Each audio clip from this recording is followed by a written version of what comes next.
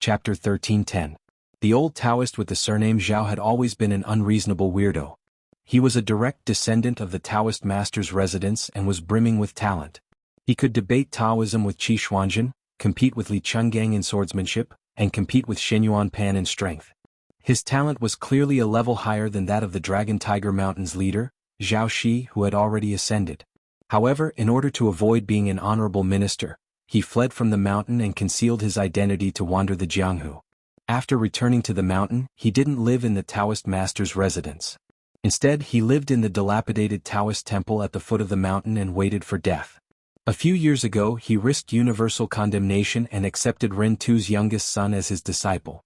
If not for the fact that Dragon Tiger Mountain's position as the ancestral court of Taoism was still unshakable, everyone in the imperial court would have drowned this muddle-headed old Taoist. Zhao Shituan wandered around the temple that had finally been repaired. He went to the Green Dragon stream and stared blankly for a while. He seemed to have remembered something and ran to tighten the rope of the bamboo raft.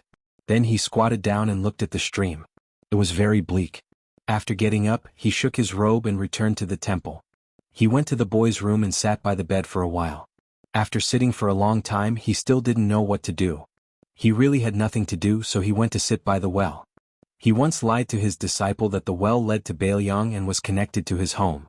In the end, this idiot would throw hawthorns into the well every time there were hawthorns to pick. He couldn't bear to eat them and gave them to his older brother. As her master, even if he wanted to steal a few to try, it would be absolutely impossible.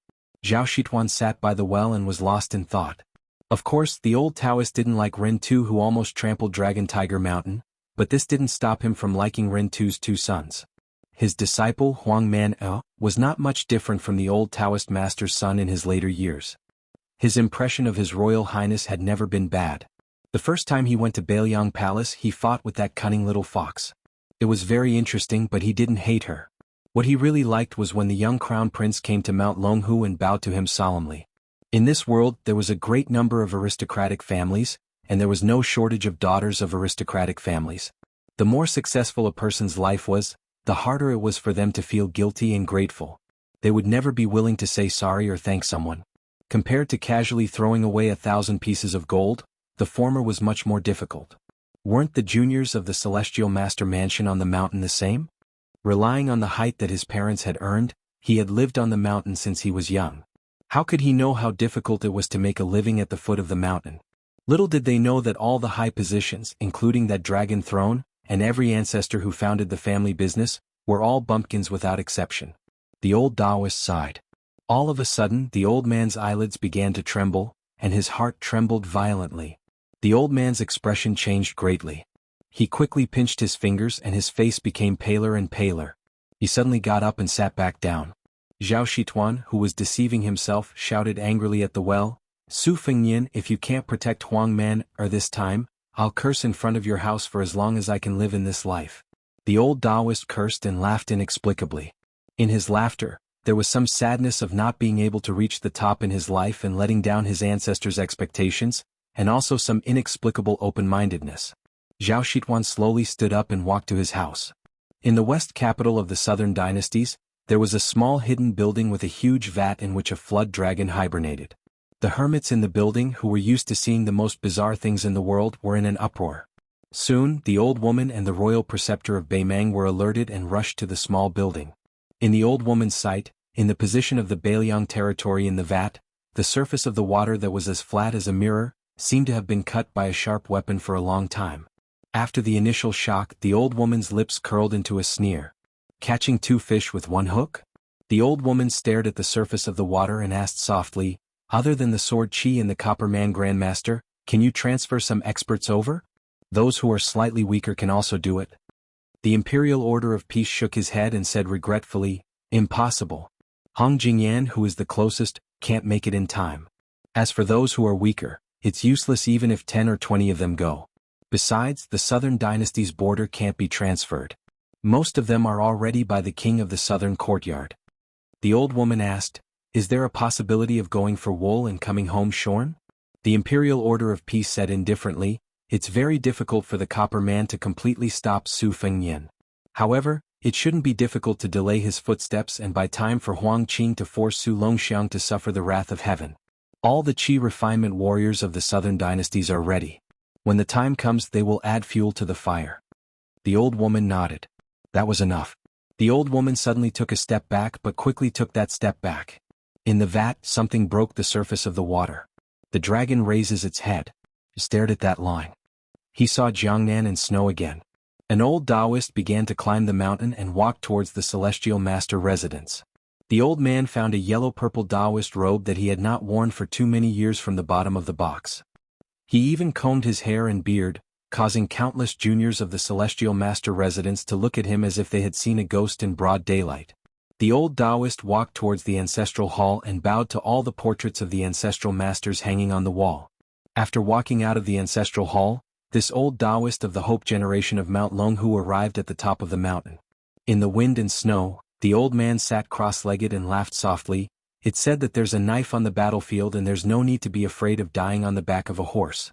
There's wine in the pugilistic world and there's no need to be afraid of dying drunk. I've never dared to kill anyone. I can't even drink enough wine.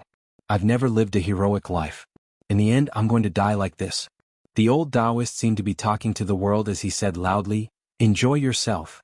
The old man stretched out his finger and pierced his eyes. Then, the yellow-purple Taoist raised his right index finger that was dripping with blood and drew a mark between his eyebrows. It was like opening the heavenly eye. The old man lowered his arms and gently placed them on his knees. He formed a seal and said peacefully, "Huang Man, this is all I can do. I can't learn how to open the heavenly gate. I can't even open the heavenly eye. If I still can't block the heavenly tribulation for you, don't blame me." The world envied longevity and Taoists cultivated tranquility. At the last moment of his life, the old man remembered his disciples snoring in the Taoist temple at the foot of the mountain a few years ago. It wasn't tranquil at all, but it was what the old man missed the most. At the end of winter in the first year of Xianghu, the purple gold lotus at the highest point in the pond in the celestial master residence had withered. Chapter 13:11. Su Longxiang began to sprint. His speed was much faster than Huang Qing's. The Taoist supernatural power of shrinking the ground into an inch could not be compared at all. In the Taoist classics, there was a way to complement the immortals. Of course, it was a way to fool the villagers. However, Huang Qing's sword qi had already permeated the surroundings and was everywhere. It was somewhat like a weapon made of grass and trees. More importantly, with the help of the mysterious finger realm, which was able to see ahead of time, Huang Qing could accurately capture Su Longxiang's attacking route. Before Su Longxiang collided with him in the calm storm, he would inevitably attack those tiny sword qi that filled the world. This allowed Huang Qing to predict the future and plan before acting. Huang Qing had anticipated that Su Longxiang would circle around and attack him from behind. He didn't turn around. Instead, he pulled his sword out of its sheath by an inch. At the same time, a sword rainbow suddenly exploded 20 feet behind him, splitting the sky. However, the expected scene did not appear. Su Longxiang did not arrive as expected, so Huang Qing's first strike had lost its meaning. What was worse was that Huang Qing had already begun to set up a follow-up attack for the youth to knock away the sword qi green rainbow after making the first move. In a battle of life and death between top martial arts grandmasters, the slightest difference was enough to make a difference of 1,000 miles. As expected, Su Longxiang, who deliberately paused for a moment, finally appeared beside Huang Qing like a ghost and then collided with him. Huang Qing's qi that was flowing like a waterfall was forcibly shifted to several major acupoints and flowed like a river. Although the calm storm did not have time to be unsheathed, Huang Qing held the sheath in his hand and swept out. A sword aura drew an arc and split the world in a fan shape with a majestic momentum. In the world of martial arts, only speed was invincible. Su Longxiang did not retreat to avoid the sword aura. Instead, he lowered his head and bent his waist with terrifying speed and continued to rush forward. With a fierce shoulder strike, he directly knocked Huang Qing far away. Su Longxiang ran straight on the ground. Almost instantly, he reached out and grabbed Huang Qing's ankle and pulled down hard. Not only did he pull Huang Qing's body to the ground, but he also directly tore apart Huang Qing's qi that was just about to circulate. Huang Qing crashed into the ground and Su Longxiang kicked him fiercely. Huang Qing had no choice but to use his arm to block the kick, and his body was kicked into the air again. In the blink of an eye, Su Longxiang, who had leaped up, elbowed him in the chest and sent him back to the ground. The shadow above his head pressed down. Su Longxiang crossed his 10 fingers and clenched them into a fist. If this fist landed squarely on him, not to mention the sword qi that was close to yellow, Perhaps even the Murong cauldron that was indestructible would become a broken cauldron. Huang Qing's back hit the ground, facing the rapidly falling Su Longxiang from the sky. The hilt of Calm Wind sword was pressed against the sand, and the scabbard was pointed at the sky, pointing directly at the unforgiving and deranged youth. He left his sword in its scabbard. The scabbard stabbed towards Su Longxiang. The famous sword Calm the Storm was unsheathed for the first time in this way. Su Longxiang's fist smashed onto the scabbard, knocking it to the side. His body only paused for a moment, and then he continued to smash downwards. Huang Qing's left hand gently patted the ground, and his body suddenly spun, driving his right hand to swing out a circle of resplendent circular sword intent. It was like a bright moon born in a desert of yellow sand. Although it was a hurried sword attack and the momentum was far from its peak, Calm the Storm was still extremely shocking once it was unleashed. Unfortunately, it was just like the old saying, "Virtue is 1 foot tall, and the devil is 10 feet tall." Su Longxiang did not weigh the pros and cons at all, and directly smashed the full moon sword intent with his fist. What did it mean to be irresistible? Su Longxiang was it? Huang Qing hurriedly pointed the tip of his sword, and his body floated out more than 100 feet. Su Longxiang's fist smashed into the ground, and the loud explosion went deep into the ground. Huang Qing stood in the distance, holding his sword tightly, and raised his arm to the same height as his shoulder. A trace of blood seeped out of the corner of his mouth. The long sword in his hand not only did not emit sword chi, but also madly absorbed the surrounding green fog, like an immortal eating clouds and drinking dew. As the Calm the Storm was completely unsheathed, and especially after it made a whale-like motion, the sword chi that was originally invisible to the naked eye quickly condensed around Huang Qing and Su Longxiang, like fireflies in the summer night sky, and flew into the tip of the long sword. Huang Qing's name was that the sword chi was close. What was sword chi close? It was saying that before Huang Qing arrived and his sword was out, the sword chi was already like, the sky is overcast and the sky is about to rain, and the flock of birds is blocking the road, fine and undetectable and densely packed, filling the world. Huang Qing held the sword in one hand and the other hand behind his back. He raised his head to look at the sky where some dark clouds were floating over, and then retracted his gaze to look at the young man who was slowly standing up in the pit. Huang Qing said softly, "People live for a lifetime and every step they take leaves a trace in the world. It's just that most people's footsteps leave no trace. The wind blows the yellow sand, the snow covers the path, and the water rushes the stone steps. I Huang Qing am no exception, but the sword in my hand is different." With every word Huang Qing said, a Calm the Storm was stacked near the long sword in his hand, up, down, left and right. Layer upon layer, motionless like a mountain. Soon, nearly 300 identical Calm the Storm were stacked in front of him. Chapter 13:12. Su Longxiang could no longer see Huang Qing's figure, but he could vaguely hear the voice of the Beimang's #1 swordsman. There have been 2 generations of swordsmen in Jianghu in the past 100 years. Li Chungang is known for his high-spirited spirit. His sword opened the gate of heaven, and he summoned the azure dragon with a wave of his sleeve. Dong Tai is known for his swift sword, and his sharpness is the best in the sword forest. Huang Qing doesn't want to walk on their path. The Calm Storm in his hand only asks for 2 words. Don't move. Between Huang Qing and Su Longxiang, a towering sword mountain appeared. And this sword mountain was still expanding, pushing towards Su Longxiang. Instead of retreating, Su Longxiang advanced. With a single collision, he broke dozens of long swords of different heights that were blocking his way. After he was stopped in his tracks, he pulled with both hands and tore apart dozens of calm disturbance. No matter how Su Longxiang rushed forward and used brute force to break those long swords, in the next moment, there would always be a new sword to replace the original position. The young man who was blocked by the sword mountain and sword wall was obviously angry. He retreated and pulled a distance away from the sword mountain. Only then did he launch a swift and violent charge. With one collision he smashed no less than 100 calm disturbance swords. His whole body crashed into the sword mountain and sunk into the mountain's belly. But in the next moment, the sword mountain began to grow on its own. Not only did its momentum not weaken, but it also forced the youth to retreat. Even if the youth stepped on the ground and tried to use his shoulders to push the mountain forward, his feet still slid backward step by step. The youth simply used his head to push against the sword wall, and then used his hands to support it. The youth, who was leaning, roared and pushed forward with all his strength. It was like a wooden wall. The whole sword mountain seemed to tremble slightly, buzzing, and the swords hummed like a swarm of mosquitoes. But the sword mountain, whose thickness was stopped and whose height was still overlapping, still pushed forward slowly with its steadily rising momentum. The youth's forehead was already dripping with blood, and his palms were a bloody mess. The boots on his feet were also trampled through. The youth suddenly turned around, opened his arms, and carried the sword mountain with his not broad back. The sword wall finally stopped. In the sky higher than the giant sword mountain, dark clouds covered the sky, and there were faint flashes of lightning and thunder. The young man's pupils gradually shrank until they completely disappeared. Huang Qing said softly, "The birth of you Su Longxiang was never a matter of rules. You shouldn't live long in this world. Then I will use the rules to fulfill the rules." Huang Qing drew a circle with the calm disturbance in his hand. It was a simple movement that even a toddler could casually perform, but Huang Qing, whose sword energy was second to none in the world, found it extremely difficult and stagnant. Then, the countless calm storm swords that formed a mountain of swords began to change their formation.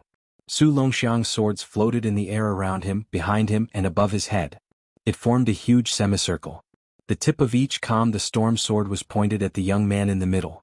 Huang Qing looked at the sky from the back of the sword arc. The black clouds were getting thicker and thicker, and the purple lightning that was as thick as a tree was rolling crazily. Huang Qing, whose sword-wielding arm began to tremble, said softly, "Since you seek your own death and are not afraid of attracting the heavenly tribulation, then I will send you on your last journey." This last sword was called Rules. Huang Qing originally wanted to compete with the sword god Dong Tai, and it would be an unprecedented competition of speed in the path of the sword.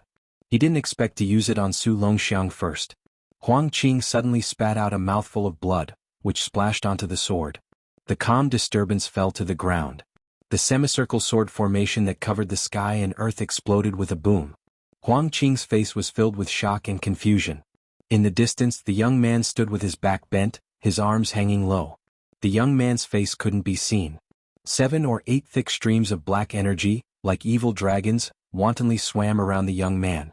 At this moment, Huang Qing's clothes fluttered without warning. The scene that he caught a glimpse of was even more horrifying to the sword chi cultivator. Grandmaster Copperman was stabbed in the abdomen by a knife. Just like that, the two people and the knife continued to charge forward together and crashed into a dune. Such a large dune was instantly shattered, and the next dune was still so fragile, like a firecracker in the hands of a child. Huang Qing turned his head and saw that person standing still with the knife in his left hand. Further away, where a dune exploded, Grandmaster Copperman stood up in the sandstorm, and with him, there was also the majestic heavenly King Dharma body that was hundreds of feet tall. Could it be that Grandmaster Copperman didn't even have time to call out his Dharma body after that person attacked? That king of Bailiang, Su Fengyin, came just like that? In addition to being shocked, Huang Qing, who caught a glimpse of the strange phenomenon in the sky from the corner of his eye, also breathed a sigh of relief. Even if Su Fengyin came so quickly, it was still too late. The Great Tribulation had arrived. The 7 heavenly thunders were about to fall. One after another, even if you are an immortal on earth, so what? There was a rumbling sound. A bolt of purple heavenly thunder smashed towards Su Longxiang. Su Fengyin ignored Grandmaster Copperman and the sword energy approaching, and went straight for the rolling heavenly thunder, swinging his knife. It was exactly the same as the azure dragon sleeve of the sheepskin old man back then. It directly shattered that bolt of heavenly thunder. Huang Qing was dumbfounded. Were these two brothers always so unreasonable when they did things? That was the great thunder that symbolized the heavenly tribulation. Did Su Fengyin really want to take on all 7 heavenly thunders alone? Back then, the immortal Qi Xuanzhen withstood the heavenly tribulation on the demon-slaying platform, but he only withstood 6 purple thunders. Su Fengyin stood beside Su Longxiang, reached out and pressed his hand on his brother's head and said softly, "Huang man, our father is gone, but as long as brother is still here, even if the sky falls, it won't be your turn to carry it." Chapter 13:13. Huang Qing believed that with Su Fengyin's strength, it would not be difficult for him to break through a thunderbolt, but he definitely did not believe that Su Fengyin could take the punishment on behalf of others. This was just like in the imperial court, when the Beimeng Empress wanted someone to die in anger. Even if you were Tuoba Bodhisattva with unparalleled martial arts and outstanding military achievements, you could not stop the Empress's decision. This had nothing to do with the level of cultivation. The cycle of heaven had its own rules. However, Huang Qing had no choice but to believe the scene in front of him. This was really beyond the imagination of Beimeng's sword aura. After the Bronze Man Grandmaster brought out his majestic heavenly King Dharma body, his Dharma body was towering, overlooking all living things. His head was level with the black clouds, while his body walked near Huang Qing. The knife in his chest pierced through his body, but there was no blood flowing. This deeply hidden banished immortal calmly explained, "This person predicted that Su Longxiang would definitely have a day when he would break through the realm, so he had already foreshadowed it. However, I don't know what kind of secret technique he used to transfer Su Longxiang's fate to himself. This kind of technique is reversed and will only attract more punishment from heaven." Huang Qing was enlightened and sighed. Most likely it was the red armor that saw the light of day again. Otherwise, with Su Longxiang's physique, if he added an armor to increase his battle power, it would be no different from drawing legs on a snake. Originally, I thought it was the Yen Sheng supernatural power of the Taoist ancestral court Longhu Mountain, which was used to suppress Su Longxiang's advancement. Now it seems that I still underestimated Su Fengyan's scheming. Huang Qing had previously heard that Wudong Mountain's ancestor Lu had the cup emptying the sea technique. If I'm not wrong, that armor is the cup to transfer Su Longxiang's fate. The Bronze Man Grandmaster, whose aura had skyrocketed, thought for a moment and nodded, "Most likely." This Grandmaster did not expect that the young man would attack with a knife in his left hand, directly knocking him into this battlefield. This knife was not sloppy, and was mixed with a mysterious technique similar to a nameless Taoist who suppressed the demon Lu Songtao 100 years ago. Even the Bronze Man Grandmaster could only retreat again and again, powerless to resist. If Su Fengyan did not choose to take the initiative to draw the knife instead of killing, he might not even be able to summon the Heavenly King Dharma body and summon and die. In the vision of the Bronze Man Grandmaster, that Su Longxiang finally ascended to the celestial realm, with the evil dragon's aura of his whole body, Huang Qing might not be a match. His Dharma might not be able to subdue him. Grandmaster Copper Man said indifferently, "Huang Qing, you withdraw for the time being. The heavenly tribulation is about to descend. There's no need for us to be dragged down and destroyed together." Huang Qing said to Huang, of course he Huang's twos, and Huang to say he.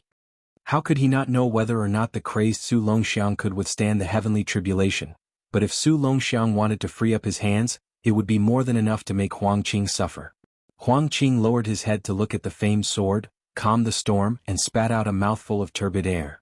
A determined smile appeared on his face as he looked forward, clenching his sword and taking a step forward.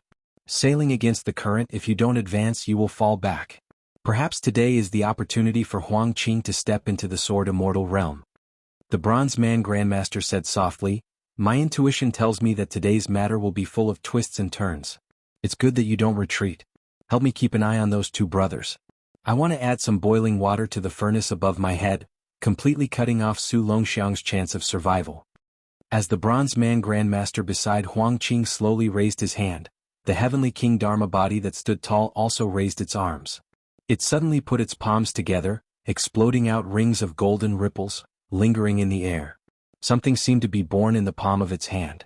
Huang Qing held his sword in front of him and began to accumulate power. Another strange scene appeared in the distance. The red threads of Su Fengyan's arm that was pressing on Su Longxiang's head swayed, like thousands of slender red snakes spitting out their tongues, crazily absorbing Su Longxiang's 7 to 8 black flood dragons. Those red threads were once Catman Han Diaoxi's trump card to kill the heavenly phenomenon with the mysterious finger. Now, Su Fengyan was using it to steal his younger brother's heavenly phenomenon realm. The heavenly thunder was like a huge rock rolling through the black silk-like clouds, its momentum even stronger. The thunder rumbled, purple lightning intertwined, and the clouds in the sky seemed to have countless heavenly court immortals shouting angrily. When an ordinary man was angry, blood would splatter 5 steps away. When the Son of Heaven was angry, millions of corpses would fall. So what if the immortals above the 9 heavens were angry? Su Fengyan retracted his hand and gently pushed the immobile Su Longxiang, pushing his younger brother Huang Man, several miles away. Su Fengyan looked at the sky. The purple lightning swam through the clouds, like flood dragons crossing the sea.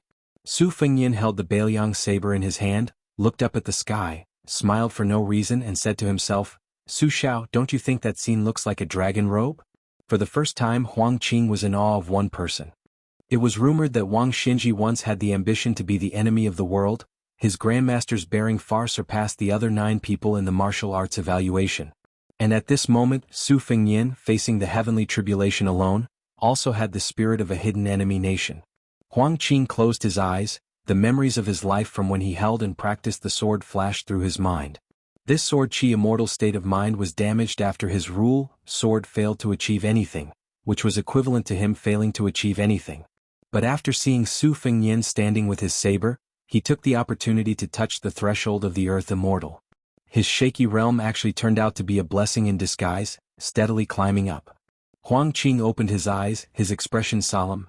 Just wait for me, Huang Qing, to comprehend a new sword by watching the lightning fall, then I'll use my newly comprehended sword immortal to toast you, King of Baoyang. Lightning and thunder roared as if a hole had exploded in the sky. The second purple lightning fell with a loud bang. It did not fall directly on Su Fengnian's head, but landed dozens of meters in front of the young King of Baoyang, then turned and shot toward him. Its momentum was like the charge of 10,000 iron cavalry. Su Fengnian slightly squatted, 2 fingers of his right hand closed together, and the tip of the saber in his left hand pointed directly at the purple lightning. Su Fengnian said in a low voice, "River breaking." The purple lightning crashed toward him like a monstrous flood, and Su Fengnian cut it with his saber. The purple tide split into 2, rushing past Su Fengnian on the left and right, and quickly dissipated between heaven and earth. There seemed to be an immortal in the sky who angrily rebuked, "How dare an ordinary person defy the heavenly Tao?" Then a third, even thicker rolling thunder hurriedly descended to the mortal world. Su Fengnian stabbed the cold saber into the ground beside him, building up his momentum. He stepped out, raised his hands and drew a semicircle. Shaking Kunlun with a raise of hand, he forcibly lifted the purple lightning with a palm. The sky, clouds and purple lightning stepped down together, and the earth stepped down as well. Su Fengnian stood at the bottom of a pit that was dozens of feet deep. In Huang Qing's eyes, the purple lightning dazzled and exploded, scattering on the ground like a broken water tank. When Su Fengnian picked up the Baoyang saber again and walked out of the huge pit. After the fourth, incomparably magnificent purple lightning broke through the bottom layer of the sea of clouds, it suddenly sputtered into millions of purple lightning bolts no thicker than an arm, chaotically stabbing towards Su Fengnian. The net of heaven has a long arm. Enemies on all sides, thunder in all directions. Compared to the latter half of Huang Qing's, using rules to make a square and circle sword, it was more than just a level better. Many purple lightning bolts quickly drilled into the ground, and then quickly and violently exploded, encircling and closing in on Su Fengnian inch by inch. It could really be said to be turning heaven and earth upside down. Su Fengnian silently chanted, 6,000 li. At the crucial moment when Su Fengnian was facing off against the fourth heavenly lightning, the 100 feet Dharmakaya behind the bronze man grandmaster suddenly opened up with his palms joined together. A lively painting scroll appeared in the palms of his hands. There was a Buddha meditating and chanting sutras, and a mischievous stone nodded. There was a Taoist sitting and discussing the Tao, and a heavenly maiden scattering flowers. There was a scholar holding a book in his hand, and a stone tablet in the east. There was a sword immortal riding qi in the air, playing the sword and singing. There was a divine general riding a horse holding a spear, and his golden armor was resplendent. Although Huang Qing knew that the bronze man grandmaster was a banished immortal, he did not know that this grandmaster was actually the immortal who had once guarded the gate for the heavenly Tao. The people in the painting were clearly people who had attained the Tao and ascended hundreds of years ago. At this moment, the black tiger that had been anxiously circling away from the battlefield suddenly squatted down. There was a middle-aged Taoist with an elegant appearance standing beside the black tiger with his hands behind his back, looking at the bronze man grandmaster's Dharmakaya with a faint smile. In the 800 years of the world, no one was more immortal than him. Chapter 13-14. Huang Qing tried to comprehend the earth fairy sword by observing the thunder, but this strange Taoist appeared out of nowhere and stopped the process of comprehension. What was even stranger was that even though the comprehension was interrupted, it did not hinder the advancement of the realm at all. Even the speed of the sword intent reaching perfection did not decrease but instead increased. The Taoist crown on the Taoist's head was clearly the Wudong Taoist Xiaoyao turban, but he wore the Taoist robe of Mount Longhu and a pair of plain hemp shoes. Without moving his feet, he suddenly appeared beside Huang Qing and stood side by side. However, the sword aura was close to Su Fengnian while the Taoist faced the Copper Man Grandmaster. Huang Qing's heart gave birth to a contradictory thought that even he felt was ridiculous. It was extremely unlikely but the most likely. This uninvited guest was the immortal who once sat on the demon-slaying platform for 60 years, Qi Xuanzhen.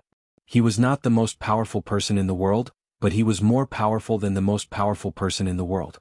When Huang Qing was young, he met Beimang's grand preceptor Yuan Qingshan by chance. He listened to the secrets of Taoism and commented on the level of the Taoist masters. He said that most of the so-called immortals were just Taoists who left home. Only Wudong sect leader Wang Zhongluo and Mount Longhu's Taoist masters were considered Taoists who lived in the mountains. Although they were in the world, they were free from worldly disturbances and could add spirituality to the mountains and bring blessings to the orthodoxy. Above the two, Mount Longhu had a Taoist named Zhao who lived in seclusion. He stole heaven's secrets and raised an evil dragon. He could be considered a secluded Taoist. For thousands of years, there were many immortals who ascended. Yuan Qingshan only respected two seniors. One was an immortal Taoist who was born several times, and the other was a true Taoist who cultivated to become an immortal but returned from Heaven's Gate, Lu Dongxian. No one doubted that Qi Xuanzhen was the reincarnation of Lu Dongxian.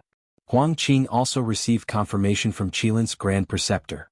As for whether the previous martial arts sect leader Hong Shixiang was also the reincarnation of Lu Dongxian, Huang Qing and Yuan Qingshan did not meet again after that time. As for why Qi Xianshu would appear at this time and place, Huang Qing had some bold guesses. If the rumor that Ancestor Lu had passed through the gate of heaven and returned to the world was true, then it was reasonable for Ancestor Copper Man, the immortal guarding the gate of heaven, to be reduced to a banished immortal. Huang Qing felt somewhat powerless. If Qi Xuanzhen were to make a move, even if he could deliver that sword strike, even if Grandmaster Copper Man could completely spread out that magnificent picture scroll, would they still be able to succeed? Qi Xuanzhen spoke.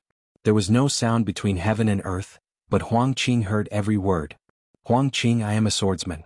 Since we have 3 feet of green swords in our hands, how can we bend our backs to serve the powerful? Hearing good words is like gifting gold, hearing heavy words is like carrying a mountain. Huang Qing could not help but bend his back slightly, and a bitter expression appeared on his face.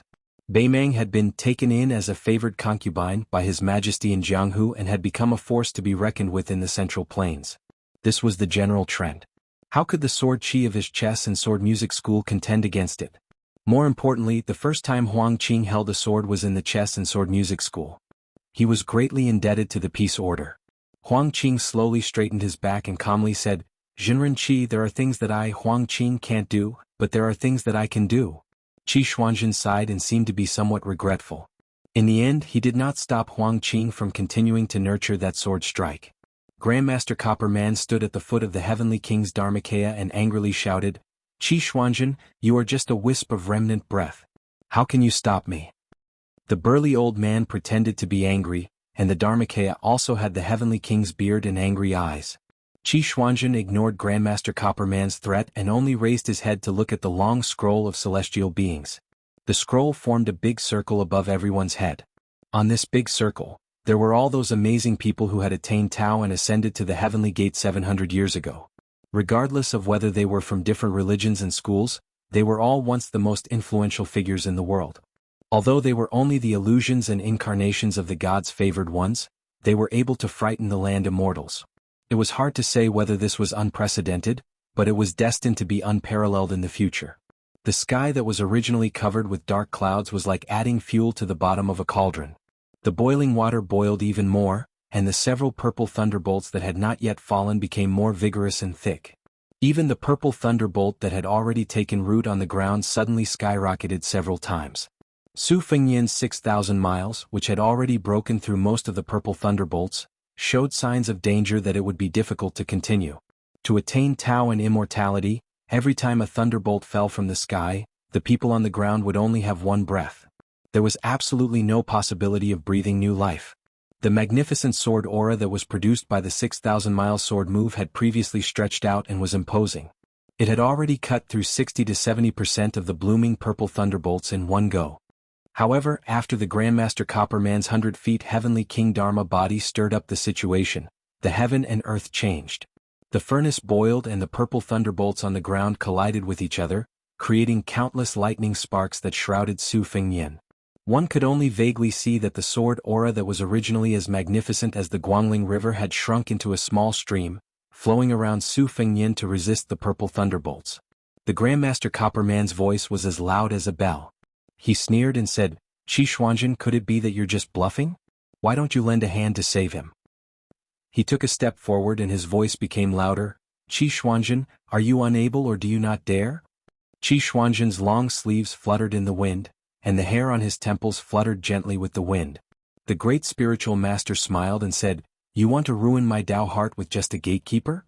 Qi Xuanzhen turned to look at the place where the purple thunderbolts covered the sky and shook his head. It's only the fourth thunderbolt. Even if you're interfering, there's no need for me to do anything. They had traveled 6,000 miles in the Jianghu together. The journey was long and the Guangling River was long. However, there was a stream outside Liangzhou city that circled around the city. It was small and close. There was once an old man who lacked front teeth and loved drinking yellow wine. He led a horse across the river and never returned home. Surrounded by the thunderbolts, a person laughed loudly and said, "Old Huang, the wind is urgent. Don't pull." The fourth heavenly thunder collapsed in an instant. However, the fifth thunderbolt, which was turning darker and darker in color, fell instantly. Su Fengyan stretched out his hands. The Overlord carries the cauldron. Purple gas poured out crazily, leaking from his fingers and flowing violently to his head and shoulders. Qi Xuanzhen retracted his gaze and restrained his smile. Immortals use the earth as a chessboard, a mountain, a city, and a country as chess pieces, and the fate of the world as the arm that holds the chess pieces. They wantonly place their chess pieces and decide the life and death of mortals as they wish. In my opinion, this is against the Great Tao. Against the Great Tao. After Qi Xuanzhen said those words, the immortal scroll of the Heavenly King's Dharma form produced a slight tearing sound. Then it became more and more intense. The scroll shattered bit by bit, and the immortal incarnations on the painting dissipated one by one. Even a crack appeared between the eyebrows of the Heavenly King's Dharma form, and golden light shot out in all directions. A bloody scar appeared on the forehead of Grandmaster Copper Man, and golden blood flowed all over his face. Qi Xuanzhen said coldly, "Today I'm here to end the feud between you and me in the Heavenly Gate. You won't listen to reason." The great spiritual master put one hand behind his back and pointed with one finger. Grandmaster Copper Man's chest seemed to have been struck by lightning. He flew backward and collided with the Dharma body. The 1,000-feet-tall Dharma body also fell on its back. Qi Xuanzhen waved his other hand, and Grandmaster Copper Man was suddenly lifted up. Then, he threw him in a direction thousands of miles away. Qi Xuanzhen didn't even look at Grandmaster Copper Man, who landed on the Guangling Road in a flash. He sneered and said, "Since you won't listen to my advice, then get lost." Huang Qing, who only wanted to stay still, suddenly moved. He suddenly drew his sword and began to sprint with his sword. He charged straight at Su Fengyan, who was suppressed by the purple lightning. The power of his sword was no less than a bolt of heavenly lightning. Qi Xuanzhen didn't stop him. He only sighed. On the way forward, a figure blocked the path of the man in the sword. The newcomer let the sword pass through his chest and punched Huang Qing's head. Huang Qing died on the spot. The corpse with the sword out of his hand fell heavily in the distance. The corpse was bleeding from all 7 orifices. However, this person was determined to use the sword in his hand to suppress the sword qi of Liang Jianghu since he was young. There was no regret or sorrow on his face. The youth with the sword in his chest let out a roar towards the sky.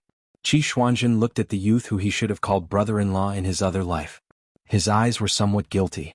He said softly, "The road leads to the sky. Let's go our separate ways. Li Yufu, I'm not as good as you." Just as Huang Qing said, there were things people could do and things they couldn't do in the world. Moreover, Qi Xuanzhen was a cultivator in both life and death. Everyone had their own path.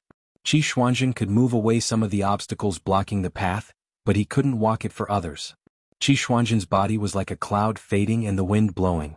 In the end, he turned into ashes. The youth with no pupils and a stiff expression unexpectedly squeezed out a smile for no reason. He looked at the middle-aged Taoist who he had met on the demon execution platform. "Brother-in-law, have a safe journey." Qi Xuanzhen smiled knowingly and nodded. A vigorous aura originated from somewhere in the western capital of the southern dynasty. It came from the north to the south and stirred up the situation again. Qi Xuanzhen was furious. Before it dissipated, he pressed down with one hand. The hibernation vat in the western capital building suddenly exploded. The building was filled with water. A dragon came out of the water. Qi Xuanzhen, who was about to completely dissipate, had a worried expression. He said regretfully, "For the matter of Zhanlong, there will be a time when my strength will be exhausted." Huang Manor grinned and twisted his neck. The youth who had no strength in his hands pulled out the sword self-taught. He used qi to control the sword and pulled out the calm disturbance. He threw the sword high and then used his mouth to bite the sword hilt. Unknowingly, although it was ridiculous, it was still a form of horizontal sword. The youth first looked at his brother in the distance and finally looked back at Qi Xuanzhen. His eyes seemed to say to Qi Xuanzhen that he was here so he could go without worry. After Qi Xuanzhen nodded, he looked at the sky. Before he completely disappeared, he seemed to ask the heavens, "Mortals are mortal and live forever. If it is said that mortals suffer because of love, what joy is there in living forever without love?" Su Longxiang began to run towards the north.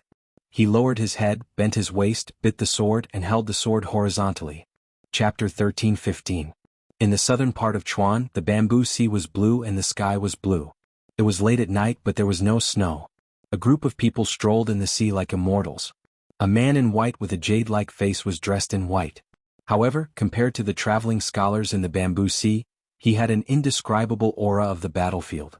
The other man, who was slightly older, had a scholarly aura. He was more in line with the style of a pure scholar. Behind the two of them was a graceful woman. She was the prettiest in Chuan. She was dressed in white with large sleeves.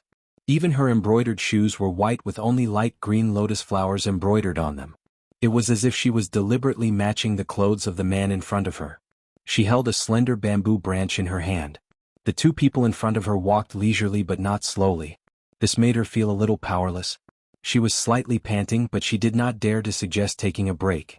She knew that whether it was climbing the mountain or following in the smoke in the future, as long as she stopped, she would never be able to catch up with the stalwart man in front of her. Even if she was Xie, the charming woman who won the Rouge Review consecutively and the mistress of the top sect in Shishu. She could not help but look up at the middle-aged scholar beside the man she admired. Her eyes were filled with sincere respect. She and the latter had the same surname. However, she was from an insignificant side branch of the Xie family. He was from the main branch of the Xie family, one of the top 10 clans in the Central Plains. The Xie family was unfortunately the first to fall in the Spring and Autumn War. At that time, the eldest grandson of the Xie family was called Xie Guanying. He was known as the Heavenly Talent. He was skilled in both literature and martial arts. He joined forces with Li Yishan across the river to review the Rouge Review.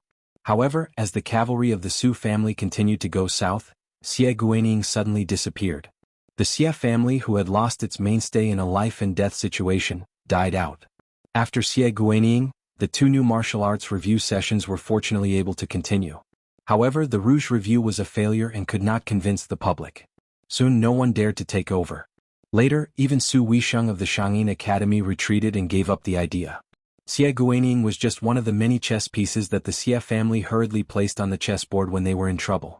When this man from the Xie clan, who had disappeared for 20 years, appeared in Western Shu and assisted Qin Jibao, who was the vassal of Western Shu, Xie felt as if he had fallen into the clouds.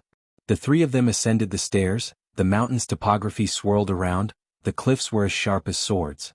When they arrived at the top of the mountain, they gazed into the distance at the Locking Dragon Cliff, a panoramic view of the Sea of Bamboo. Thank you, as the master of the Bamboo Sea, for introducing the story of Sualong Cliff to the two of them. Pointing at the cliff carvings, he continued, "Legend has it that in ancient times an ancestral dragon was buried in Shishu, and this dragon's claws, eyes and pearls were all stripped away by the immortals using great supernatural powers.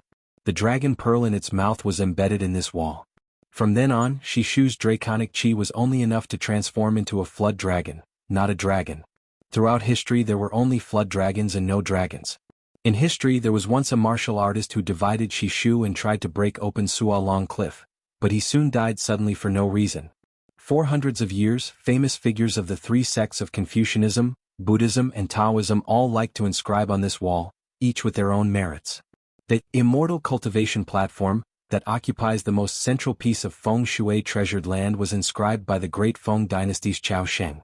At the top, the 7 semi-cursive characters were carved by the Taoist saint, Luan with his sword. The smallest characters among the cliff carvings were "Facing the Heart" and "Facing the Buddha," carved by a nameless monk. Strangely, the character "Heart and Heart" was the smallest.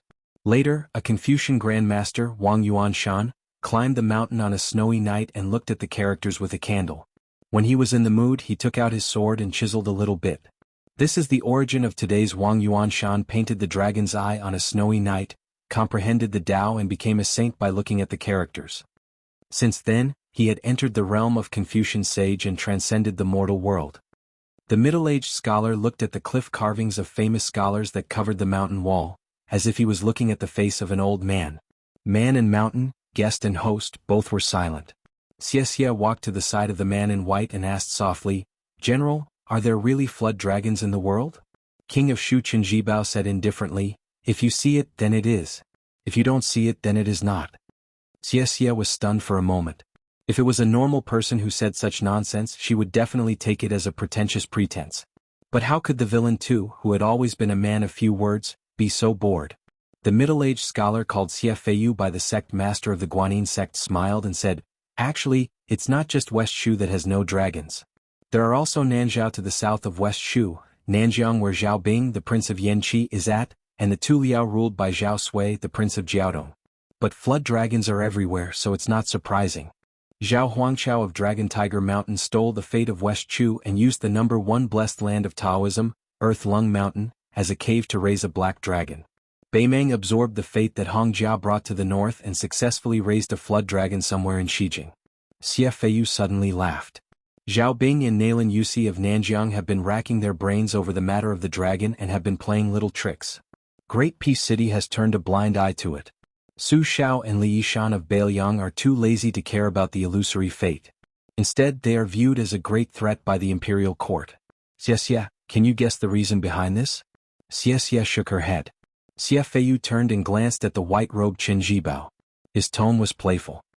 20 years ago, Huang Longshi was the instigator of the prophecy of White Python prospering Qin, that was widely spread in Great Peace City. I also added fuel to the fire. At the time, the imperial astronomer quickly found evidence from the dusty ancient records. The black dragon of Earth Lung Mountain came because of this. As for the white python robe that the imperial court gave to Su Fengyin, it was also made by me. Speaking of which, no matter how much everyone, including me, played around with the prophecy, it was just copying the wisdom of others. It is not even worthy of carrying shoes for that Huang Sanjiao. Saying this, Xie Feiyu suddenly looked to the north. He narrowed his eyes and made a sound of surprise. His left hand shrunk into his sleeve and quickly calculated. Qin Jibao looked to the north almost at the same time. Only the ignorant Xianxia was left. She had heard that after entering celestial phenomenon, one would have a chance of attaining the mysterious heavens perception. Xianxia had a deep understanding of the 4 realms of first rank. Celestial phenomenon was a threshold. The difference between celestial phenomenon and finger profound was only second to the difference between first and second ranks. The first grade of Taoism enlightened being was the finger mystic. Many talented Qi watchers, such as Mei Yingyi from the Guanyin sect, could also comprehend the finger sword. Many martial artists in the first grade of Vajra realm had 1 or 2 finger mystic secret techniques as their trump card. Celestial phenomenon was much rarer than finger profound. After entering finger profound, it was rare to be able to go further. However, if one entered celestial phenomenon and became an earth immortal, it was a matter of pushing the boat with the current. Xie Feiyu kept calculating with his fingers in his sleeve. He said softly, "Before celestial phenomenon, the depth of qi in a martial artist's body is like a well or a pond. Each has its own depth, but it is still a stagnant water. Once a battle of life and death occurs, the water in the well or the pond will be reduced by a fraction. Then, once one enters celestial phenomenon, it will be like the spring god lake connected to the river. It will be a living water with a source.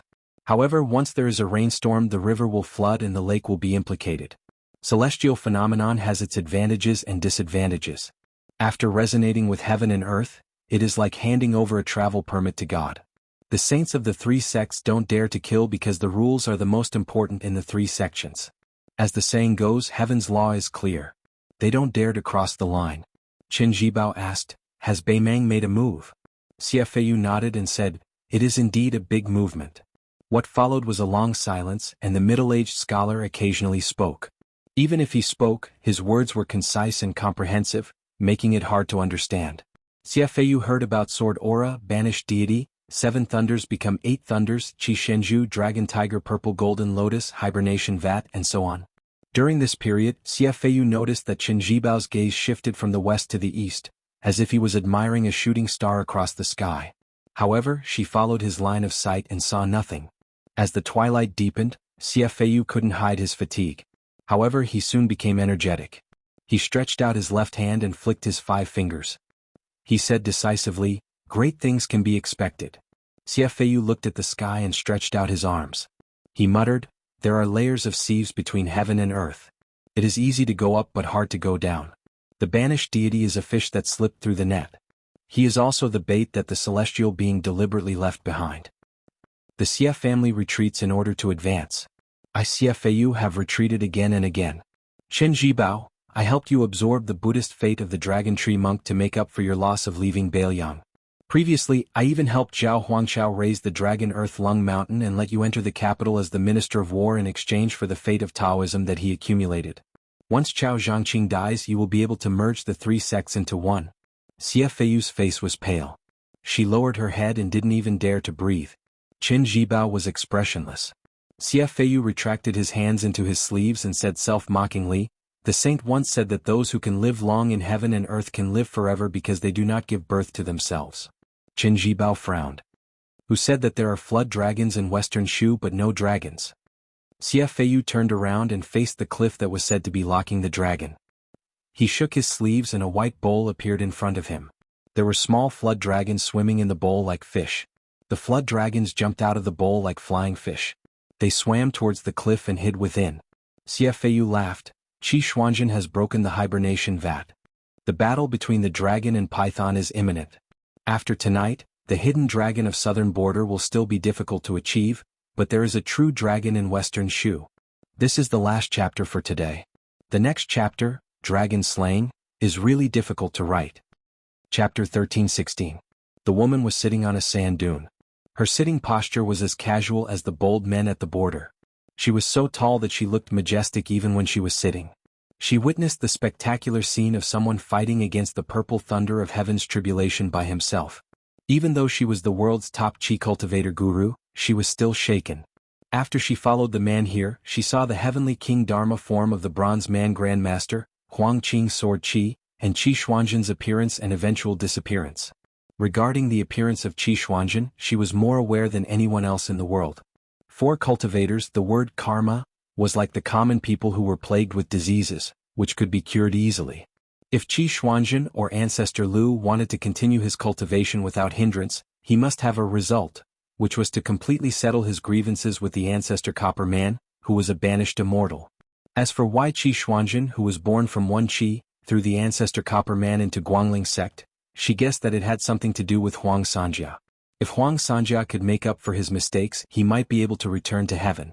Huang Qing's death at the hands of Su Longxiang, who had brazenly ascended, was unexpected, but within reason.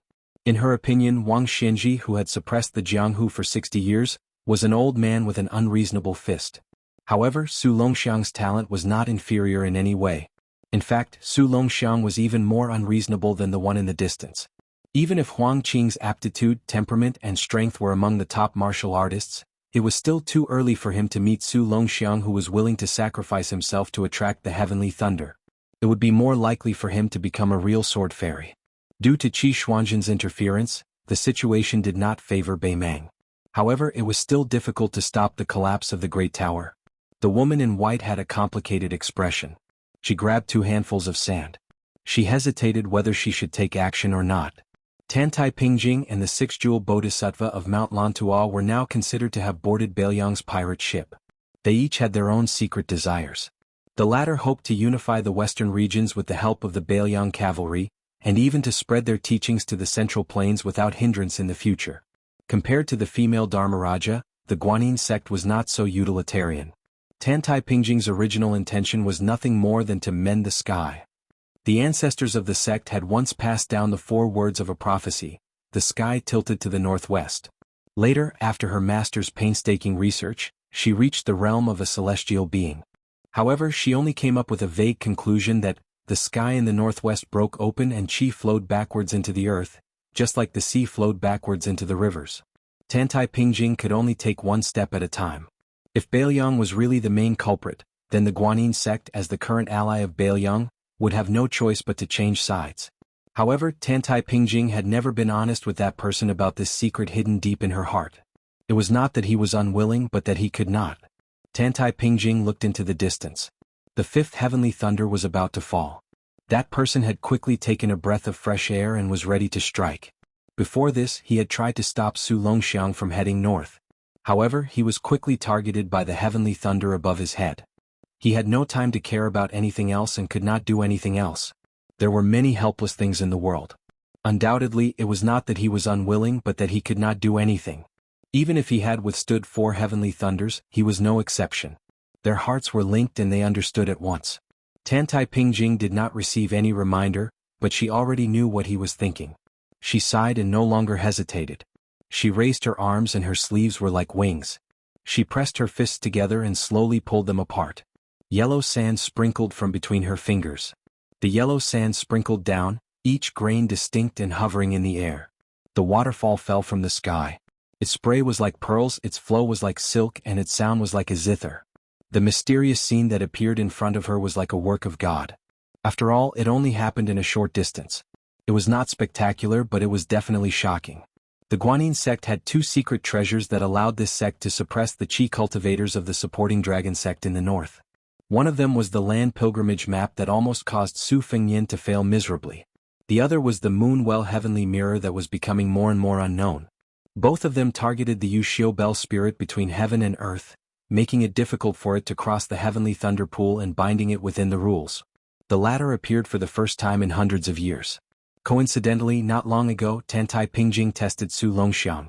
However, at that time, the Moon Well Heavenly Mirror was formed by two green water droplets falling down in two arcs. It was also at that time that someone went against common sense and passed through the Moon Well Heavenly Mirror. It was like breaking the moon on the sea, causing ripples in the heart of the great master Tantai, who had cultivated Taoism for almost 100 years. Literature seemed to be happy to see the mountains unequal. However, cultivation was the exact opposite. It was most afraid of ups and downs in one's Taoist heart. Tantai Pingjing wanted to calm down the ripples and even more so, her Taoist heart. This time she made an exception to help him. She would treat it as repaying the favor of guiding her in her previous life. After that, no matter how the Battle of Liangmang went, she would not owe him anything. She would do everything according to the rules. Tantai Pingjing sat upright. In front of her was the still waterfall made of yellow sand. To be precise, it was another form of the Moon Well Heavenly Mirror. Her arms suddenly pulled outwards. The heavenly mirror suddenly enlarged and stood upright in front of her. Tantai Pingjing stretched out a finger and gently pushed the mirror surface. The mirror moved horizontally and then disappeared in a flash. More than 300 miles away in the north, the Moon Well Heavenly Mirror that had expanded countless times slowly appeared. To the south of the mirror, Su Longxiang was running with a sword in his mouth with his head lowered.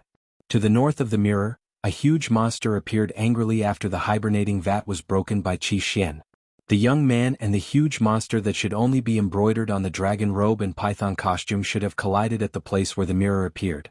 Then there would be an earth-shaking fight. The huge monster came with clouds and rain. Occasionally, a ferocious head, flying long beard, and a pair of golden eyes could be seen in the clouds and mist. When it sensed the aura of the heavenly mirror in front of it, its huge golden eyes showed a trace of human-like sarcasm. After a short pause, it rushed out of the clouds and rain and hit the mirror directly. Su Fengyin, who had his back to Tantai Pingjing, was relieved. He did not turn around but nodded gently. This subtle action was already the greatest gratitude to this Qi trainer guru for doing her best. Tantai Pingjing looked at the lonely back with purple thunder hanging over his head. Tears blurred her eyes for no reason. There was once a man with white hair standing by the Guangling River. He said that in this life and the next life he would like to know all the good people in the world, read all the good books in the world and see all the good mountains and rivers in the world. No matter how good the scenery in the sky was, he would never envy it. After Tantai Pingjing mobilized so many people to take out the important weapon of the sect, she looked a little dejected and sat on the sand dune in a daze. For Su Fengyin, who was fighting against the heaven's punishment, this was definitely not a measure of timely help. It was one disaster after another. Chapter 13:17. There was a saying in the world that a big python in the mountain would become a flood dragon after entering the river. Finally, it would come to the door and become a dragon. In the 9 kingdoms of spring and autumn, the flames of war were everywhere. Except for West Shu, which had locked up the real dragon since ancient times, the 8 kingdoms each had a real dragon hidden by fate. As the Zhao family of Liang unified the central plains, Beimang, which originally had a flood dragon without a dragon, took the opportunity to raise a real dragon in order to enter the central plains and seize the world. Zhao Huangchao, who was stubborn, was also lucky enough to raise a black dragon in the Earth Lung Mountain. He even set up a sinister plot in the Bailiang Inn in order to swallow the fate of West Chu and harm the Su family of Bailiang. Now Xie Feiyu followed Qin Jibao into Shu to catch a flood dragon and raise a dragon to help Qin Jibao become a saint.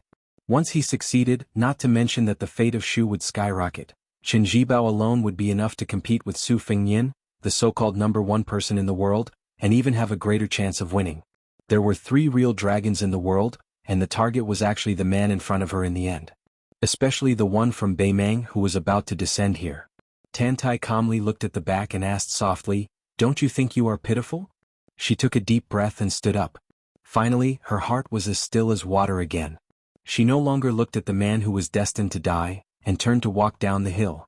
Su Fengyan successively used Li Chuangong's one-sleeve green snake, Wudong's old chief Wang Zhongluo's 2 fingers breaking the river, Beimang's shaking the Kunlun with the rising hand, and old Huang's 9,000-mile sword to destroy the 4 heavenly thunders. These 4 moves were all to counter soldiers with arms and water with an earth weir. Su Fengyan looked up at the 5th heavenly thunders that were constantly accumulating purple gas and white lightning, and remained silent. If the immortals touched the top of the head, it meant that the hair was tied and the hair was tied to immortality. Then was the heavenly thunders pressing the top of the head meant that life and death were in the hands of heaven? At this moment, Su Fengyan couldn't say anything like, "Man can conquer the heavens." He just couldn't die. This time Su Fengyan did not passively resist the lightning. Instead he tapped the ground with the tip of his foot, creating a huge spider web on the yellow sand. He rose from the ground and raised his palm, welcoming the heavenly lightning that had finally descended. Even if the sky were to collapse, he still had to try and see if he could hold it up with one hand. When Su Fengyan's palm came into contact with the majestic purple lightning, it was as if the tip of a needle had come into contact with a heavy hammer. The thick and solid lightning did not flow down along his palm. Instead, it condensed into a flat surface like a mirror, maintaining a falling posture as a whole. Obviously, it did not give Su Fengyan any chance to take advantage of the situation. Su Fengyan's palm was like a mortal holding up his palm to catch the rain. Thunder and lightning splashed in all directions like water droplets. It was a spectacular sight. Su Fengyan's eyes turned red. He stole a lesson from the human cat Han Diaosi. Then red threads continuously grew, like thousands of slender red snakes swimming all over his body. The heavenly lightning did not strike Su Fengyan back to the ground. However, falling was inevitable. The purple lightning began to compress from top to bottom. Its momentum seemed to be diminishing, but the weight of the heavenly lightning did not weaken in the slightest. After half an incense stick's worth of time, Su Fengyan, with his arms trembling, was still suspended in the air. However, after the descending heavenly lightning was continuously compressed, it became a narrow surface less than 3 inches thick. Su Fengyan pursed his lips and clenched his teeth. However, blood continued to seep out from between his teeth, filling his mouth with blood. Su Fengyan exhaled the last bit of air left in his body. His slightly bent arm instantly straightened. His palm pushed up and his body rose 1 zhang. Although the entire purple lightning mirror did not shatter, the center of the mirror was dented by him. Although Tantai Pingjing had already walked down the dune and was moving further and further away from Su Fengyan, she was still certain that the 5th bolt of heavenly lightning was most likely unable to suppress Su Fengyan. Only now did she realize that it was snowing. However, due to the interference of the heavenly tribulation, there was temporarily no snow. She suddenly and quickly turned her head to look. Anger, surprise, and panic intertwined. For the first time she felt regret. Unexpectedly, she directly turned back to the sand dune and looked up. The situation was extremely serious. She was the one who sent out the Moonwell Sky Mirror. Of course, she knew the result of the collision between Su Longxiang and the giant with scales as big as a basin. The latter did not come into contact with the teenager, but came directly to this place. Then the latter quickly showed her, a chi cultivator, what was called unpredictable nature's design. According to the historical records, the heavenly dragon could be both dark and bright, thin and huge. There was once a heavenly dragon in the East Sea. It opened its mouth from the clouds and sucked the sea. The water was like a waterfall into the dragon's mouth. It was extremely spectacular. What Tantai Pingjing saw was similar to the records. After the real dragon that had been dormant in Beimang for many years passed through the mirror, its power was temporarily restrained by the Moonwell Sky Mirror. It was as small as a snake floating in the air. However, when it opened its mouth, it quickly swallowed the 5th bolt of heavenly lightning that was about to be broken by Su Fengyan into its stomach. In this way, it suddenly shook its body and shook off the rules of nature, imposed on it by the Sky Mirror. Its body and momentum grew rapidly, and in an instant, it became 200 or 300 feet long as a small dragon. It was not in a hurry to hit Su Fengyan when he was down. Instead, it quietly crept in the air like a python whose belly swelled after a full meal, staring coldly at Su Fengyan. It seemed to be gloating at the show. The fifth bolt of heavenly lightning dissipated. However, in the sky that was covered with dark clouds, the rolling thunder was even louder. There was an additional bolt of purple lightning in the sky. 7 thunders became 8. It was more of a hindrance than a help. Tantai Pingjing's unintentional action was like this, and its evil intention was even more so. The heavenly thunder summoner seemed to be angry because the rules were broken. However, it did not punish the real dragon of Beimeng, but Su Fengnian, who was a helper. The 6th bolt of heavenly lightning did not give Su Fengnian any chance to breathe at all. It came to the human world. This bolt of purple lightning was not as thick as a mountain. Instead, it was extremely thin. Life and death were on the line. It was really a thin line. Su Fengnian almost immediately gave up the decision to retreat. Relying on instinct, he tried to tilt his head back. However, his head barely avoided this bolt of lightning, but his abdomen could not escape. It was instantly penetrated by this bolt of purple lightning. The teenager who was connected to Su Fengnian by blood was originally looking around 300 miles away. He did not know why he could not stop the big snake. When he looked back and saw the bolt of purple lightning that connected heaven and earth, he seemed to realize something and began to run back the way he came. For some reason, the 7th bolt of lightning was much less powerful than the first 6. The sound of thunder gradually faded, and the lightning gradually faded. However, the dark clouds in the sky gradually turned purple. Tantai Pingjing did not hear the thunder, but her heart was beating like a drum. She was just an outsider, but she was already so embarrassed. How would that guy deal with it? In the distance, the real dragon that was getting bigger and bigger had a pair of emotionless golden eyes. Its 2 dragon whiskers were swaying leisurely. Su Fengnian fell back to the ground. The right hand that had withstood the 6th bolt of lightning was still surrounded by lightning and sizzling. He gently pressed his bleeding abdomen with his left hand, barely preventing the injury from worsening. He raised his head and looked at the sky. The emperor of the Great Qin dynasty, the Jianghu Great Emperor, and the most powerful vassal of the Liang dynasty. His mother was gone. Su Xiao was gone. His eldest sister was gone. His second sister was in a wheelchair. She almost died back then. Guarding the northwest gate for the people of the Central Plains was the best he could do. If he couldn't do it, he wouldn't feel too guilty. But who would want to take away Su Fengnian's younger brother, Huang Man, or no? At the end of his second tour of Jianghu, the old man with the sheepskin fur coat had broken 2,600 armor at the Guangling River. At that time, he had no way to reason with the king of Guangling, Zhao Yi. It was Su Xiao who did it. At that time, Su Xiao said that he was old and that Su Fengnian would have to reason with others in the future. So today Su Fengnian would have to reason with God. The 7th bolt of lightning was faintly rotating in the sky above his head. It restrained its heavenly might and did not release it. This allowed the snowflakes that had been falling to the ground only a few miles away to drift over with the wind. The Bailiang saber stuck in the ground in the distance was not conspicuous. There was a saber in the snow. Chapter 13:18. Perhaps in the eyes of people from the Central Plains, Su Xiao's doggerel, which began with snowflakes as big as fists, was simply nonsense from the frontier barbarians. However, the snow situation between the 2 cities of Qingcang and Linyao did have the spirit of a snowflake as big as a banquet. Tantai Pingjing looked at the 7th heavenly thunder in the sky. It was the last pass of Su Xiao's youngest son's natal heavenly tribulation, the tribulation of dragon and elephant. However, due to the disturbance of the true dragon of Beimeng, the extremely rare thunder above thunder was born. Tantai Pingjing did not think that Su Fengnian could withstand the 7th heavenly thunder, not to mention the unpredictable 8th heavenly thunder. The great guru also could not hide her pale face. She whispered, "When the qi opens the earth, the sound moves the sky. Master, you used to laugh at yourself for worrying too much. Now you're really going to collapse." The heavenly tribulation sounded very mysterious, but Tantai Pingjing knew its details well. It was much easier for the sages of the 3 sects to ascend. It was just like the officials in the imperial court. Once they obtained the noble status of the Hanlin Academy, they could easily rise to the center of the palace. There was a saying in the world that thunder, rain, and dew were all heavenly grace. For example, the father and son of Taoist master of Dragon Tiger Mountain ascended on cranes together, and the later master of nation of Beimeng Yuan Qingshan ascended in the form of a rainbow. These were typical examples of more rain and dew than thunder. However, martial artists like Tuoba Bodhisattva Dong Tai were more like local officials. The route was much more complicated. At the last moment, it was inevitable that the thunder would outweigh the rain and dew.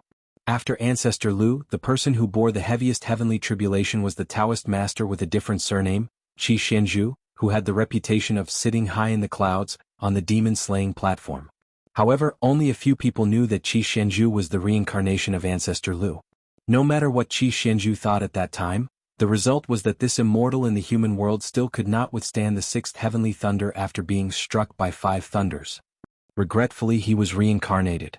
Originally, the world was looking forward to how many heavenly thunder would Wang Xinji attract in Martial Emperor City. 6 or 7.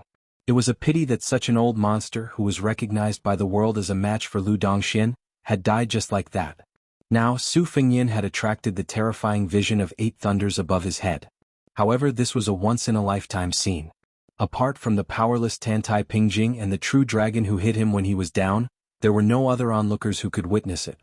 Behind Tantai Pingjing, a slightly teasing and mellow voice suddenly came, "This is not like you." Without turning her head, she asked, "Why are you here?" A slovenly middle-aged man came to Tantai Pingjing's side. He was dressed in coarse linen, wore worn-out boots and had a face full of stubble. At first glance, it was obvious that he was a single man without a wife to help him tidy up. He was plain-looking and had no wine or sword. If he said that he was a paladin, he would be laughed at by Jianghu people. However, since he was able to talk to the world's top chi refinement grandmaster, he naturally wouldn't be a nobody. A few years earlier, he and his apprentice had some style when they traveled in Jianghu. For example, they rode a donkey and carried a peach tree. It was not to pretend to be a master but because of interest. In fact, at his level, even if he walked with a donkey or carried a peach tree on his back, no one in Jianghu dared to be disrespectful to him. In the past 800 years, Jianghu had been unique in Jianghu. There were more than 30 masters who were close to Earth Immortals. There were 1 or 2 sword gods in each generation of Jianghu. Most of them became the first person in the world at that time. However, only the Peach Blossom Sword God, who reached the top of Jianghu at a very young age, was regarded as another champion of Jianghu after Ancestor Lu and Li Chungang. He was said to be close to Tao. Therefore, the name Dong Tai could not be avoided in Jianghu for another 300 years. This middle-aged man who came from a humble background but had great achievements smiled and said, "How can I not come after making such a big fuss?" Then Dong Tai said to himself, "I can't figure out how old Monster Wang lost, but I can guess why he lost." At that time, the boy surnamed Su said that he was in an out-of-body state to cultivate his spirit. He also had Gao Shulu's celestial being body. He looked like he was on par with me, Tuoba Bodhisattva and Chao Changqing.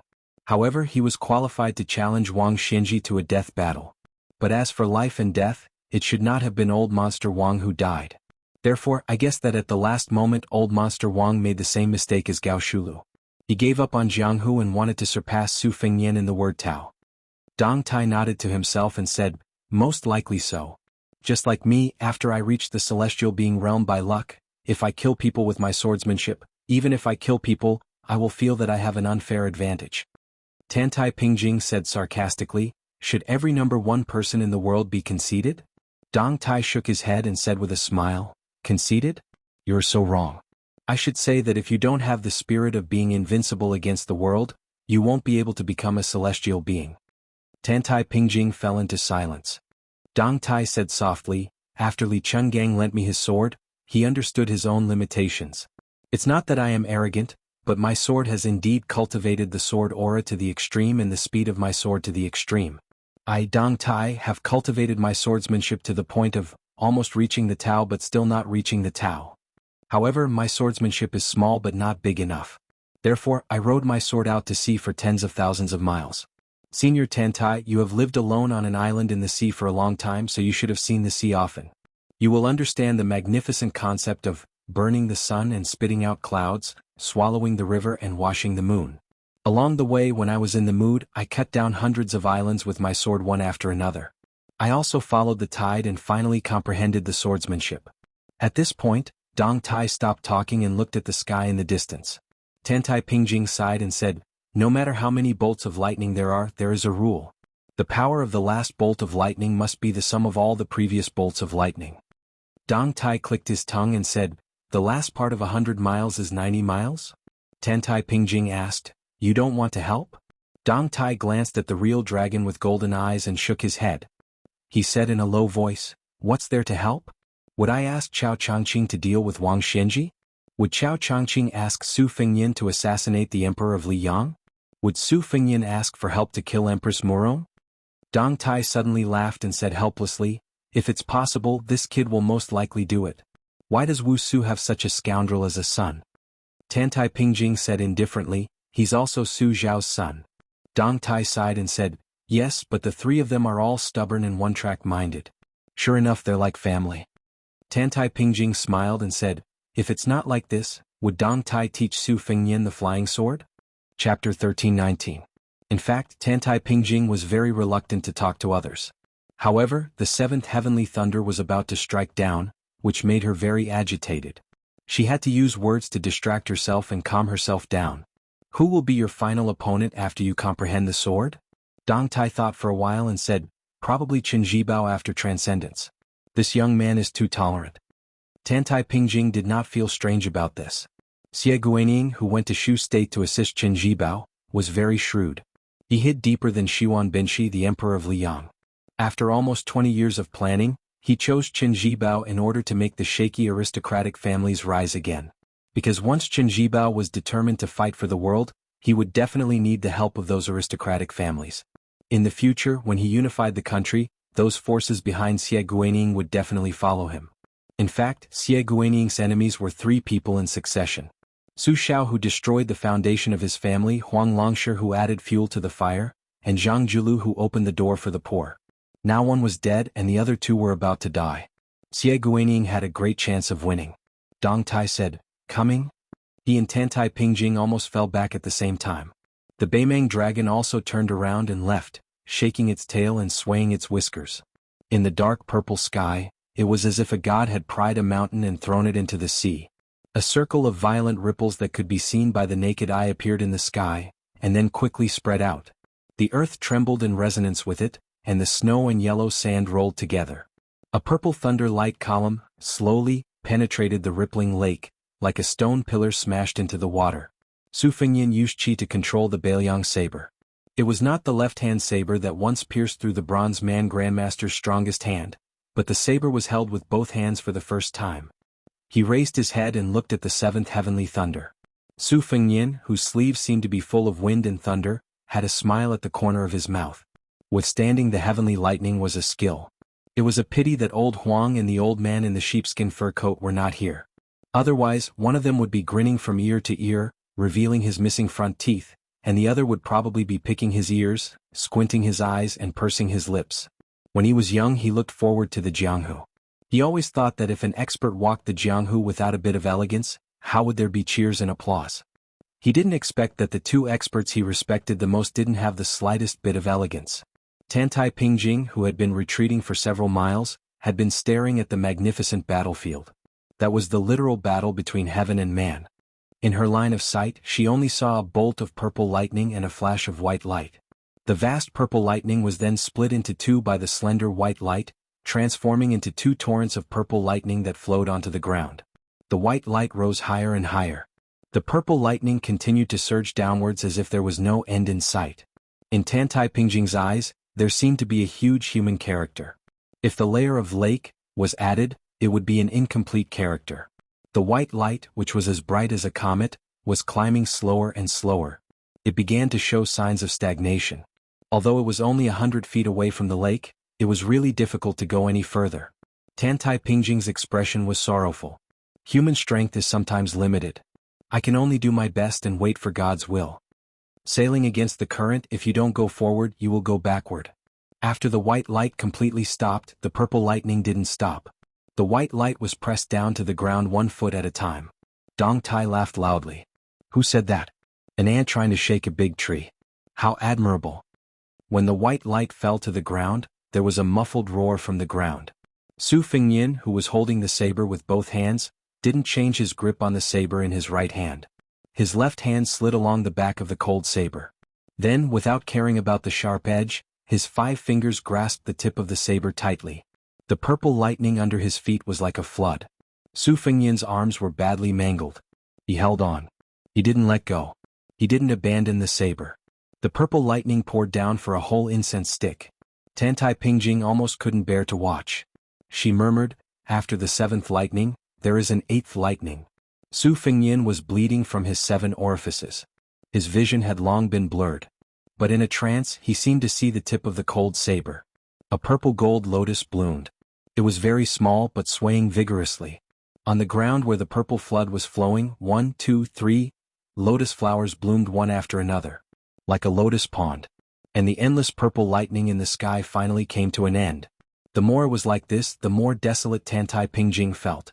She repeated the sentence again. After the 7th lightning, there is an 8th lightning. Dong Tai stared at the ferocious dragon that was not just watching from the sidelines. It took advantage of the gap between the 7th lightning and the 8th lightning to secretly absorb the purple lightning. Its body had already reached the size of 100 feet. Su Fengyin stood in the torrent.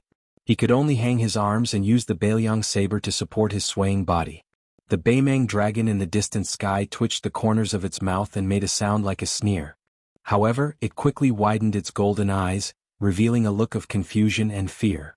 That insignificant ant rose high into the sky and stood opposite it from a distance at the same height as it. At this moment, not only Tantai Pingjing's face was filled with disbelief, but even Dong Tai's eyes widened. Inside the lotus pond, a snow-white python that was 2,000 feet long appeared. Su Fengyin stood on the head of the giant python. The dragon and the python looked at each other. Purple lightning rolled above the heads of the two behemoths. Tantai Pingjing closed her eyes. Dong Tai sighed. The final choice is not to withstand the 8th lightning, but Dong Tai didn't say it out loud. Slaying the dragon. The giant python slammed toward the true dragon. The Beimang dragon kept absorbing the purple lightning. But when the dragon python was less than 10 feet away, the true dragon had only grown to 150 feet. The true dragon raised its head and roared at the giant python that was a head taller than it. The giant white python ignored its demonstration. It opened its mouth and bit down on the true dragon's neck. Su Fengyin held the saber with both hands, jumped high and stabbed down. Su Fengyin stabbed the saber into the true dragon's head. The giant python that was biting the true dragon's neck pulled down at the same time. The man, the dragon, and the python fell together. They fell heavily to the ground. Su Fengyin pressed down with both hands. The cold saber's blade was nailed into the true dragon's head, leaving only the saber handle. The dragon and the python tore at each other. The world turned upside down. When the dust settled, the Beimang dragon's head was cut off and rolled to the side. The white python was on its last breath. Su Fengyin held the saber under his armpit. His face was covered in blood. It was unknown whether he was crying or laughing. He reached out his trembling hand and placed it on the head of the fallen white python. At the same time, the 8th bolt of lightning fell from the sky, exploding toward the man and the python. The sword-biting youth who had been running all the way back brazenly crashed into the bolt of lightning. Chapter 13:20. As the purple thunder pierced through the sky like a rainbow, the wind and snow were attracted by it and drifted down. Dong Tai's left shoulder was soon covered with snow, while his right shoulder was much lighter. Dong Tai patted his shoulder and asked curiously, "Is that real dragon so useless? People say that a mountain is famous if it has an immortal, not because of its height, and a water is famous if it has a dragon. I don't know how powerful a flood dragon is, but I'm sure that any immortal on Earth would be seriously injured after this attack, but they would never die. Since the true dragon that was born after devouring the fortune of countless mortals could create such a huge commotion, it should not be so weak. Is there anything strange about this?" Tantai Ping looked calmly at the dragon and python crawling on the ground in the distance with a complicated expression. Her 5 fingers were trembling in her big white sleeves. She shook her head and said, "Dragons can be big or small and can be dark or bright. The degree of injury depends on the size of its body. The more serious the injury, the smaller its body will be. As for whether it will die or not, it depends on whether it spits out the dragon pearl condensed from its essence and hides in the abyss, waiting for the next reincarnation. Otherwise, even if its head is chopped off, it still has a chance to turn from bright to dark. Now, even if the real dragon of Beimang's head is chopped off, the dragon pearl hasn't been spat out." Deng Tea patted away the falling snow on his shoulder. He simply raised his hand and waved it gently. The flying snow in the sky seemed to have hit a furnace and melted completely in the air a few feet away from him. If it were any other time, Deng Tea would definitely not do such an unnecessary action. It could be seen that after personally witnessing this great battle, even he, the peach blossom sword god who led the way of the sword, could not remain indifferent. After Deng Tea blocked the annoying drifting snow, he seemed to have realized that he was acting strangely. He laughed softly and said, "What, Mingyu? I am a boar." Tantai Pingjing patiently explained, "There are also 9 levels in Go. It's quite similar when used on the dragon. The last 4 levels are, from lowest to highest, concrete, ethereal, meditative, and enigmatic. Previously, the real dragon was restrained by the way of heaven contained in my sect's treasure, the Moonwell Heavenly Mirror. From enigmatic, it temporarily fell from enigmatic to concrete. Even if it stole 1.5 bolts of heavenly tribulation purple thunder, it only rose to meditation. Because of this, the white python was able to gain the upper hand because of Su Fengyan's help. Otherwise, in an ordinary battle between pythons and dragons, even if it was 1,000 feet long giant python that was the master of a great river, it wouldn't have much of a chance of winning against a baby dragon that was only 100 feet long. At this point, Tantai Pingjing sighed and lamented, even a centipede dies but doesn't fall down, let alone a real dragon that is compatible with the way of heaven. Dong Tai turned his head and glanced at the tall lady beside him whose sleeves were as big as the wings of a white phoenix. He said helplessly, "It's getting more and more obscure. Fortunately, I managed to understand the mystery behind it." Sect Master Tantai, are you implying that the real dragon still has the strength to fight? The real dragon is cunning, but that lad is not bad either. He made use of the thunder pool to bloom the purple gold lotus. Now that both sides are injured and no one has external help to rely on, what else can they do other than staring at each other? Tantai Pingjing did not say anything. Her 10 fingers stretched out from the edge of her sleeves and clenched her sleeves tightly in her palms. Dong Tai muttered to himself, everything depends on whether Su Longxiang can withstand the last bolt of heavenly tribulation. If he can't, with Su Fengyan, the real dragon of Beimang is destined to stand out and take the opportunity to hit him when he is down. Moreover, the Qi cultivators of Beimang are not to be trifled with. Other than sending out the real dragon, it's impossible that they don't have a backup plan. Tantai Pingjing asked, Dong Tai, are you just going to stand by and do nothing? Stand by and do nothing? That's quite appropriate. Dong Tai looked directly at the Qi cultivator grandmaster who led the entire Guanyin sect to the northwest border. He laughed and asked in return, I don't care what the heavenly tribulation wants, what the Su family brothers want, and even what the real dragon and the Qi cultivators of Beimang want. Both sides will compete in their skills and leave it to fate. However, if someone wants to take advantage of the situation, they have to ask whether I, Dong Tai, agree or not. Tantai Pingjing's expression was as usual as she asked, What do you mean? Dong Tai turned his head and looked at the battlefield in the distance. Both the dragon and the python suffered heavy losses. Taking the unique talisman weapons for themselves is a huge amount of merit. On the battlefield, such a military merit should not be inferior to the merit of a general who destroyed a country, right?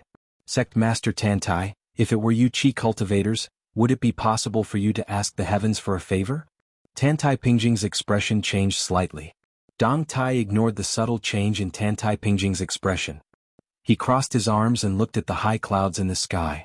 He sneered and said, In the past, Dong Tai only pursued the path of swordsmanship and looked far and wide. However, from now on, I'm really tired of these condescending scheming. They can't cut through generations and generations, and it's chaotic and sloppy. Everyone is treated as a puppet. Dong Tai snorted heavily. The Wu family has buried hundreds of thousands of swords in the sword tomb. Dong Tai has not taken a single sword. Until now, I have not taken a single sword. Tantai Pingjing, who had always stood aloof from worldly affairs, did not back down. For the first time, she went head-to-head with someone. She asked, Why? Are you threatening me? Dong Tai laughed heartily. Do you think you're worthy? Tantai Pingjing's chest heaved up and down. It was obvious that she was furious. However, she did not say anything in the end. The lightning pool that bloomed from the purple gold lotus gradually withered. The snow-white giant python that had broken through to the meditation realm lost its support. Its aura dissipated and it was on the verge of death. After exchanging a glance with Su Fengyan, it slowly closed its eyes. Su Fengyan, who had a saber under his armpit, stood with his back against the giant python's head. He stared at the head of the true dragon that was as tall as a human. Still playing dead? Can't you act like a true dragon? The golden eyes of the dragon head that had a deathly still aura were still lifeless. However, after hearing Su Fengyan's words, the 2 dragon whiskers swayed leisurely. Su Fengyan saw that it was finally too lazy to hide its strength. He shifted his gaze slightly upwards and looked at the empty sky. He said, If I'm not wrong, you're waiting for Beimang's Shijingqi refinement warrior to give you the finishing touch and rebirth at the cost of more than 100 lives, right? The eyes of the true dragon were lifeless. However, the 2 dragon whiskers swayed gracefully like 2 lotuses in the wind, causing mysterious patterns to appear in the air. Su Fengyin laughed. It doesn't matter who lives and who dies. Anyway, there's such a chi refinement warrior who can benefit from the fight between the snipe and the clam. Before you enter the state of mind, she can take out the lunar well heavenly mirror to subdue and suppress you. Are you willing to accept that? The dragon whiskers swayed, creating ripples and sounds. It spoke solemnly through the mouth of heaven and earth. It was full of sarcasm and contempt. After hearing the words, Su Fengyin's heart beat like a drum. The clothes on his chest were torn apart. However, he looked happy. He even had the mood to raise his arm and wipe the blood stains on his face. He smiled and said, "It's not easy for ants to praise a big country. It's not easy for an ant to shake a tree. Of course, I've heard of this principle. Whether it's a true dragon like you or a group of celestial beings who have been in a high position for a long time, they all look at the world like frogs at the bottom of a well. The life and death of the world are controlled by the fishing rods in your hands. Then you use the words longevity as bait to lure them. It's called the cycle of heaven and the wide net of justice." At this point, Su Fengyin, who was still wiping his face, did not completely put down his arm. The cold saber hung diagonally under his armpit. A drop of blood from the specific realm of a true dragon slid down from the tip of the saber. He raised his eyebrows and glanced at the sky. The corners of his mouth twitched. "I don't like to talk much when I fight. I try not to talk if I can. You and I both know the reason why I'm talking so much to you. You're waiting and I have to slowly recover. After the death battle with Wang Xinji, more than half of the celestial being physique that Gao Shulu gave me was damaged. His chi kept leaking out. However, I didn't repair it. Instead, I went to Mount Wudong to learn a secret technique. I devoted myself to perfecting the pond in my body. I didn't hesitate to walk with a limp on the path of martial arts." Su Fengyin tilted his head and spat out a mouthful of blood. People were used to describing a person's extreme pain as pain that penetrated the bone marrow or the heart. However, Su Fengyin's chi was shattered from the inside out. The pain was even more exaggerated. It was like an ordinary person who had never practiced martial arts.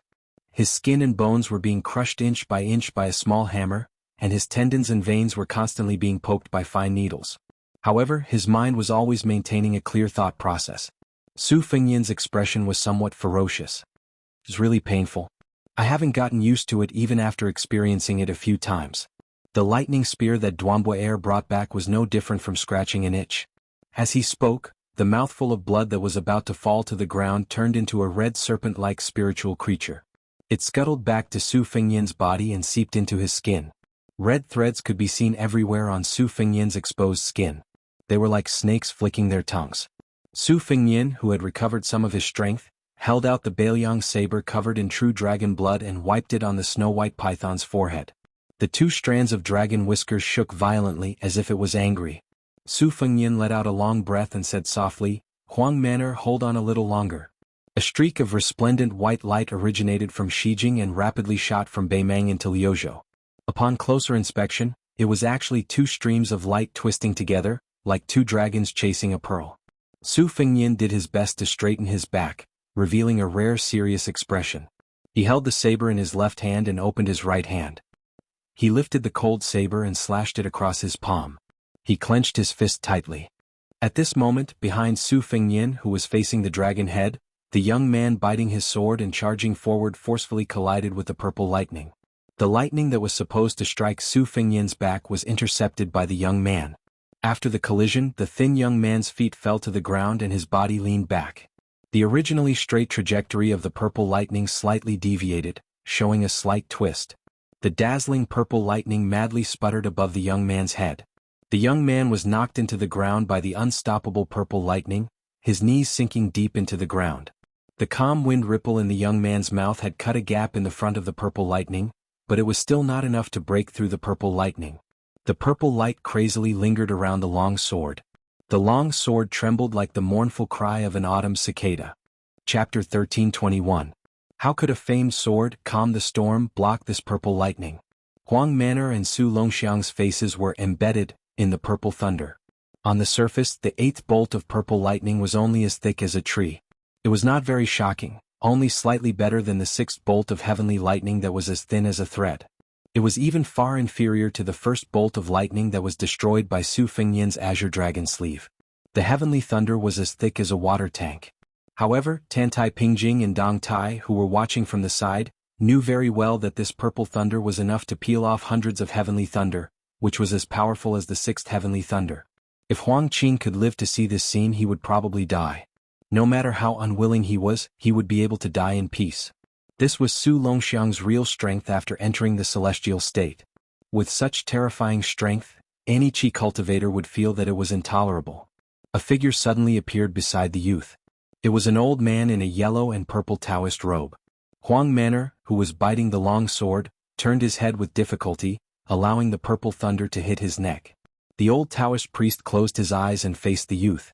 The old and the youth met again after a long separation. The old man grinned. The purple golden lotus that bloomed on the tip of Su Fengyan's blade was the tragic result of the old man's life. Purple golden lotus completely withered. The old Taoist priest's figure disappeared at a speed visible to the naked eye. The youth's face was shrouded in purple light. His lips moved slightly but no sound came out. It was impossible to see whether the youth was crying.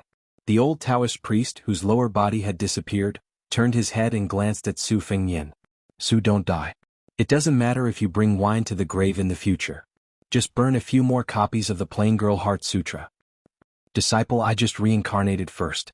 In the next life we'll be master and disciple. Also, there are so many hawthorns on the mountain this year. It's a pity that you're not here.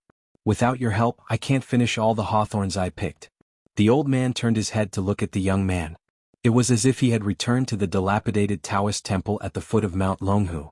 As usual, he rambled on and on.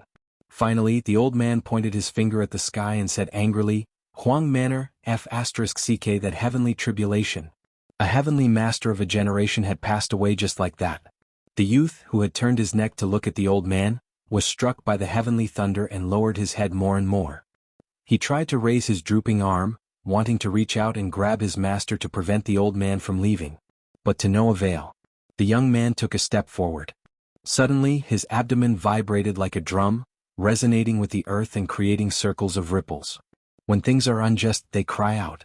Apart from the circle around the brothers and the dragon python, the ground within a radius of 5 kilometers instantly collapsed. However, at the turning point where Su Longxiang became braver with every setback, the true dragon, who was on the verge of death but didn't die in the specific realm, obtained a powerful new life, like rain after a long drought. After the two intertwined white lights approached the true dragon's head, they suddenly parted ways and then instantly crashed into the true dragon's lifeless eyes. The finishing touch. The true dragon opened its eyes. The true dragon's body, whose head had been separated from its body, propped its 4 dragon claws into the ground. The head that had been cut off by the cold blade swept back to the body, seamlessly and as before. The true dragon flew into the sky and disappeared without a trace. In the next moment, the true dragon's head poked out of the clouds and looked down at the world. Its tail was faintly discernible in the clouds 800 feet away. Tantai Pingjing said in a daze, "It shouldn't be like this, it shouldn't be like this." 1,000 feet, heavenly dragon. Su Fengyan turned a blind eye to this and muttered to himself, "I originally wanted to let you show up when I went to the ancient city of Luoyang." A drop of blood slowly fell from the gap of his fist. When the drop of blood was 3 feet away from the ground, Su Fengyan shouted softly and said in a low voice, "Please." Dong. Like a drop of water hitting the quiet surface of the water, the sound was particularly obvious. The heavenly dragon, which was thousands of feet long, spat out a ball of heavenly thunder and rushed to the ground. A burly man appeared in front of Su Fengyan where the blood was dripping. His whole body was overflowing with golden light. Perhaps in the thousands of years of the Central Plains, there were hundreds of emperors and monarchs in the history books, but none of them could be mentioned in the same breath as him. He put one hand behind his back and stretched out the other hand, casually holding up the heavenly thunder. The burly man who had his back to Su Fengyan said calmly, "Pass a message to her. Just say, 'I'm guilty.'" Su Fengyan didn't say anything. He turned to face the south and squeezed out a second drop of blood. "Please again." A man who looked like a scholar appeared in front of Su Fengyan with a smile. He nodded and smiled at Su Fengyan. "Don't ask me where I'm from. Think about where I'm going and who I'm going to see. I'm the one who said this to Lu Dongxuan's 6th life. It's also for myself. Won't you regret it after today?" Su Fengyan pointed at his heart. The man smiled knowingly. His hair was white, but it didn't affect his incomparable elegance.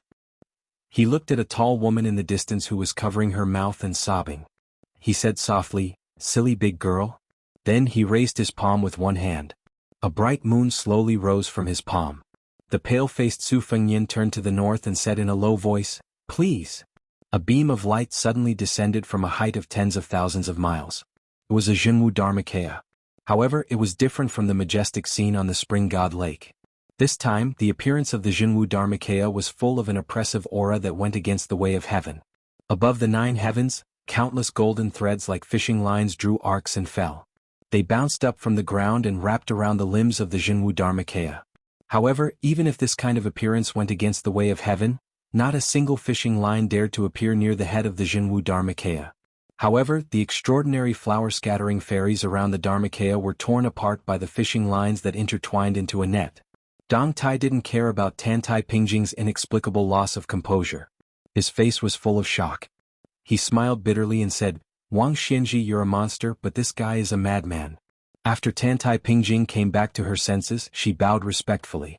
She sobbed and lowered her head. "Master, you said that the way of heaven wants people to bow their heads, but the way of heaven wants the turtle in the East Sea and the frog at the bottom of the well to enjoy themselves. I was wrong and I understand."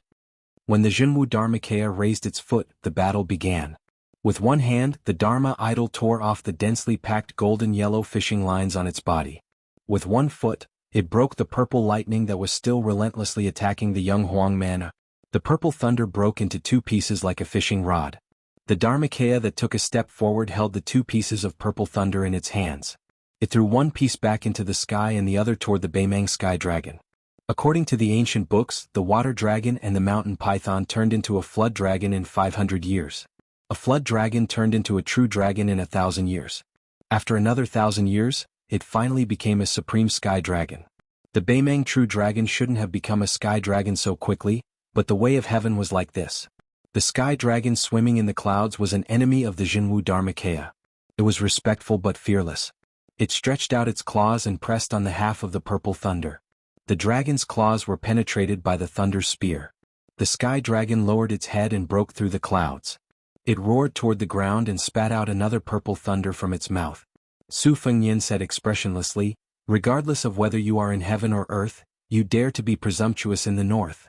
The Jianghu Dharmakaya opened its mouth slowly at the same time. Its voice was so loud that it echoed between heaven and earth like a great bell. After the Jianghu Dharmakaya spoke, the sky dragon that raised the sea of clouds showed its true body that was thousands of feet tall. It was no longer covered by clouds. However, at the same time, a majestic beam of light fell from the east, west and south respectively. Heaven and earth shook. Su Fengnian, who seemed to have regained consciousness before death, showed a sickly glow.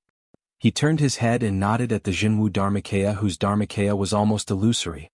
The burly man with the aura of an emperor had already casually removed the purple thunder. He smiled and asked, "What are you waiting for?" When the elegant man with the moon in his palm opened his 5 fingers, the moonlight was unparalleled. The full moon turned into rays of light that flowed into the Bailiang saber in Su Fengnian's hand. He smiled and said, "The heavens have no worries, the people have no worries. I have discussed the Tao with Lu Dongshen III 3 times. I feel that it is reasonable to not interfere with each other's business. The reason is the reason, the great Tao is the reason. If it is not in accordance with the great Tao, then it is not reason." As he spoke, the light dissipated. The elegant man's figure began to waver. The great Qin emperor suddenly laughed and appeared at the feet of the Jianghu Dharmakaya.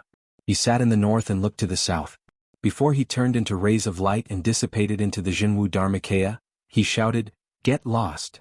The 3 majestic beams of light in the east, west and south actually stagnated and trembled. Not to be outdone, the 3 pillars of light instantly skyrocketed. However, Su Fengnian was already holding the saber with both hands. The Jianghu Dharmakaya also held the saber. The sky dragon's 4 claws pressed down heavily from the sky. Its 2 strands of dragon whiskers trembled violently. It held the dragon pearl in its mouth. The huge pearl was like the scorching sun in the sky. Su Fengnian stepped out and slashed down with his saber. The Jianghu Dharmakaya also stepped forward and slashed down with his saber. A crescent moon was slashed out in the sky. It slashed down on the huge pearl that was hovering in the sky like the sun. This scene was like the collision of the sun and the moon. The scales on the sky dragon's 1,000 feet long body shook violently. Su Fengnian's saber slashed down, but it stopped halfway as if it was splitting a mountain. A small crack appeared on the saber's blade. The flesh on Su Fengnian's palms that held the saber were ground to pieces. Finally the white bones touched the saber hilt. The sky dragon that was clawing at the ground with its 4 claws was forced to retreat step by step. It kept roaring. Su Fengyan's body exploded into a scarlet rain of blood. He roared, "I am slaying a sky dragon." The cold saber broke into 2 with a bang. Su Fengyan fell heavily to the ground. High in the sky, the dragon pearl also exploded with a bang. The crescent moon cut the Baimang sky dragon's head behind the dragon pearl into 2 halves. The earth shook. The huge white python that was far less than the 10,000 feet long sky dragon jumped up. It opened its mouth and swallowed the sky dragon's head and half of its body. After the giant python that had already swallowed half of the sky dragon's head pulled it to the ground, it continued to devour the last half of the dragon's body. Heaven and earth returned to silence.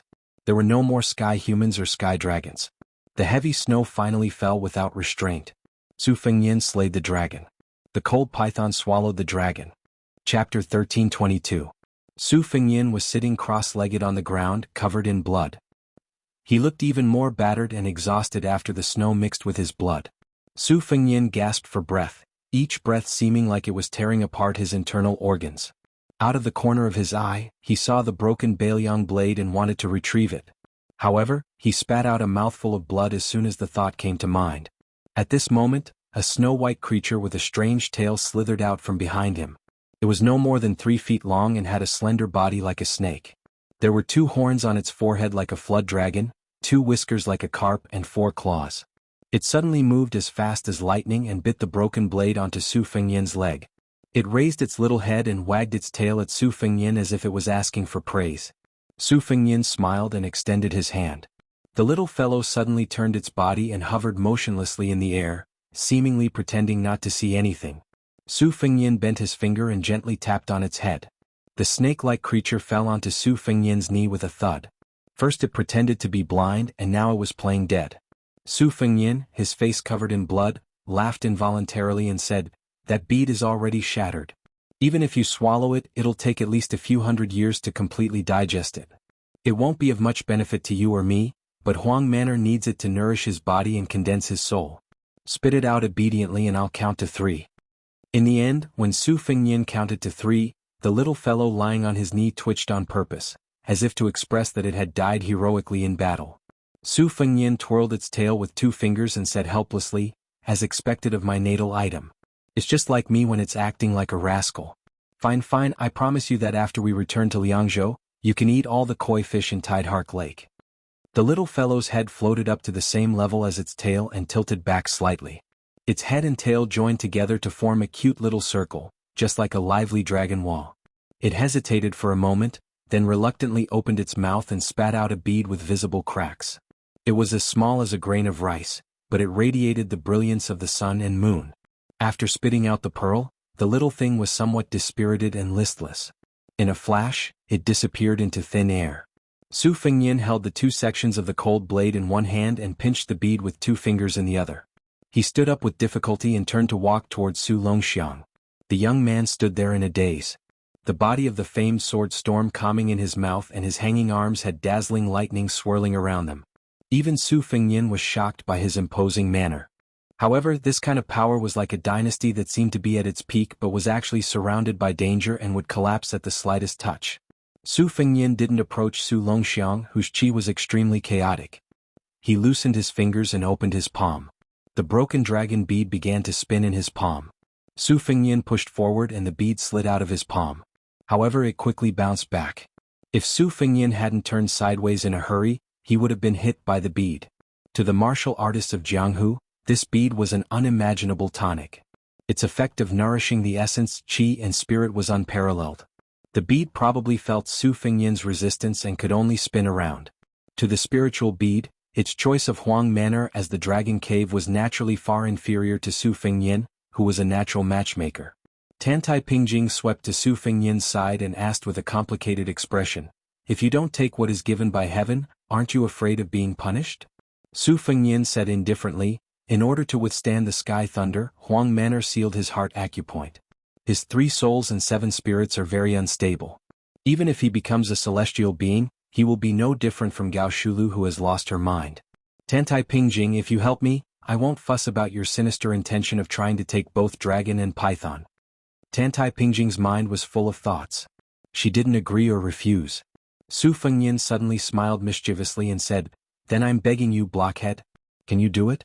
At most I'll return the moon well sky mirror to you later." Tantai Pingjing was stunned and looked absent-minded. It was unknown when Deng Taya had appeared beside the two of them. He chuckled softly and said, "You're still flirting at a time like this?" Tantai Pingjing turned her head and looked at the young man who was absorbing the chi of heaven and earth crazily. Her expression became serious. Deng Taya touched a sore spot and joked, "Yo, our sect master Tantai is at least 100 years old, and yet she can still act like a shy little girl. Look, her ears are red." Tantai Pingjing ignored the peach blossom sword god's ridicule and sighed softly, "Even if I help, I'm afraid it's too late. There's only one obsession left to become a celestial being. If I don't cut it, even if Dong Tai takes the sword and I send the pearl, it's meaningless. Su Longxiang still can't return to the human world. Moreover, whether I send the pearl or Dong Tai takes the sword, the price will be very high." Tantai Pingjing raised her hand and waved her sleeve. A breeze rolled up a handful of yellow sand and floated to the young man. The sand didn't turn into powder immediately. Instead, it shot into the lake like an arrow and slowed down bit by bit. However, in the slow process, there was a kind of natural and unreasonable weathering. It was natural because the weathering of sand in the desert was a matter of course. It was unreasonable because under normal circumstances, it wouldn't take a few years or even dozens of years for the weathering of sand in the desert. This strange phenomenon was like a toddler who had just learned how to walk. After one step he would become a teenager. After a few more steps he would reach middle age and old age until he died of old age. Dong Tai clicked his tongue in wonder and said, "This is the way of heaven." Tantai Pingjing said worriedly, "The so-called celestial being realm means to forget about the world without worries. When everyone is awake I sleep alone. Just like what the saint said, lazy travels alone with the wind. How to wake Su Longxiang up is the most difficult part." Dong Tai smiled and said, "It's useless to talk about it. I have a sword." As he spoke, Dong Tai put two of his fingers together, raised them up, and then gently chopped down. If it was said that Su Longxiang's surroundings followed the rules of the heavenly Tao and formed a small kiliacosm of its own, and this part of the world was in chaos like a chicken egg, then Deng Taya's sword momentum was about to split open the world and split the chicken egg in half. Dong Tai laughed loudly and said, "After splitting the mountain, I'll use another sword. Let's call it paving the road." The finger sword cut the mountain and the mountain was about to close. Dong Tai then released streaks of sword aura between the mountains, forcibly blocking the gathering of the way of heaven. Dong Tai rode the wind and flew forward. After leaping over Su Longxiang's head, the calm wind ripple with purple lightning appeared in his hand. After the peach blossom sword deity went straight through the thunder pool of heaven, his figure went further and further. He knocked his fingers and flicked his sword. He laughed and said, "Splitting the mountain and paving the road, 2 swords in exchange for a good sword. We don't owe each other anything." Chapter 1323. Almost as soon as Dong Tai took the first step, Tantai Pingjing took the bead from Su Fengnian and followed closely behind Dong Tai. The path was as narrow as a sword's length.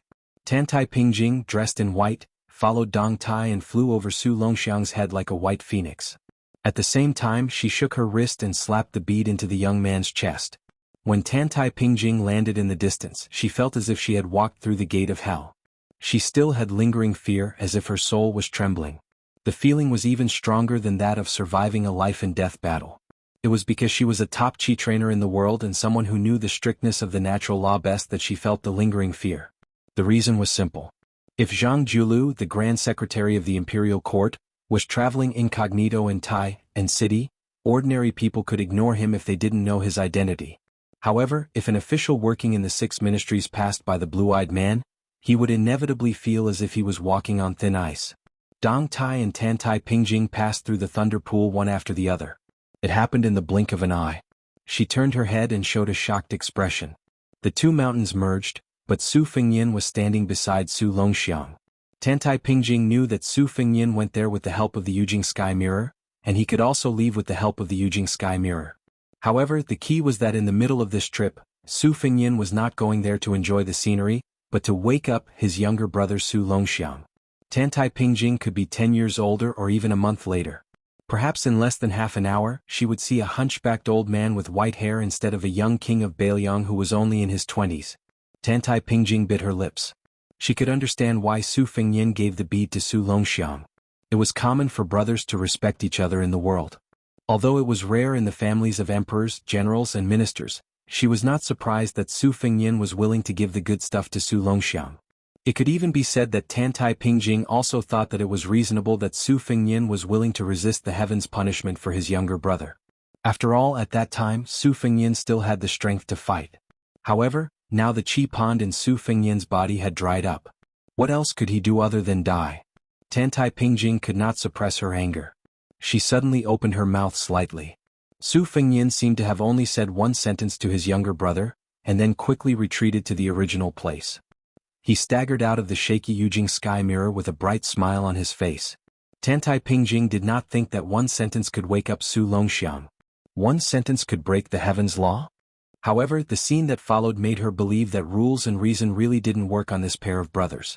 The youth opened his eyes, turned and ran to Su Fengnian. He lowered his head and crouched down, gently carrying the exhausted Su Fengnian. There was a sound of horse hooves in the distance. It should be the 2,000 dragon elephant army that arrived late.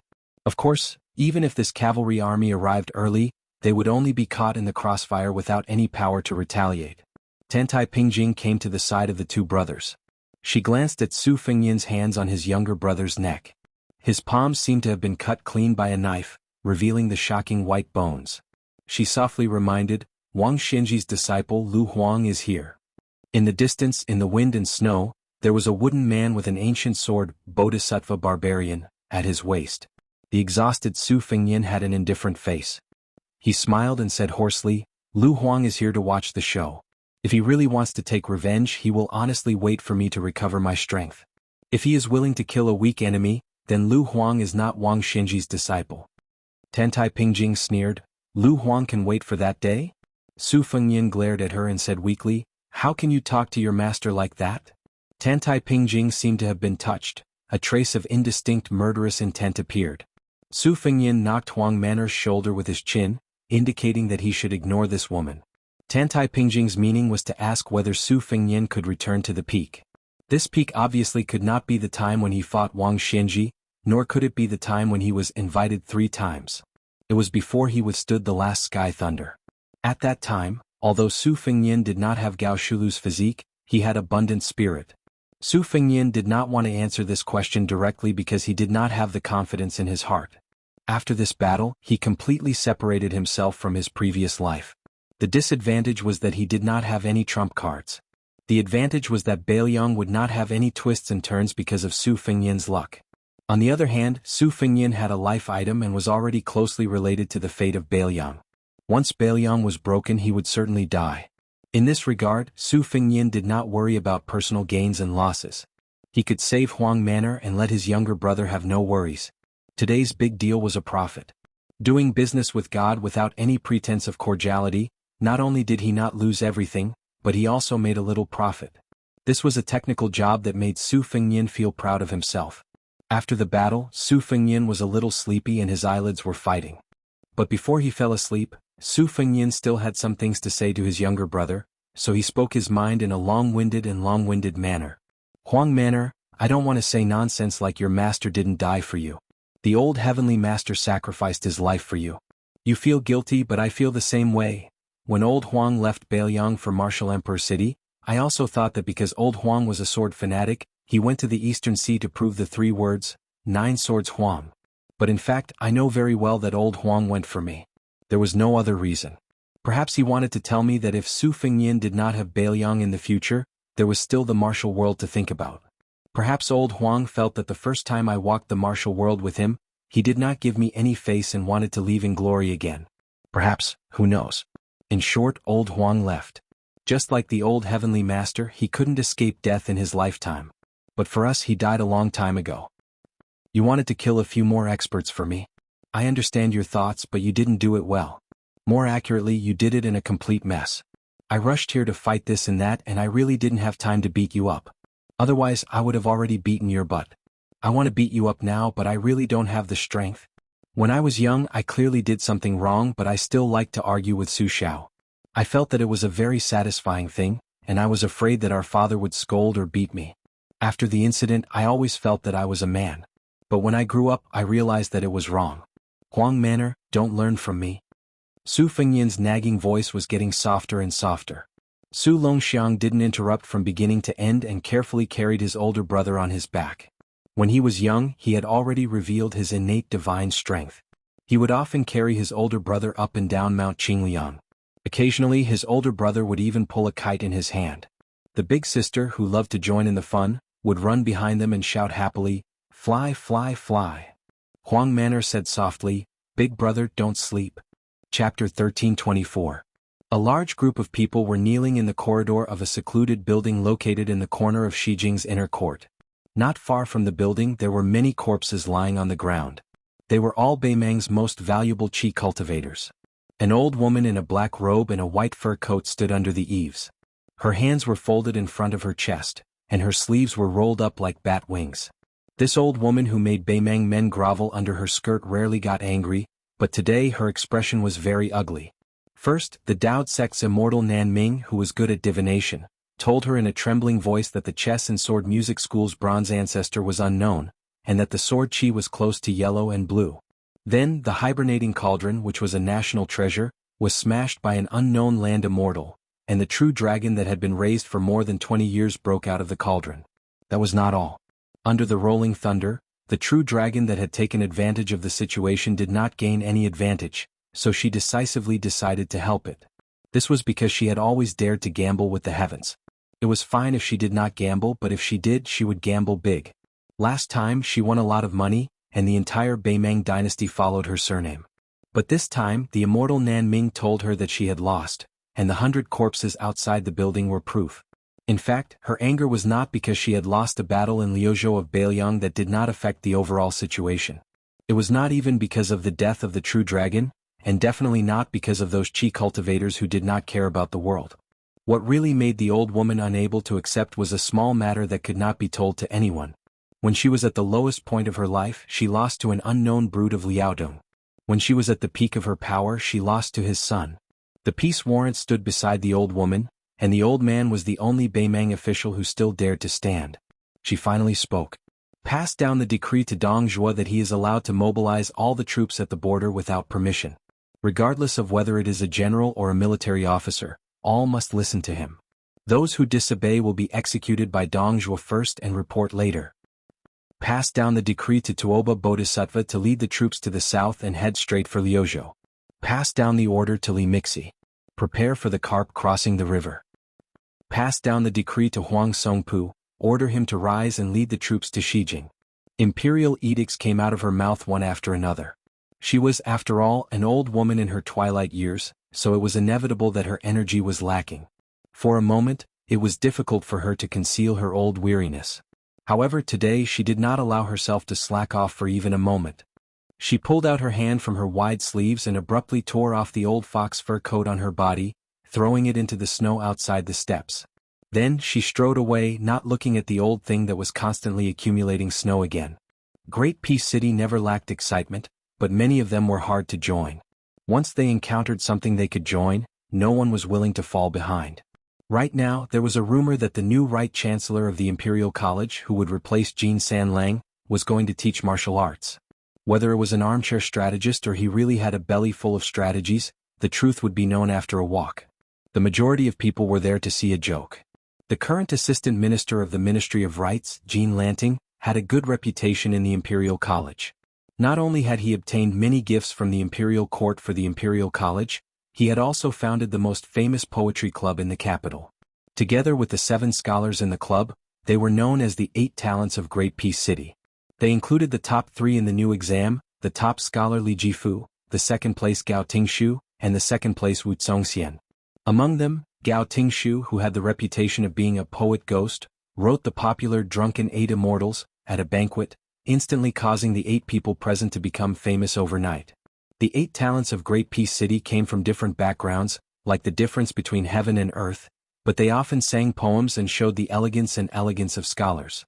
Those with discerning eyes could see that although the head of the 8 talents, Jin Sanlang, was not very popular among the central cabinet officials, the imposing manner that he had slowly gathered could not be underestimated.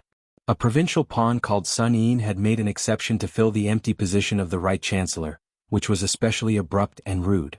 What was even stranger was that this person did not have any solid backing.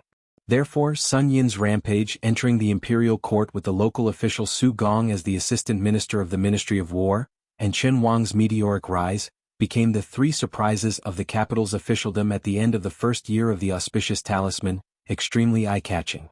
Furthermore, Su Gong, who had the status of Lady Su, had previously had the foundation of being a dragon general. Chen Wang, Chen Xiaobao, had the double foundation of being the crown prince's attendant lecturer and the meritorious service examiner. In contrast, Sun Yin felt even more strange. Moreover, Sun Yin was extremely arrogant. He publicly announced that the content of his lecture would be a great martial arts demonstration.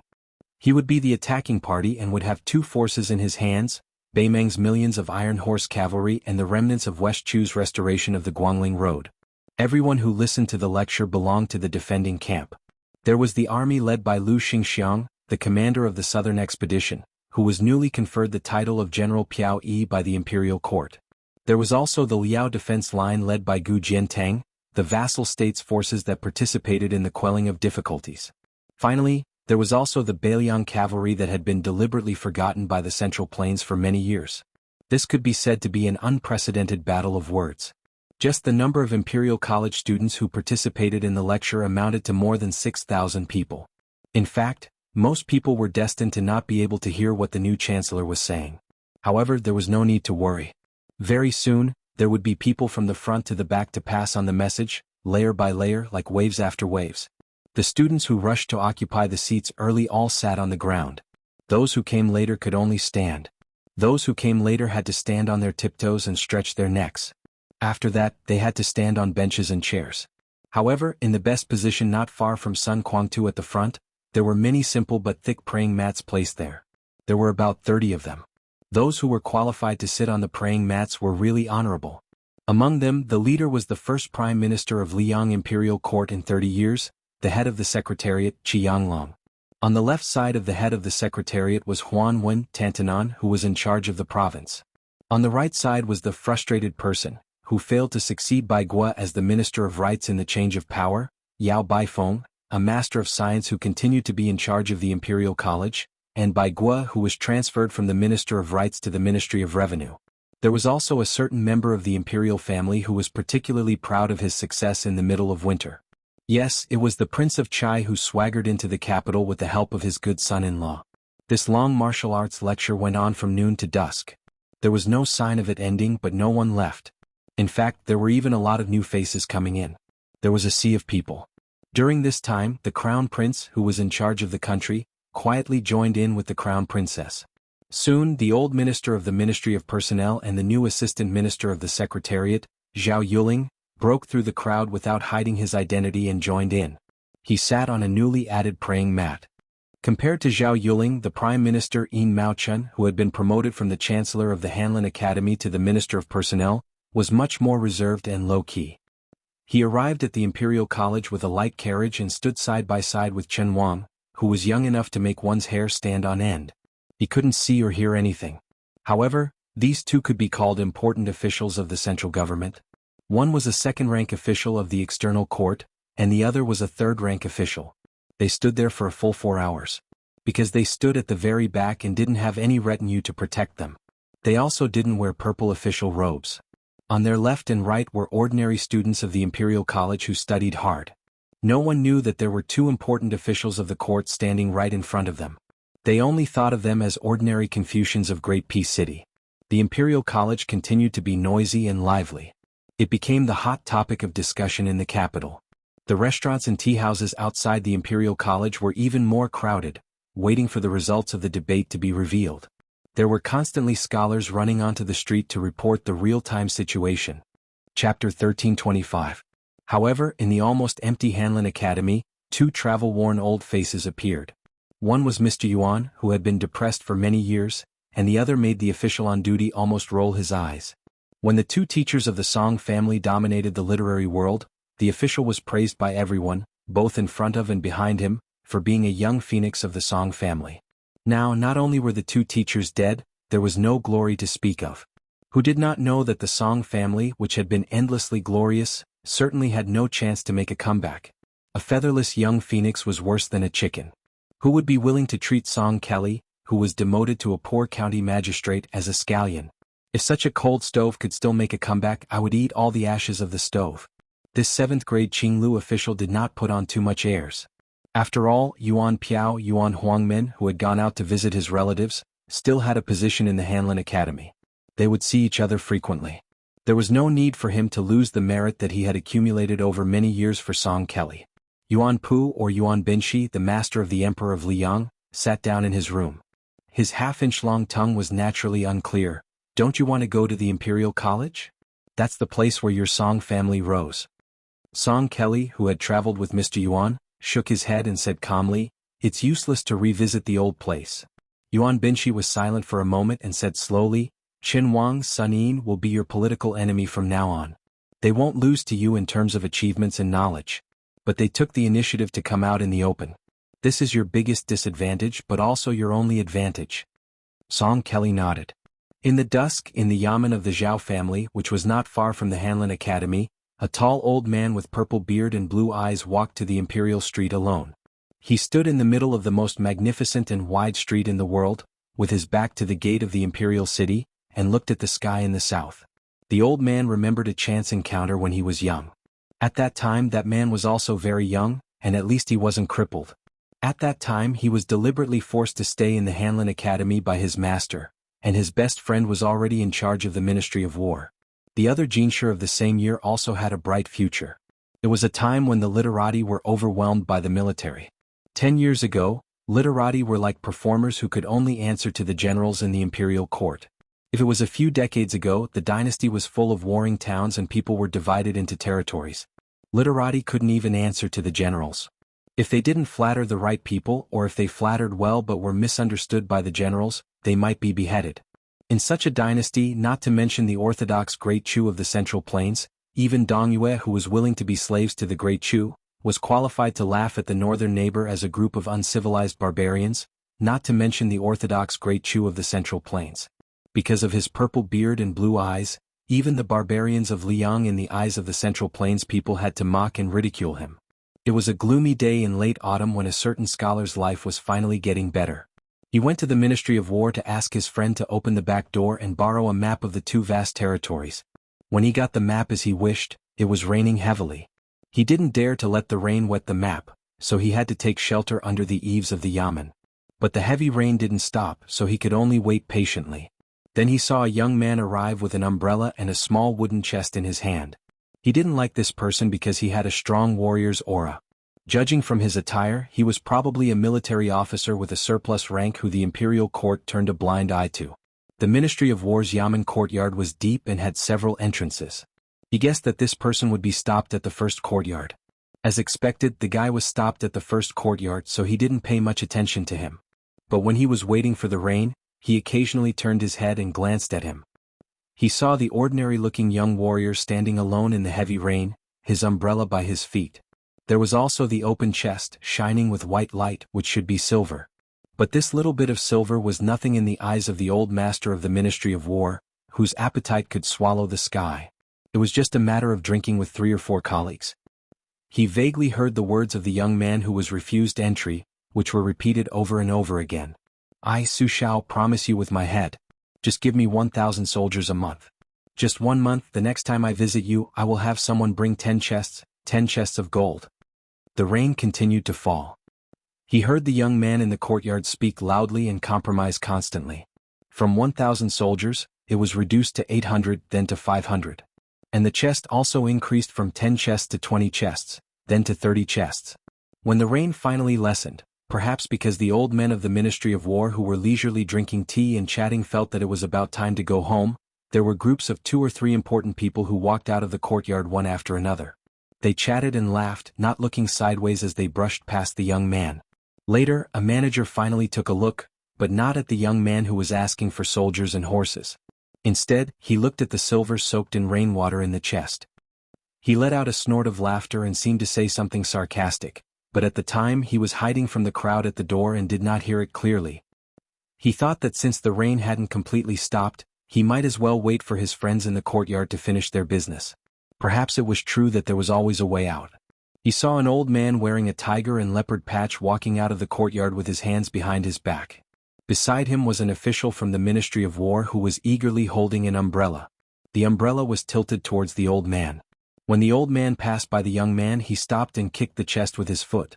Because the rain was much lighter, he could clearly hear the conversation between the two of them. "Where are you from?" "This general is Su Xiao from Jianghu of Liaodong." "You lost the battle?" "Yes. But this general has 700 brothers and defeated 2 of Hong Qingxiu's main battalions, one of which was cavalry." "What main force?" "What cavalry? It's all nonsense. A loss is a loss. This official will only ask you one thing. This official will treat it as a small gamble for fun and give you some men. But can you really earn back your losses?" "Yes." "Well, fine. This official will give you a tiger tally. You can go to the right guard and transfer 300 men. As for the chests, by the way, how many did you say you carried?" "Sir, it's 30. 30? 50. "Oh, you're quite smart. Fine, this official will give you 300 men. Remember to bring the chests directly to my residence later." "Thank you, sir. This general will live up to your kindness." "Oh, I almost forgot. What's your name?" "This official doesn't want to not know who to look for when I want to kill someone." "Su Xiao of the Jinzhou Battalion."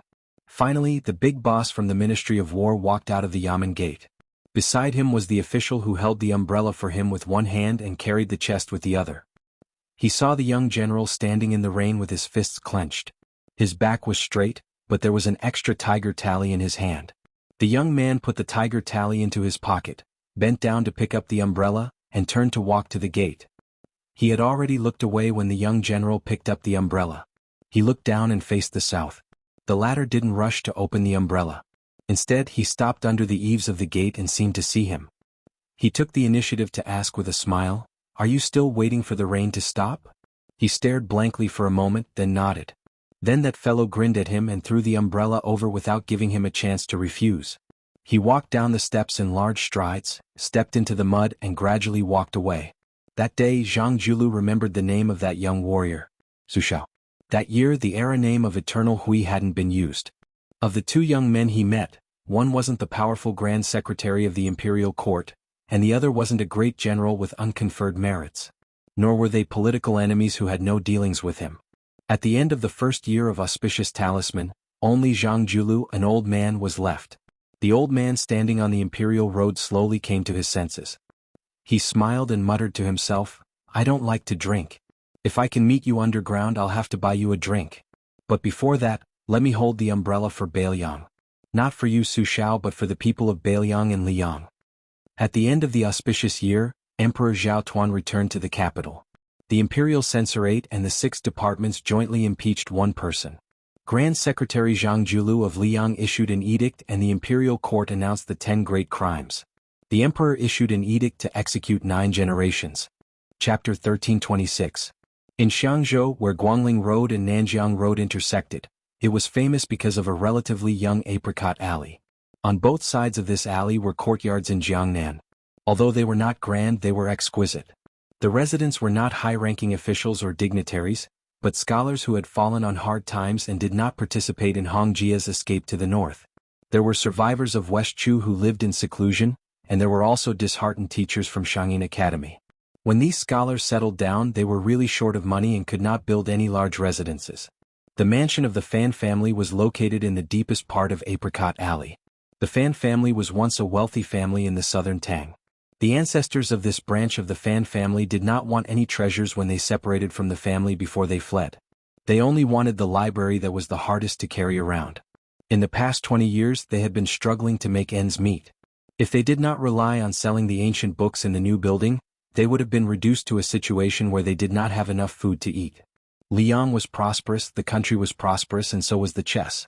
Fortunately, the Fan family produced a chess addict who did not like fame. Fan Jianghu and Liang Imperial Court's Tanhua Wu Tsongxian were known as the first 2 ninth. Before the 2 were 30 years old, they were invincible south of the Guangling River, especially Tanhua Wu Tsongxian, who later became one of the 8 talents of the capital. After passing the imperial examination, he was personally appointed by the emperor to fight against the 4 great national players of Liang. He won all 4 battles and obtained an incredible record. Fan Jianghu, who had a slight advantage in the battle of first and second, was vaguely the #1 player in Liang's chess world and received the new title of Fan Ten Dan. The apricot alley where Fan Changho lived was bustling with carriages and horses. However, this chess addict had been refusing visitors. Fan Changho, who was gentle and generous on the chessboard, seemed to be particularly unapproachable in real life. The Fan family's library was in the Relief Heart and Begging for Forgiveness pavilions. The Begging for Forgiveness pavilions had 3 floors on the top of the mountain, with 6 rooms each. There were corridors in the front and back, and in front of the building was a square patio. It covered an area of 3 mu and was paved with green bricks. Not long ago, Fan Changho, who had just become the head of the Fan family, set a number of strict rules for the collection of books. Among them, there was a rule that no books could be collected from the cabinet. Women with different surnames were not allowed to enter the cabinet. The keys to the cabinet were controlled by the first son of the family. Today was a warm winter day, suitable for drying books to get rid of mold and dampness. An elegant-looking man in a green robe took out handfuls of printed books from the attic and spread them out on the green brick floor of the courtyard in front of the Seeking Forgiveness pavilion. He did it himself and did not let the servants do it for him. A young girl whose cheeks were flushed red from the sun was squatting on the ground, casually flipping through the books. She wasn't reading with great interest but was frowning. Looking at her back, the man smiled and stretched. He caught a glimpse of a huge figure sitting on the edge of the patio, where sunlight and shadows intersected, silently. The man's happy mood was clouded. The way this tall giant had visited the Fan family was extremely shocking. He hadn't presented a name card or knocked on the door. Instead, he had fallen from the sky and smashed into the pond in the Fan family's backyard. At the time, Fan Changho had been playing chess with someone and had sunk into a long and exhausting thought. The person playing chess had him bring the visitor. Fan Changho ordered the servants in the family who heard the noise not to make a sound. Then this tall and burly man, like a celestial being, had been inseparable from the old and the young, never speaking. It was Fan Sherdwan. The man walked to the old man's side. The old man was sitting on a small stool. In front of him was a gold-threaded Nanmu chessboard. At his hand was a small cup of white salt, a plate of crisp white radishes and a bowl of white rice. After the tall golden-skinned guest had appeared, the old man had laid out the game in front of him. Then he hadn't placed a piece, saying nothing. Unless the young girl spoke to the old man, even if Fan Changho said something, the old man would be too lazy to respond. Fan Changho was standing behind the old man. Facing the chess game that had already been set up, his heart was full of suspicion. The black and white chess pieces crisscrossed like canine teeth. This was a classic game of strength. It didn't pay much attention to the shape of the game, but in Fan Changho's view, this game was far from worthy of the old man's attention. It had to be known that in the eyes of the world, Fan Changho had learned without a teacher, and it was publicly acknowledged that he was slow. In terms of talent, he was worlds apart from Wu Zongxian, who had made his name at a young age. It was only through his tenacity that he had been able to become a late bloomer. A few years ago he had finally been able to match Wu Zongxian. But of course Fan Changho had a master, and it was Huang Longsher of the spring and autumn chess armor. If not for this, Fan Changho's late bloomer would have been 20 years later. In today's world, the 9th Dan was the highest level of Go. The top national players who were by the emperor's side waiting for the imperial decree were all unquestionably strong 9th Dan. There were also some experts in the countryside who possessed the strength of 9th Dan, but they weren't necessarily strong. As for the princess of Bailiang, Su Weisheng, who had become famous for her studies at the Yin Academy, there was a saying called Su Shi and 13. Su Shi said that this woman's strength was far beyond a 9th Dan expert, and she was fully deserving of the title of Great 10th Dan. Su Shi-san said that she was often able to play the unfathomable and marvelous moves of the 13th Dan. Therefore, she could be considered a first-rate Go master on the same level as Chao Guanzi of West Chu. Fan Changho admitted that he could barely bear the title of 10th Dan, but when compared to Su Weisheng and Chao Changqing, there was a huge gap of 1 stone. As for comparing himself to this master in front of him, this was a pleasant reunion between master and disciple. His master had given him 2 stones, but Fan Changho still lost all 10 games. The old man stared at the chessboard. He picked up a pinch of salt and sprinkled it on the radish. He asked, "Yuetian, do you still remember what I said to you when we played our first game of chess?" Fan Zhangho, who was known by the courtesy name of Yuetian, replied respectfully, "Master said 2 things. One was that true skill lies outside of chess. The other was that no matter how good you are at chess, it's all there is to it." There is a world of difference between knowing how to play chess and knowing how to behave. Huang Longshi, the number one devil of the spring and autumn period, grunted in agreement. He chewed on the bland and slightly salty radish. That's why, other than teaching you how to play chess, I also want you to not delay your studies. Now that Wu Zongxian has become famous in the capital, you don't have to fight for anything. Instead, you're even more famous than Wu Zongxian. In the future, no matter who sits on the dragon throne in the Liang imperial court, there will be a place for you. Fan Jianghu asked softly, why does Master want me to be on good terms with His Royal Highness, the King of Yanqi? Is it because the Emperor killed Grand Secretary Zhang Julu and was disappointed? Huang Longshi smiled and asked, Yuetian, don't tell me you think Bai Yan shouldn't have been killed? Fan Jianghu didn't dare to be mysterious in front of his master.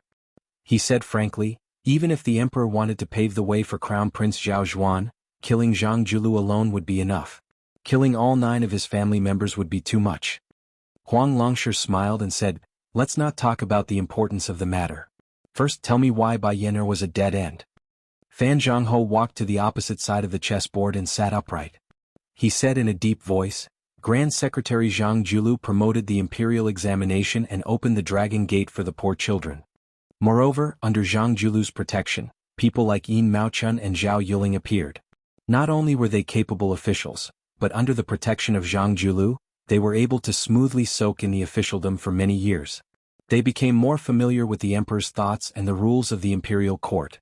They knew how to protect themselves and also knew how to accumulate power while leaving their names in the annals of history. These officials were different from those loyal officials in the spring and autumn period who were willing to die if the emperor wanted them to. Even if the emperor wanted them to die, the officials didn't have to die, but they weren't willing to commit suicide. In the future, there would be a continuous stream of poor and important officials. Since they were born in the marketplace, it didn't matter if they lost the family property they had accumulated over decades. At certain moments, they weren't like the deep-rooted children of the aristocratic families. They were more willing to sacrifice themselves. Zhang Julu was the creator of the spring of Yonghui and the instigator of the poor people wearing purple and yellow. This is death. Huang Longshi grabbed a handful of white rice and stuffed it into his mouth. He smiled slowly and said, it's far from enough. The Crown Prince Zhao Zhuan is going to ascend the throne. If nothing unexpected happens, he will be an emperor in a time of peace and prosperity. He won't have any military exploits. But if the imperial court has Zhang Julu for civil affairs and Gu Jiantang for military affairs, it will be extremely difficult for the new emperor, Zhao Zhuan, to convince the masses. The current Son of Heaven has continuously tested the Grand Secretary Darren Jean Lanting's impeachment, the great General Yang Xinxing's mentioning of the loyal lie of Jizhou's Han family, making an exception to promote Chai Juanwang's son-in-law Chen Wang, summoning Qi Yanglong to the capital, reactivating the Hall Secretariat's subordinate provinces to contend with the Minister of Xianxia. Various methods have been pressing on the Grand Secretary step by step. Zhang Julu seems to have chosen to retreat step by step from the beginning to the end, dismantling Zhao Yuling's power on his own, abandoning one after another Zhao Yuling, Yin Maochun, and Bai Guo, leaving behind only Wang Xiongui, who was publicly recognized as the most lacking of the Prime Minister's support. Even when the last pillar of Zhang Lu, the Minister of Revenue Wang Xiongui, was demoted to Guangling's magistrate and left the capital, Zhang Julu still didn't make a sound. Speaking to this point, Fan Jianghu paused for a moment. But as long as Zhang Julu doesn't die, even if he takes the blame and resigns, this civil official leader will return to his hometown and live in seclusion in the mountains after losing his position.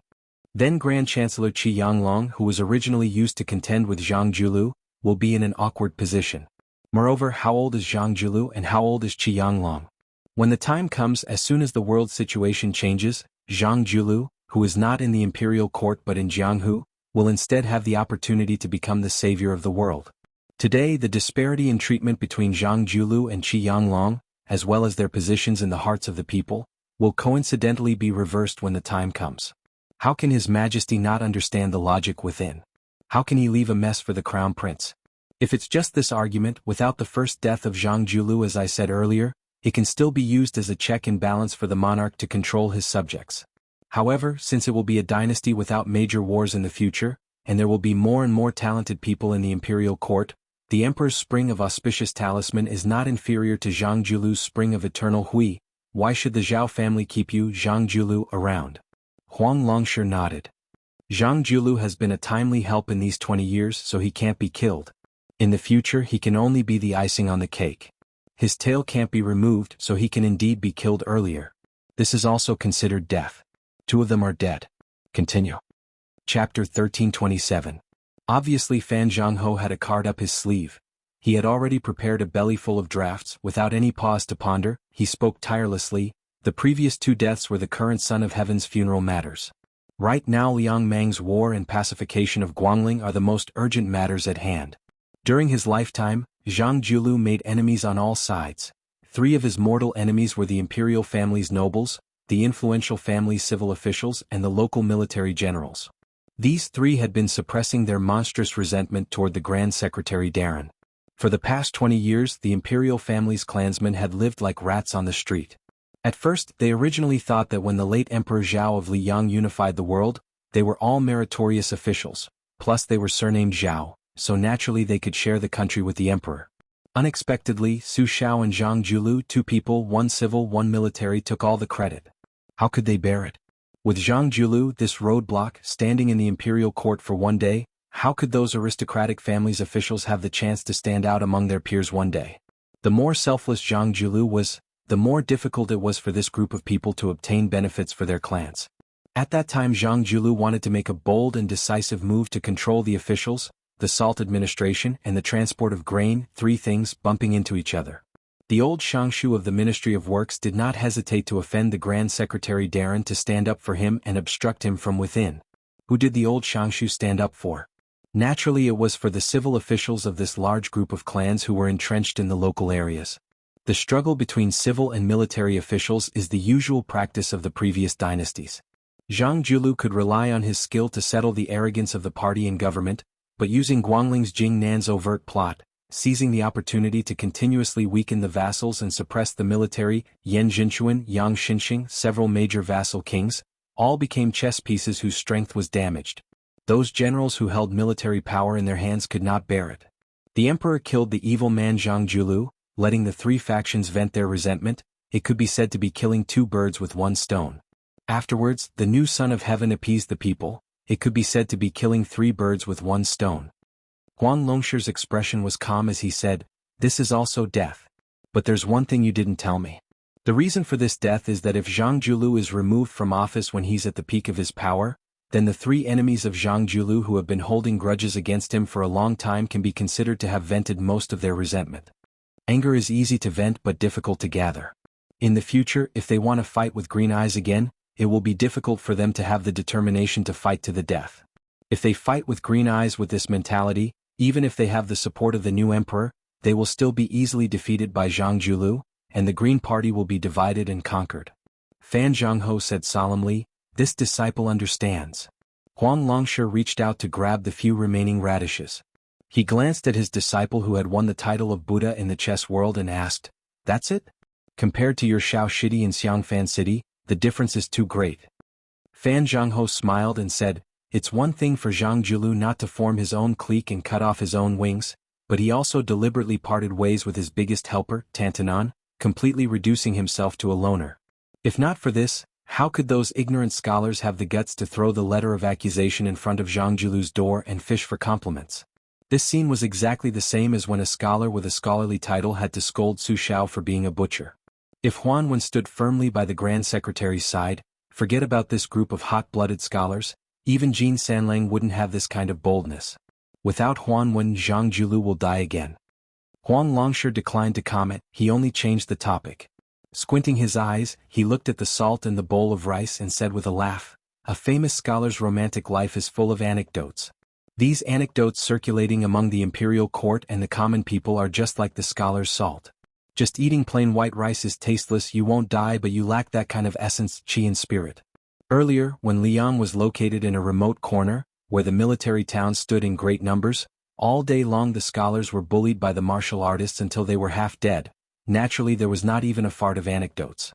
Bai Yinar was indeed extraordinary. In just one short Yonghui, there was already the Hanlin Academy's guard at the Yellow Gate who fell asleep drunk.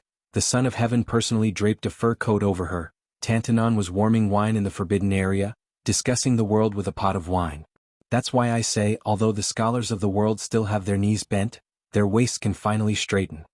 Fan Jianghu raised his head and glanced at the books sprinkled by the sunlight, sighing with emotion. The memory of a stray dog wandering from place to place when I was a child is still fresh in my mind. Those generals stationed at the checkpoint only recognized gold and silver, making things difficult for me everywhere is one thing, but what I found most difficult to let go of was when they used their spears to lift up the book chests. The chests full of books, the lifeblood of scholars, were scattered all over the ground, wantonly trampled on. I think a world where books can safely bask in the sun is a good world for us scholars. After sighing with emotion, Fan Jianghu took a deep breath and said, Jianghu cheated in the imperial examination, his eldest son embezzled fertile land, and the local clans and people fought over benefits. The evidence of his crimes is conclusive. Speaking to this point, Fan Jianghu laughed bitterly and said, what a funny, evidence of his crimes is conclusive. The latter two should be true, but if you say that Jianghu leaked the exam questions, I'm afraid everyone would find it absurd. Regardless of what the truth is, together with the Han family tragedy that implicated the old Grand Secretary, this is another death. Fan Jianghu's hands clenched into fists and rested on his knees, vaguely a bit angry. If that's all, then that's that, but among the 10 great crimes, there's actually the matter of colluding with the border army. Colluding with who? Tilting half the country's taxes to build the Eastern Front to resist Beimang, that was the outline of the country established by the late emperor. What crime did Jianghu commit? Huang Longshi shook his head and said, this crime is the most cryptic. You guessed wrong, this crime isn't about Gu Jiantang, it's about Beiliang. Of course, there was also the intention of knocking down Gu Jiantang's hundreds of thousands of border soldiers in passing. After Jianghu took power, it seemed like he was advancing step by step, doing his utmost to suppress Beiliang's Su family, but in reality that was all on the surface. The benefits that Beiliang's border army should have obtained didn't decrease. If it was someone else who became the Grand Secretary, the imperial court might be in a foul mood, but at the very least, Beiliang's side would suffer even more. This is Jianghu using the loss of the relationship between ruler and subject as the price, exchanging for a hidden stability for the dynasty's northwest. This, of course, is death. Fan Jianghu was stunned. He then stood up, facing the north. He gave a heavy bow of respect. Chapter 1328. Huang Longshi sneered, do you feel more and more that Bai Yan didn't deserve to die? Don't be fooled by the fact that there are countless people secretly clapping and cheering for the chief minister's downfall. In fact, the truly discerning people, especially scholars like you who sincerely believe that the people are more important than the monarch, are all gritting their teeth in silence. Do you think that just because everyone seemed to be cursing lame Su at that time, everyone really hated Beiliang? Bai Yan, Tantanan, Gu Jiantang, Yan Jinchuan, Lu Baijie, Lu Xingxiang and Su Gong and so on. Do you really only hate them and not respect them? You must know that at that time, Su Xiao led Beiliang's personal cavalry to the south, leading Gu Jiantang's direct subordinate General Kai Nan to intercept the Su Fengyan at the border. A total of 60,000 men and horses. When faced with that old cripple, let alone fighting him, they directly knelt down and said, this general greets the king of Beiliang, clearly in the ears of many officers and soldiers. Not only did he, who was entrusted with high hopes by the imperial court to reduce Beiliang's living space, but the 60,000 armored soldiers all had the same thought. They regarded seeing great General Su Xiao from afar as the greatest glory of their lives. In the end, it was Su Xiao who replaced Gu Jiantang to inspect the Gu family's armored cavalry. The civil officials in the imperial court were indignant in private, but the generals and soldiers all over Liang didn't feel that there was anything shameful about it. Su Xiao is so domineering and domineering, he deserves it. Jianghu has a scholar like you silently in his heart, and Bai Yan also deserves it. Therefore this is Bai Yan's death again. Huang Longshi expressionlessly picked up a chess piece from the chess box and said softly, Crown Prince Zhao Zhuan doesn't have a good impression of this chief assistant. He once tried to befriend Jianghu's youngest son, Zhang Bianguan, but to no avail. In times of chaos, military generals were nurtured, while in times of peace, civil officials were valued. This person was destined to be a literati emperor, but in order to balance the civil and military, he had to continue the chess game left by the late Emperor Zhao Dun, where the 3 provinces of the Hall of Governmental Affairs kept each other in check. There would be more cabinet ministers than the current one, but there definitely couldn't be a civil official leader. Zhao Zhuan needs to sit firmly on the dragon throne, and Jianghu will die. Jianghu saw things further than anyone else. He ruined his own reputation and left no way out, warning the future generations. Bai Yan was very clear that in the future, the pattern of the literati ruling the country would be formed. The etiquette of not being punished by a doctor would be repeatedly mentioned by the civil officials. Since the first year of Jianghu, the Hall of Governmental Affairs has been the dominant power. Not to mention the 6 ministers, even the assistant ministers have not been beheaded. If the current trend continues, it will be even more difficult to kill a literati official in the future. There is a very interesting development in this, and that is the greed of the imperial family and the children of the powerful clans. They more or less pay attention to table manners, but the civil officials who were born poor, after shaking off the mud on their bodies, they become even more shameless and their methods are even more secretive. Bai Yin was obviously well aware of this, so this death was his own request. But in my opinion, the death of a chief assistant is really not very useful to the future generations who are deteriorating with each passing day.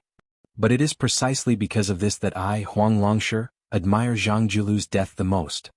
The Emperor Zhao Dun wanted him dead, Zhang Julu was willing to die and he died again.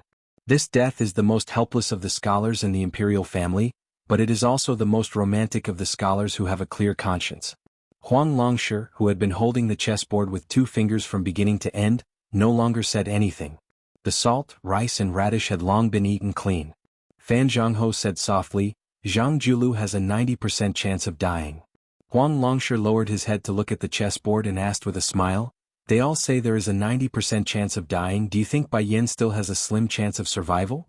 Fan Jianghu shook his head. Everyone wants him dead, but he doesn't want to live, how can he live? Huang Longshi knocked the white chess piece on the northeast chessboard and even rearranged its position. Fan Jianghu was very surprised. When his master played chess with him, he always placed his chess pieces as if they were flying, not to mention deliberately rearranging the positions of the chess pieces that had already been placed. This was because Huang Longshi had said that once a chess piece was placed, it would take root. The world had always been so ruthless. Even if there were longevity pills in the world, there was no medicine for regret. This made Fan Jianghu, who had lost interest in the chessboard, curious again. He looked carefully. While he was focused on finding the answer, Huang Longshi bent down and grabbed a black chess piece from the box. He looked at the west side of the chessboard and drew a circle there with 2 fingers holding the chess piece. He said indifferently, previously you saw me arrange this chessboard in one go. Don't be fooled by the fact that there seems to be a fierce battle here, where the black and white sides are killing each other with great strength. In fact, it is very laughable and may not affect the overall situation. Sitting opposite Huang Longshi, Fan Jianghu's heart skipped a beat. He looked down at the chessboard and asked, this is the confrontation between Liang and Beimang? This is Beiliang? Beiliang has 300,000 steel cavalry, how can it not affect the overall situation? Master, I really can't figure it out. Can you help me clear up my confusion? Huang Longshi threw the black chess piece back into the box and said with a smile, how can someone like you, Fan Shidan, guess the next step of Beimang's peace decree? Don't waste your brain. You won't be able to figure it out even if you were given 100 years. To be able to play chess with your skill is more or less enough. In the future, just think about how to fight for scholarly honors in the new dynasty. The higher one's chess skill, the weaker one's character. Fan Jianghu carefully glanced at his master. Huang Longshi said with a smile, I'm talking about you ordinary people. Master and that Beimang imperial tutor are not among them. Fan Jianghu asked, then what about West Chu's Chao Changqing?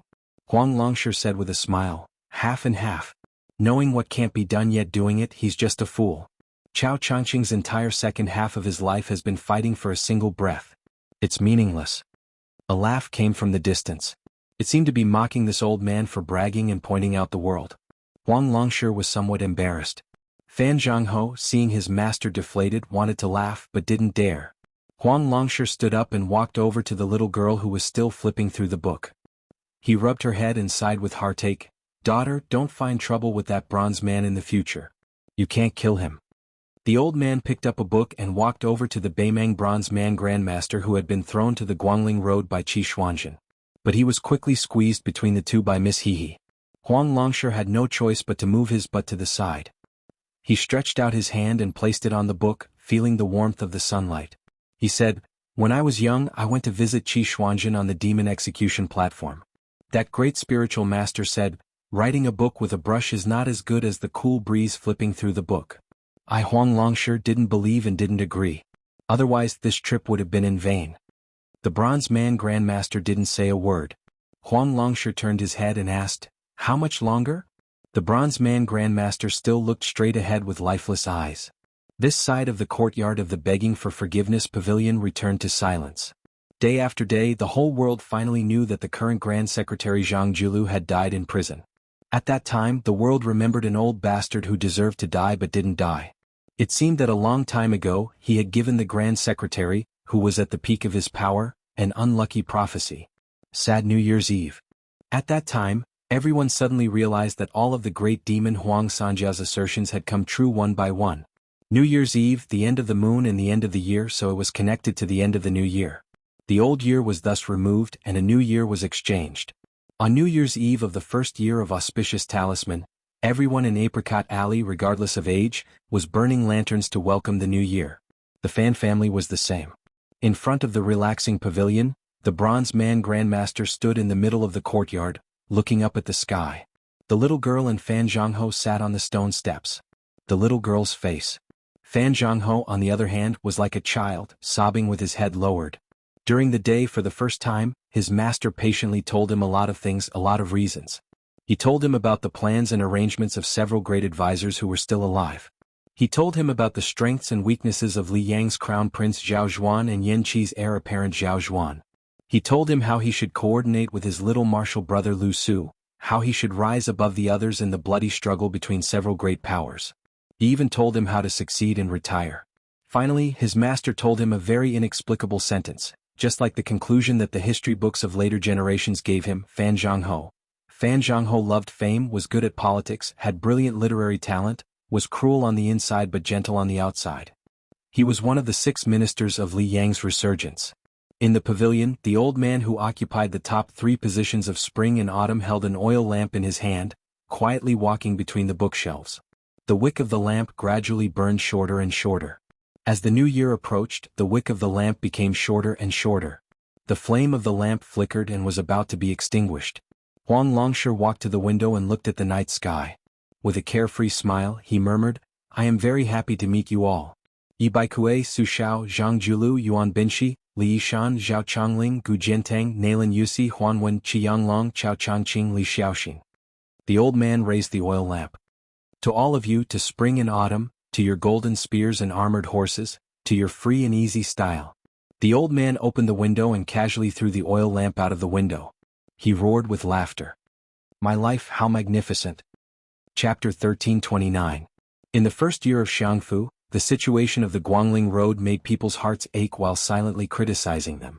Yang Xinxing's troops had been caught in a jar and Yan Jinchuan's 30,000 elite cavalry had been completely annihilated.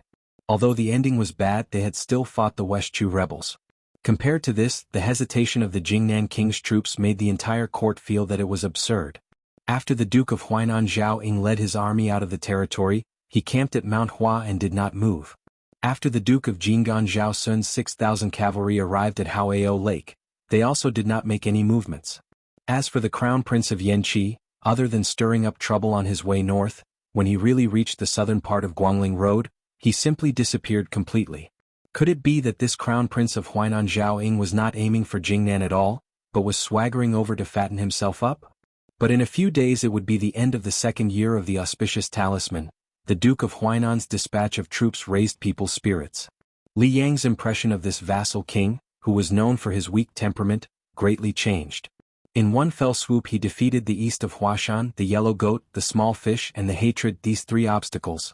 Song Wuyang, the general of Huangyang Pass, had joined the rebellion. He raised the Jiang flag in the pass. However, King of Huainan Zhao Ying led his army 1 mile away from the pass and asked Song Wuyang to surrender. Song Wuyang was ordered to be shot by the crossbow, but Wang Zhen suddenly killed him. Wang Zhen then opened the gate to welcome Zhao Ying's army. King of Huainan sent Wang Zhen's 3,000 men as the vanguard to attack Small Fish Pass. Ji Yun, the general of Huainan, refused to surrender. Zhao Ying gave the order to attack and personally supervised the battle. Wang Zheng's troops braved the rain of arrows to fill up the trenches and then used ladders to siege the city. After 2 sieges they lost 500 men. Wang Zheng, who personally led the charge, was covered in blood. He requested for a truce but Zhao Ying did not allow it. He allowed Wang Zheng to watch from the side and ordered his troops to attack the city. At dusk, an endless stream of ballistae, catapults and battering rams arrived at the battlefield. Both sides fought until night fell, and 800 Huainan soldiers died. Zhao Ying held onto his whip and rode on his horse under the Zhao flag, unmoved. The next morning they attacked the city again. Zhao Ying's trusted general, Xia Ping, led 80 men to attack the city for the first time. All of them died. Xia Ping's body was stabbed down to the ground by Ji Yun with an iron spear. Wang Jin angrily asked for a battle. His armor had 6 to 7 arrows embedded in it. He was hit by a huge rock and fell to the ground. When he got up, he was splashed by a pot of boiling oil and fell to the ground. His men risked their lives to carry him back. Zhao Ying, who was wearing the bright yellow royal robe, looked at the fierce battle. His ears were filled with the screams and shouts of killing on the city wall, as well as the beating of the drums beside him. Of course, there was also the sound of the flag with the word, Zhao, fluttering in the cold wind. This man surnamed Zhao, who had always been a target of ridicule in the Liang dynasty, slowly raised his head and looked at the word, Zhao, embroidered on the flag. He pursed his lips as if he was finally relieved of a heavy burden after so many years. The siege's side had switched to the 4th battering ram. More than half of the huge ballistae, which could reach up to 300 steps away and still had considerable lethality, had been destroyed. The crossbows on the few crossbows at the small fishy pass had long run out of arrows to shoot. They were scattered and had lost their momentum. However, the small fishy pass, which swore to live and die with the city, was still struggling. Its defense was fierce. More than 2,000 spikes that were 5 inches long and weighed 6 ounces, and the 4 sides of the spikes were all broken. The thick ropes of the yakshas and charioteers that could be retrieved by the winches on the city wall were broken. However, there were still brave soldiers on the city wall constantly throwing down sharp iron hooks and long iron chains that formed iron hooks. After they were thrown out, they could hook onto the armor or even the body of the besiegers and hang them in the air like fishing. There were also strangely shaped iron hooks and axes that were used to stab the arms of the besiegers. Zhao Ying, who was slightly closer to the battlefield, saw with his own eyes that a soldier's entire arm was cut off. That arm fell down from the city wall before the soldier. Zhao Ying was indifferent to this, and with an indifferent expression, he turned his horse around. The small fishy pass that was in imminent danger called for help. Ji Yun had no choice but to order the cavalry out of the east gate to seek help from Hen. They agreed that both sides would launch a surprise attack on the Duke of Huainan's camp at dawn. At that time, the small fishy pass would take the initiative to open the gate and charge out with 200 cavalry. Ji Yun would lead the charge, and behind the cavalry would be the remaining 400 men of the small fishy pass. Zhao Ying ordered the experts under his command to lead 10 elite scouts to pursue and kill. Unexpectedly, they still escaped with injuries. The next day, Ji Yun, who knew that the small fishy pass would not be able to be defended, had the heart to die. He and the 200 cavalry appeared at the city gate. Regardless of whether Hen came to help or not, he would fight to the death for Dechu. Ji Yun, who was in the prime of his life, was not someone who did not care about his life, nor was he someone who did not understand the current situation. However, when he was 20 years old, his father, who should have given him the crown, did not appear. There were also no guests to attend the ceremony. He was the one who gave himself the crown. This was because the general of Dechu, Ji Hai, had already died on the battlefield. His 3 uncles had also died on the battlefield. Sitting on the war horse, Ji Yun ordered his subordinates to open the city gate. He turned around and looked at the faces under the light of the torches. He did not say anything and just clasped his fist. This day, the general of the West Chu rebel army, Ji Yun, went out of the city at dawn to attack the Duke of Huainan. However, the Zhao Ying's army seemed to have expected this, and formed up in an orderly manner. Out of the 3 passes, Hen Pass, which had the most cavalry, did not care about the order of the Western Front General, Xianxia, to defend. The 800 cavalry and 2,500 infantry rushed out to help. However, they were attacked by the main force of Zhao Ying, who was waiting for an opportunity. The 800 cavalry in the vanguard suffered heavy casualties under the crossbow fire, and the army collapsed. In the chaos, the main general and deputy general were shot dead by the Duke of Huainan's cavalry, leaving only the old and weak soldiers behind. Hen Pass was earlier than the small fishy pass, and a group of soldiers changed to a large flag with the word Zhao on it. Hen Pass infantry commander led 700 men back to the city and committed suicide. After 3 charges, Ji Yun was killed by an arrow from the Duke of Huainan's general, Ho Datong. It pierced through his head and he fell off his horse and died. The 200 cavalry and 400 infantry at the small fishy pass all died in the charge. Zhao Ying, who was wearing an eye-catching robe, got off his horse and walked past the corpses.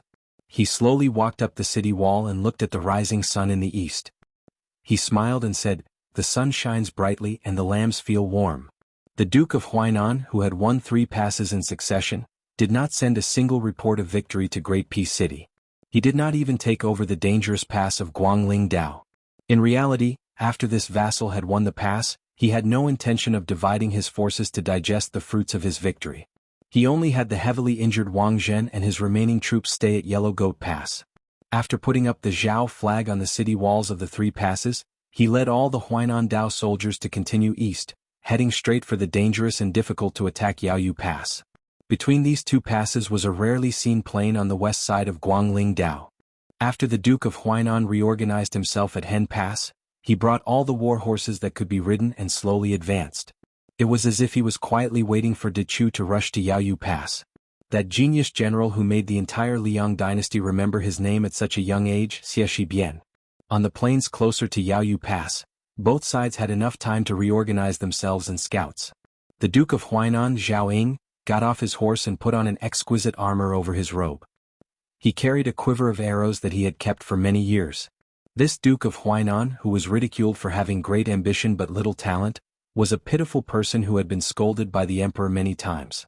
This was a man who had no children after his eldest son died for no reason, at Dantong Pass. Jumping onto his horse, Zhao Ying looked straight ahead. He smiled at the 2 generals that had followed him for many years. Ho Datong Yu Qianshan Xiaping was 1 step ahead of us. Like the few of us agreed when we were young, we will die on the battlefield. Now it is our turn. After so many years, I've caused you to live such a pitiful life. Ho Datong laughed and said, "It is indeed a pitiful life, but it is a quick death. Later I will kill a few more Westchu bastards. I guarantee that old Xia will die from anger." Aha, I forgot that this guy is already dead. Yu Qianshan looked more like an elegant strategist waving a feather fan than the boorish Ho Datong. However, he still wore armor and carried a sword. He smiled and said, "You guys are really straightforward. It has been hard on a scholar like me." Before Zhao Ying gave the order to charge, he closed his eyes and said softly, "Father, I am unfilial.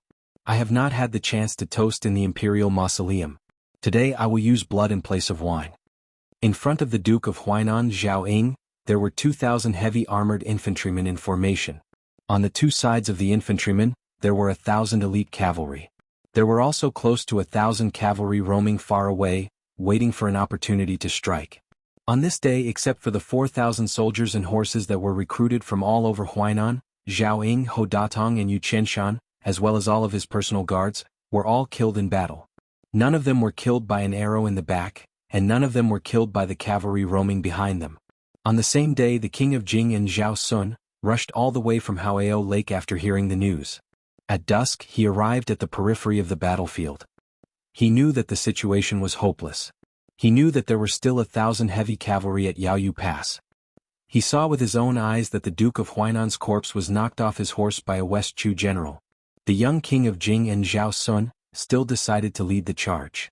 Out of the 6,000 Qingzhou cavalry, only 200 were left. They risked their lives to protect Zhao Sun as they fled the battlefield. In this battle, one of the 2 kings who participated in the war died and the other was injured. Chapter 1330. It was the end of the year, and the victory of the Westchu rebel army at Yaoyu Pass meant that the already thin encirclement was now wide open. For the Liang imperial court, it was one disaster after another.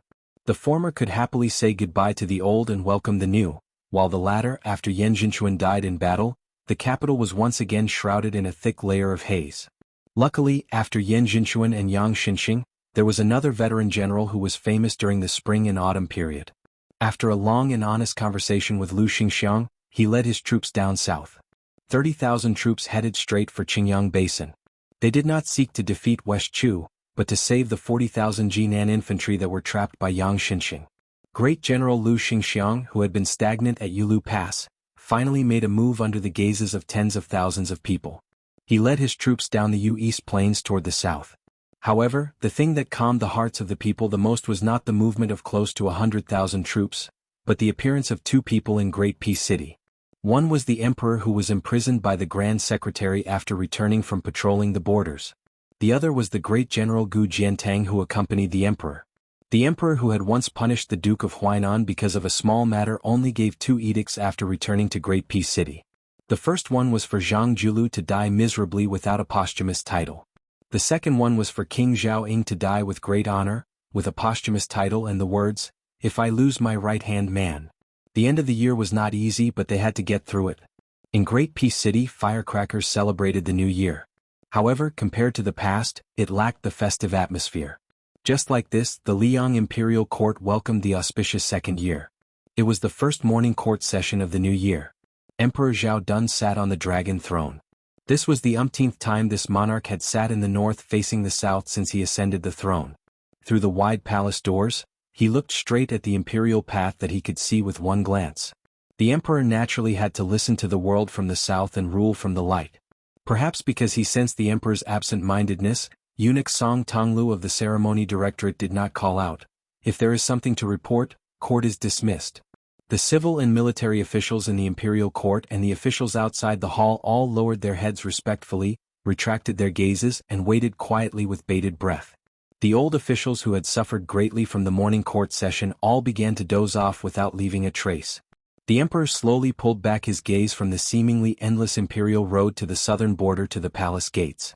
The emperor could still clearly remember the two generals he had summoned to first destroy the Chu and then pacify Shishu. The older one was a cripple. His steps were neither fast nor slow. It was not slow because he was limping. Instead, it was a kind of sloppiness as he walked on a path that an official should take seriously, but he did not take it seriously. This person wore the Su family's knife that shocked the world. As he walked closer step by step, it made the emperor, as the emperor, feel a sense of humiliation and suffocation. The young man behind the cripple had a dignified appearance and was dressed in white. He was really young, making people feel close to him. This was especially true for the new emperor who sat on the throne. He wished he could lower himself and hold his arm and chat with him. In his heart, the new emperor thought that if the previous emperor could have the cripple fight for him in the south and north, then he should also have an even better white-clothed war saint. He could also be like the previous emperor, boldly giving a young general the greatest authority and the greatest number of troops to lead his horse and send him off. He could let him freely go beyond the Great Wall and work together with his officials to establish an unprecedented military service. However, the young man in white had refused. The emperor was disappointed, but he was not angry. Later, the emperor looked at the young scholars who would shine brightly in the future. In the morning light, they walked step by step into his line of sight with unconcealable restraint and excitement. Yin Maochen, Zhao Yuling, Bai Guo, Wang Xiongui, Zheng Jinxian, Chen Yujian, a dazzling lineup. Together, they created the eternal Hui Spring of the Liang dynasty. And they are destined to go down in history with me for all eternity. In the last court meeting of the eternal Hui dynasty, the two unruly and unruly vassal kings, Su Shao and Zhao Bing, were not in the court. However, there were meritorious generals like Gu Jiantang, Yang Xinxing, and Yin Jinchuan, as well as young and strong generals like Lu Sheng and Lu Baijia, who had enough years to accumulate military service. There were civil officials like Zhang Julu, Huan Wen, and Yao Baifeng who were gradually getting old. There were famous scholars like Yin Maochen who were in the prime of their lives. There were also those top 3 scholars who seemed to be inexhaustible. The previous emperor had deeply regretted that when he first aspired to rule the world, there were too few people to make ends meet. However, he, Zhao Dun, was different. He truly felt the heroic spirit of sitting on the throne. The emperor retracted his gaze and looked at the door of the hall. That threshold was a very important dragon gate that all the officials in the world wanted to cross. He had seen with his own eyes the old civil officials and generals with embroidered white herons or bears kneeling in the square outside the hall year after year. They looked eagerly at the golden imperial hall that the common people spoke of. They knelt until they were lying in their coffins, but they were still unable to enter. He had also seen many people who wanted to laugh but forced themselves to hold back. Some people fainted from hunger and the sun and were carried away by eunuchs. Some people couldn't hold back their urge to pee and were found to be reprimanded and given demerits. There were even colleagues who had shed all pretense of cordiality one day and secretly elbowed each other the next day. There were also people who quietly yawned and were discovered by the emperor's sharp eyes. He jokingly called them into the hall to be lectured. He remembered that the guy didn't wait for him to speak. He was so scared that he fell to the ground with a thump. He was a man of 7 feet. He kept kowtowing and crying. He asked him warmly and found out that he had been on duty at the Ministry of Revenue the night before and hadn't slept at all. He allowed him to take a day off. He even smiled and asked the head official of the Ministry of Revenue in the hall if he could approve. At that time, Wang Xiongui and Bai Guo weren't sitting in the position of Minister of Revenue. The old minister, who had always been known for his strictness, joked along, Once your majesty says so, this official has to approve even if I don't want to. 6 years later, that official of the Ministry of Revenue went to Huainan province and was promoted to a county governor. The old minister had long retired and returned to his hometown. The emperor retracted his gaze again and looked inside the hall. Chapter 1331. West Chu's grand preceptor's son Shiji's chair was gone. This old man should be standing in front of the little girl in the West Chu palace. The emperor didn't hate this old man. In several conversations, the emperor admired the old man's profound knowledge. He even privately said that only the soil and water of West Chu could give the old man such a unique aura. Of course, it was only temporary. The old man also nodded in agreement. Even if this old man went to West Chu, the emperor felt that even if the imperial army pacified Guangling Road in the future, as long as the old man was willing to live, the Liang dynasty should have the magnanimity to let him enjoy his old age. The emperor finally looked at the young man standing with his back to him. He was wearing a yellow robe. It was his son, the crown prince Zhao Zhuan. The emperor wasn't dissatisfied with this son who had been regent for some time. Just looking at him, he couldn't help but feel guilty for his eldest son, Zhao Wu. Therefore he planned to marry the peerless Qinyu to Zhao Wu at the border. Leaping over the crown prince's head, the emperor saw a dazzling empty seat. Nearby was the provincial governor, Huan Wen, who had been standing there for some years. There was also the new head of the secretariat, Qianglong. On the other side was the great pillar of the country, Gu Jiantang, who had returned from the two Liao provinces. Only one person was missing. The emperor subconsciously gripped the armrests of the dragon throne. He went to the imperial prison, but he stood far away from it. He stood from late night to early morning, but he didn't go near to meet that person. He was afraid that the purple-bearded and blue-eyed man would be battered and exhausted in prison. He was afraid that he would see the grand preceptor's soulless appearance.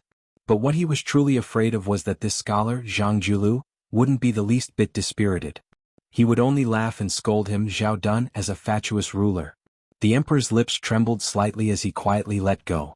Almost at the same time, Song Tonglu said loudly, "If there's anything, please submit a memorial. If there's nothing, the court is dismissed." In the bone-chilling night, a husband and wife walked hand in hand in the silent palace. They walked to the front of a majestic hall, and the man in high spirits turned around to help his wife tighten the knot in front of her chest.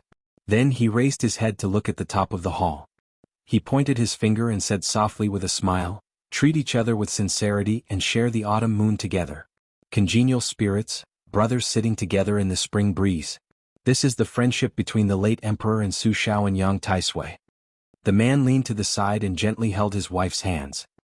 He lowered his head and helped her breathe a mouthful of hot air. Then he said, "A real man should fly, how can a woman fall?" These were the words that Zhao Heng blurted out in front of the late emperor when he was 7 years old. Little brother wishes for 4 things to be well: Green Mountain, the library, the beauty, and elder brother. This was what Zhao Yi, that big fat fellow, said. Therefore the world belongs to me, the elder brother, but I'm willing to give him Guangling Dao.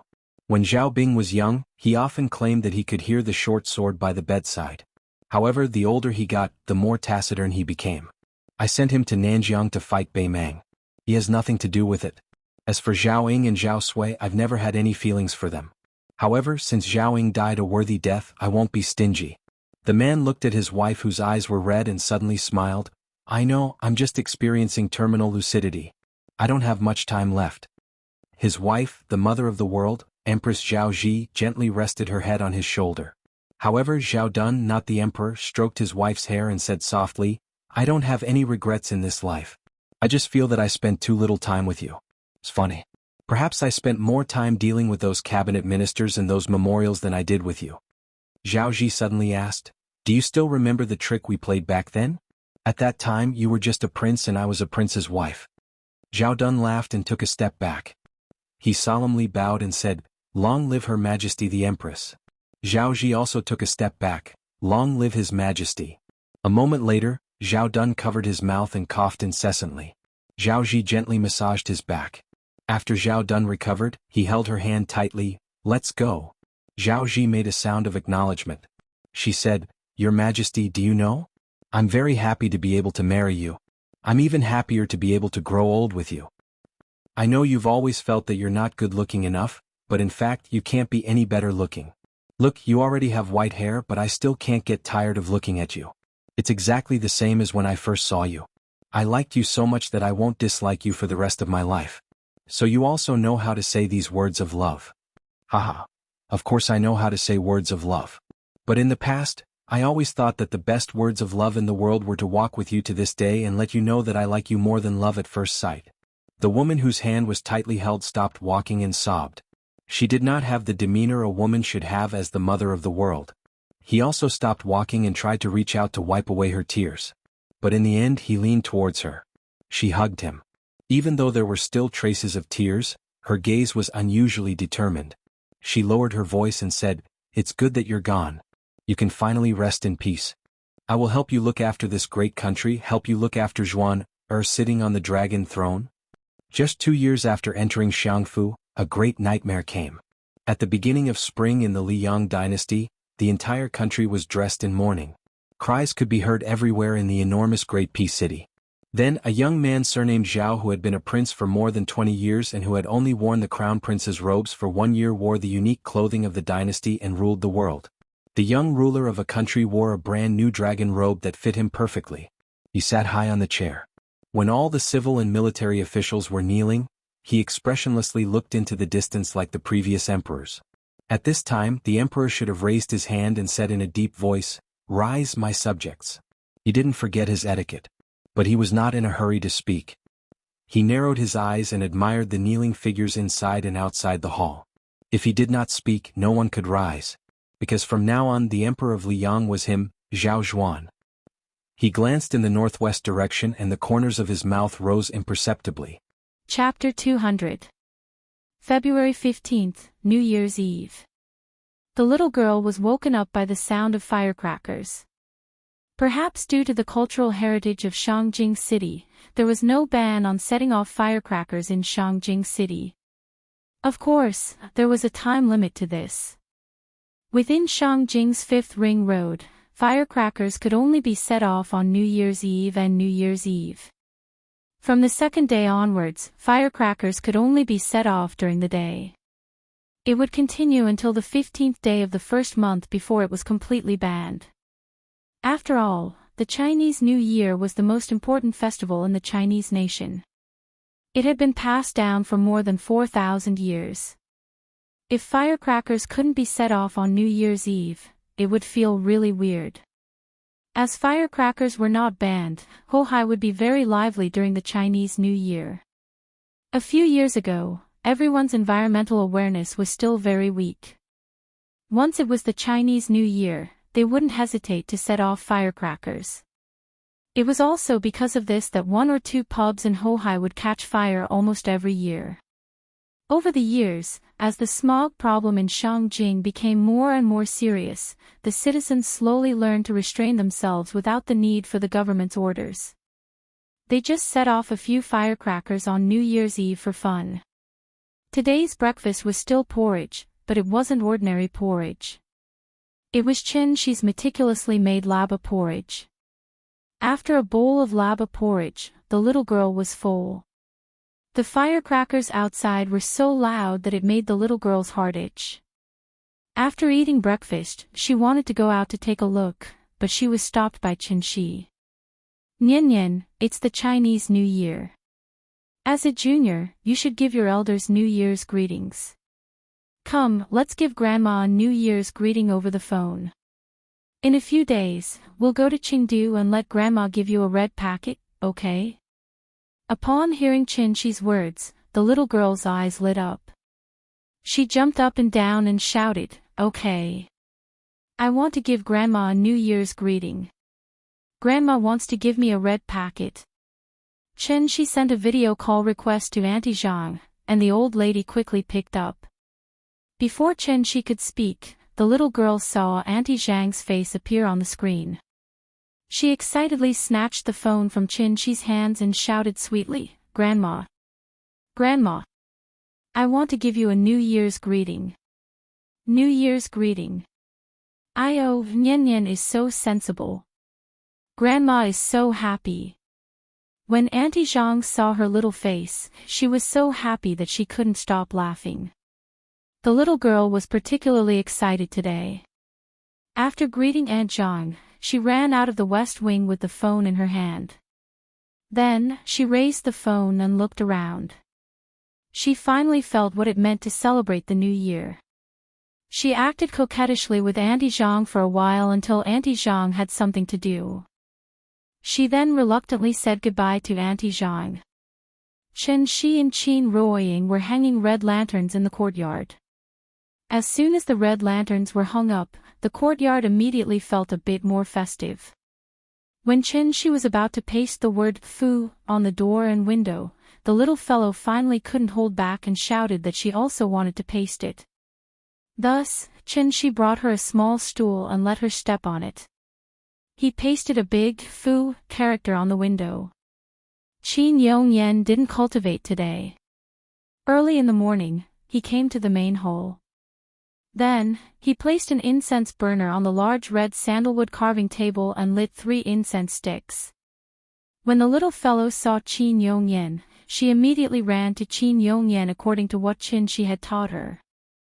Then, she excitedly shouted, "Grandpa! Grandpa! I wish you a happy new year and all the best. Good luck. Give me the red packet."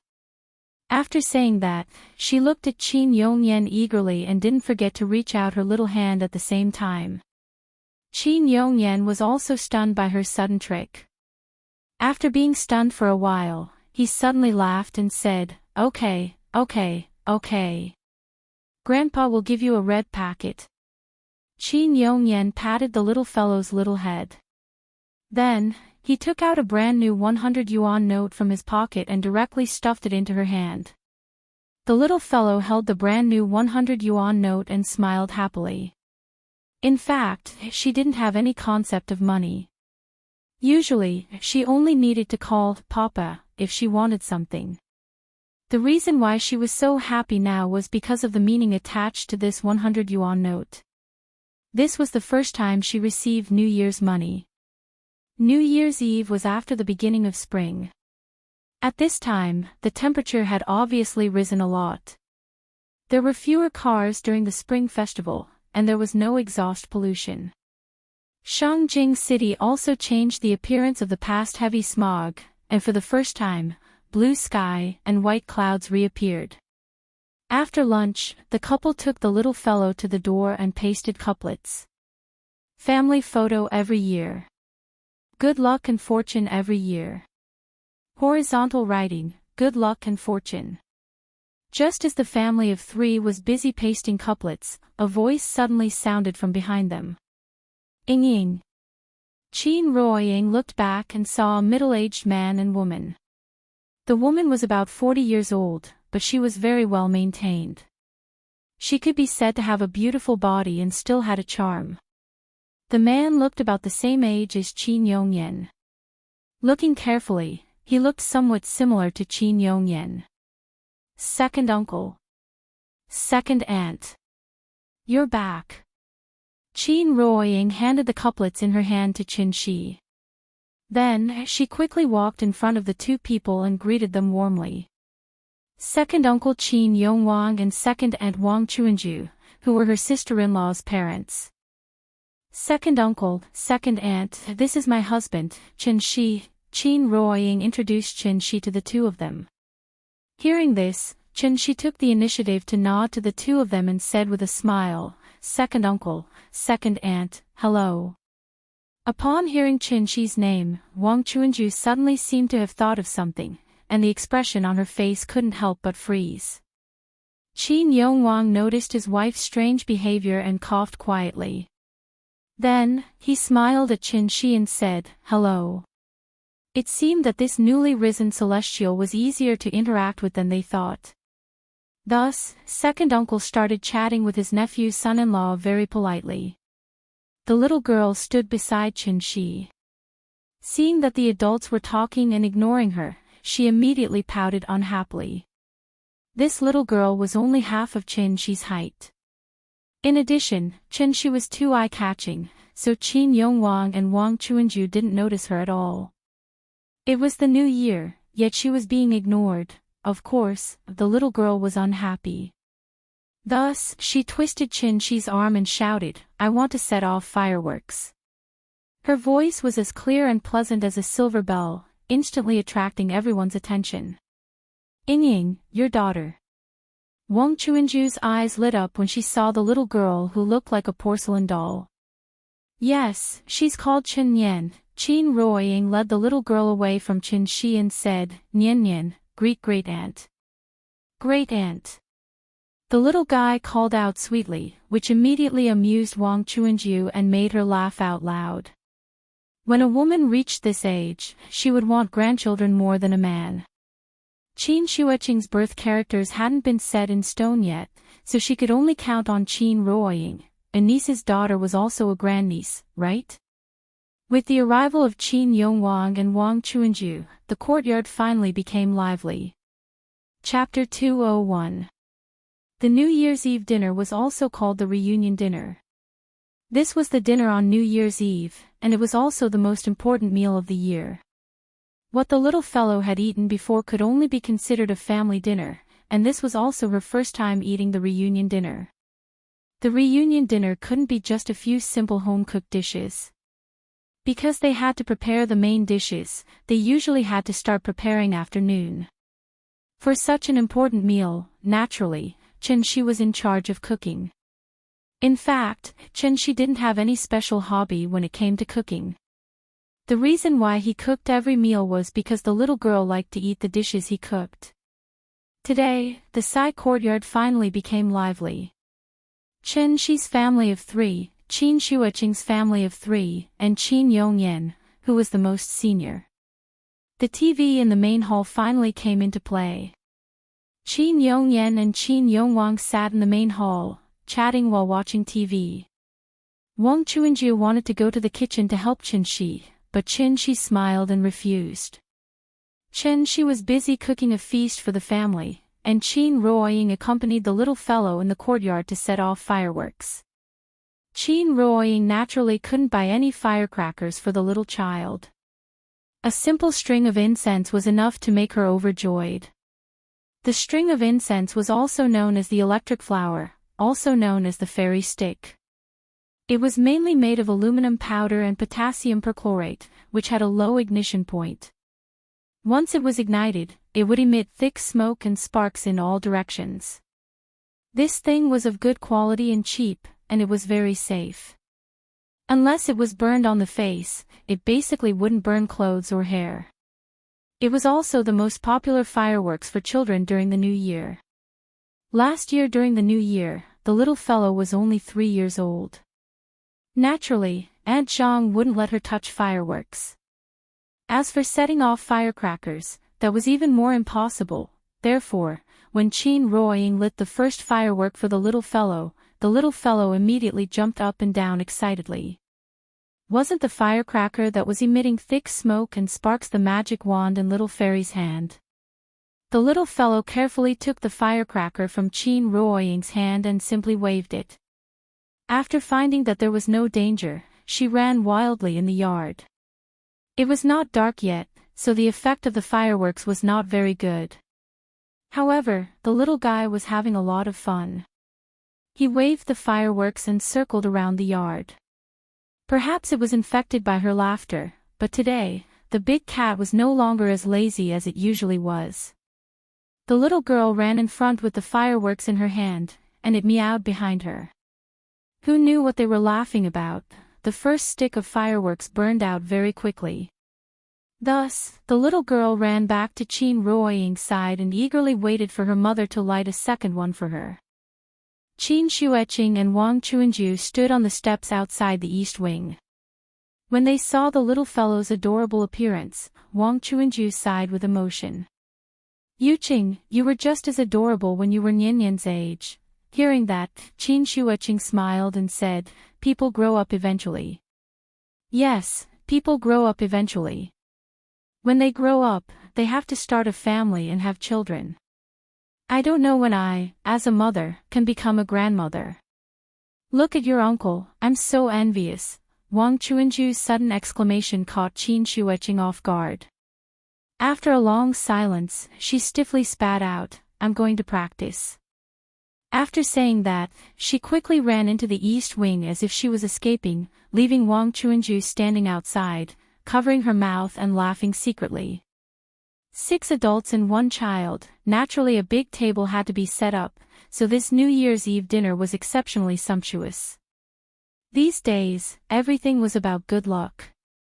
Every dish was carefully selected by Qin Shi, such as the 5 blessings, 3 suns, Tuan Tuan, Yuan Yuan, Nian Nian Yu, happy tonight, and so on. After he placed the dishes one by one on the big table in the main hall, the little girl didn't even set off the fireworks, and ran back after smelling the aroma. She knelt on the chair and stared at the table full of delicious dishes. Her saliva almost flowed out of her mouth. The little girl turned around and glanced at Qin Ruoying. She realized that she didn't follow her into the main hall, but turned to the east wing, so she quickly grabbed a piece of pork rib from the table. Who would have thought that her sneaky behavior would be caught red-handed by Wang Chuanju? Wang Chuanju liked this grandniece very much. When she saw the little girl's gluttonous and adorable look, she couldn't help but pat her little head. This sudden movement also gave the little fellow a huge fright. She was gnawing on the pork rib with both hands when she suddenly felt her head being touched. She was so frightened that her little hand trembled, almost throwing the pork rib away. Great! Great aunt! The little girl turned around with the pork rib in her mouth and saw that Wang Chuanju was standing behind her. She immediately pouted her lips and greeted her. Perhaps she had a guilty conscience, or perhaps she wanted to drag her down with her. Therefore, before Wang Chuanju could say anything, the little girl got up from the chair, grabbed a piece of pork rib and handed it to her. She said sweetly, "Great aunt. Eat the pork rib." Wang Chuanju looked at the pork rib in the little girl's hand, then looked at her little greasy mouth. She immediately laughed and took the pork rib from her hand. "Oh, Nian Nian is so sensible. Good girl," Wang Chuanju said as she sat next to the little girl. When the little girl saw that Wang Chuanju had eaten the pork rib she handed over, her little face suddenly bloomed with joy. By the time Qin Shi brought out the last dish, the lively New Year's Eve dinner had finally begun. At the same time, the Spring Festival Gala began. Just like drinking wine without a side dish, if one didn't watch the Spring Festival Gala during the New Year's Eve dinner, one would feel that something was missing. Although the Spring Festival Gala in recent years had fallen into a vicious cycle of being held every year and scolded every year, if there was really a year when the Spring Festival Gala was suddenly not held, the people of the country would probably riot. Perhaps the Spring Festival Gala wasn't as bad as imagined. The reason why it was scolded every year was because everyone had high expectations for it. As the saying goes, love is hate. The more they scolded, the more it meant that they cared about it. It was lively on the TV, and so was the Sihyuan. Among the people at the table, except for the little girl, no one could be considered a real ordinary person. However, they were like ordinary people today. The family sat together happily, simply eating and chatting while watching the Spring Festival Gala. The little girl was soon full, but she didn't run around. Instead, she sat obediently in Wang Chuanju's arms and watched TV. She couldn't understand skits, nor could she hear the actors' lines clearly. She didn't even know the subtitles above, but whenever she heard the audience applauding on the television, the little girl would clap her little hands happily. The programs came one after another, and in a flash, it was 12 o'clock. Before the host counted down, some impatient people had already gone to the streets and set off fireworks and firecrackers one after another. 10, 9, 8, 7, 3, 2, 1. Happy New Year. As soon as the voice fell, the bell rang, and then the people of the country boiled over. The crackling of firecrackers suddenly exploded, and countless fireworks bloomed in the night sky, instantly illuminating half of the night sky. The family came to the courtyard one after another, looking up at the brilliant fireworks one after another. Not to mention how excited the little girl was, even Qin Shueching, who had always been cold, couldn't help but smile at this moment. Chapter 202. Flowing lights and colorful lights illuminated the city, and fireworks lit up the night sky. The rumbling sound of firecrackers was like thunder in summer, carrying the people's desire for the new year, and instantly turned the dark night sky into a sea of fireworks. Jianghu was different from Shangjing. Fireworks and firecrackers were prohibited in the outer ring of Jianghu, so this scene could not be seen during the new year. Although the fireworks show broadcast by CCTV was gorgeous and lively, it was not as vivid as standing under the night sky. The overwhelming firework rain continued to bloom in the night sky. The little fellow stared at her big eyes, opened her small mouth, and was so excited that she could not even say a word. It was really beautiful. Fireworks were easy to cool down, but the fleeting brilliance was enough to be remembered for a lifetime. Later, with the help of Xianxia, the little fellow successfully ignited a sky rocket cannon. Her sky rocket cannon was particularly small compared to the large fireworks outside, but the little fellow was still very happy.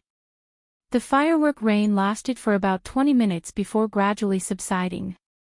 The reunion dinner was finished, and the fireworks were also released. This new year, she finally had a real one. The next day, when the little fellow slowly woke up, the air seemed to be filled with a faint smell of gunpowder. She sniffed her nose and suddenly smelled a strong fragrance. The little fellow opened her eyes and saw that Xianxia was sitting on the bed with a bowl of longevity noodles in his hand, slurping and slurping. So, this unwashed and unkempt little sloppy directly threw herself into Xianxia's arms, opened her small mouth, and wanted Xianxia to feed her. "Papa, I want to eat too. You get up and wash up first, then you can eat." After that, Xianxia got up and left with the noodles in his hand, not giving in to her at all. The little fellow's small mouth twitched, and seemed to be a little unhappy. However, the temptation of delicious food was in front of her, so after hesitating for a moment, she obediently got out of the bed, and then followed Xianxia into the bathroom. These were longevity noodles that Xianxia had specially made using high-gluten flour. One strand was enough to fill a large bowl.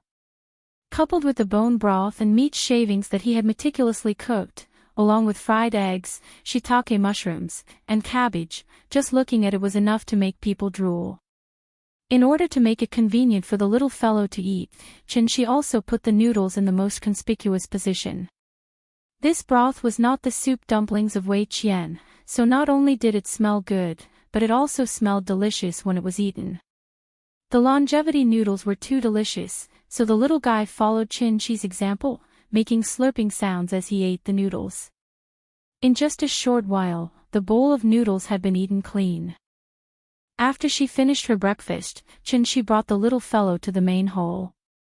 The first day of the new year was the day to pay New Year's greetings to the elders, so Qin Yongyan and Qin Yongwang were already sitting in the main hall, waiting for the little fellow's arrival. Xianxia led the little fellow to Qin Yongyan, and then the little fellow bowed to him and said, "Grandpa, Happy New Year. I'm here to pay you New Year's greetings." "Oh, good child. Come, yesterday's doesn't count. Today's is the New Year's money from Grandpa." As he spoke, Qin Yongyan smiled and handed a big red packet to the little fellow. The little fellow touched the thick red packet, and suddenly grinned foolishly. Seeing this, Xianxia patted her head gently. Then, the little fellow seemed to come back to her senses, and hurriedly said to Qin Yongyan with a big smile, "Thank you, Grandpa. Happy New Year, Grandpa." The child was still young, so she didn't understand these traditional customs and ceremonies. Naturally, it was up to her parents to guide her. After she paid her New Year greetings to Qin Yongyan, Xianxia led her to Qin Yongwang again. Wuxia was particular about seniority.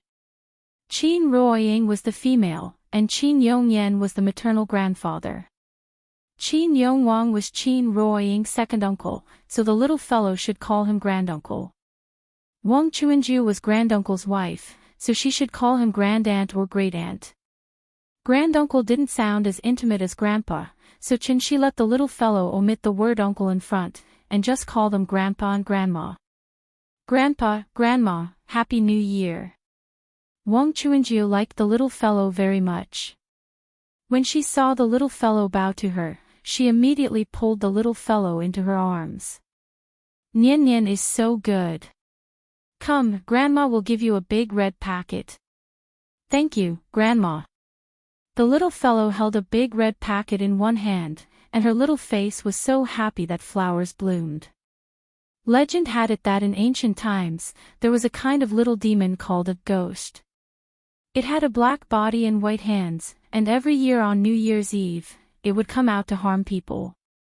People were afraid that ghosts would come to harm their children, so that night, they would light up the lanterns and sit without sleep. It was called guarding ghosts. Because of the homonym of sway and ghost, everyone thought that after the child received the New Year's money, they could ward off evil spirits and exorcise them and spend the year peacefully.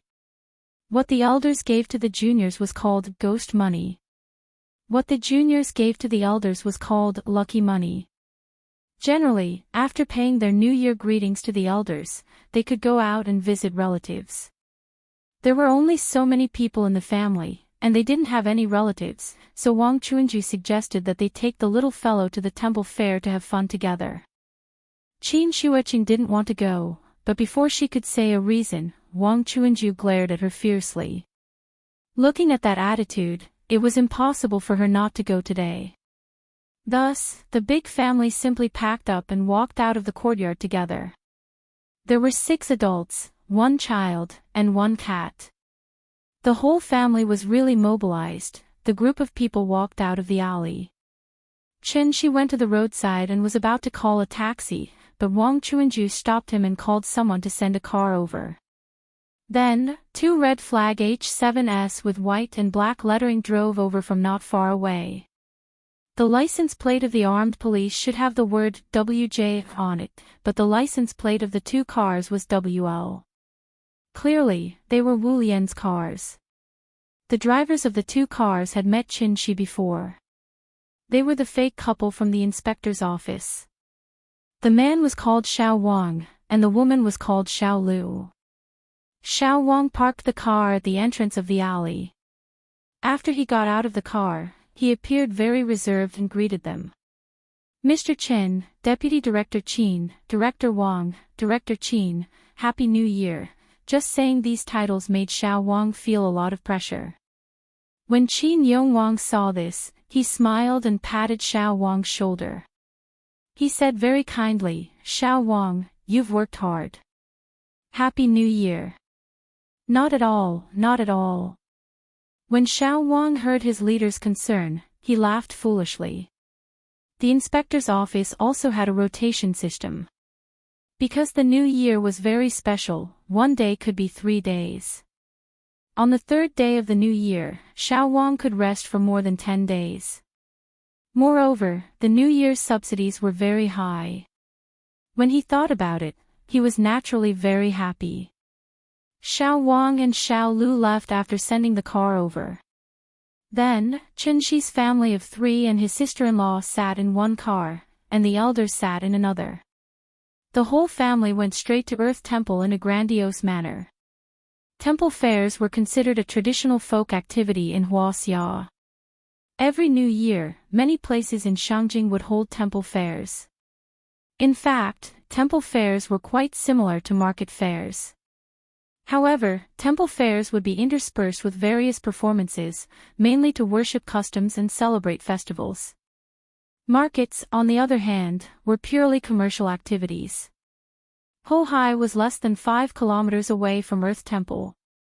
Normally, it would take half an hour to drive to Earth Temple, but today, it only took a few minutes. After parking the car, the whole family walked into Earth Temple in a grandiose manner.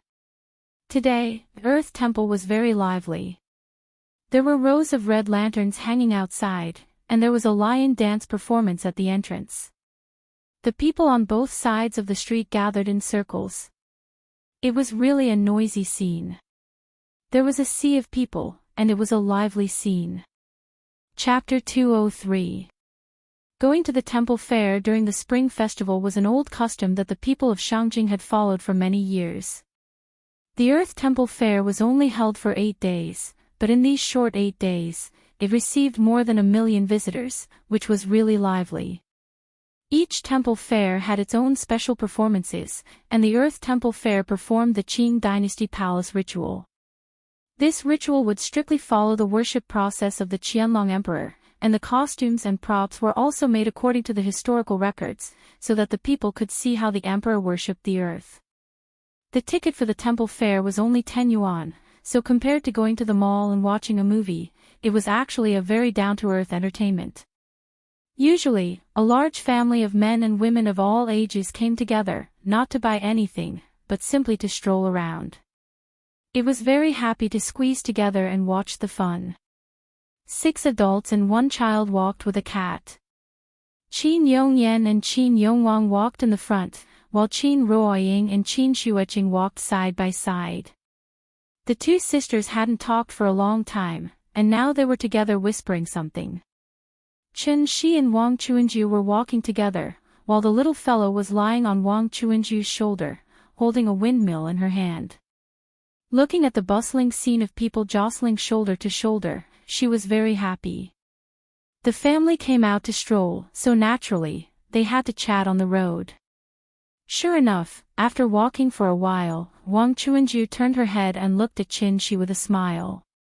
She casually said, "You are Yingying's husband.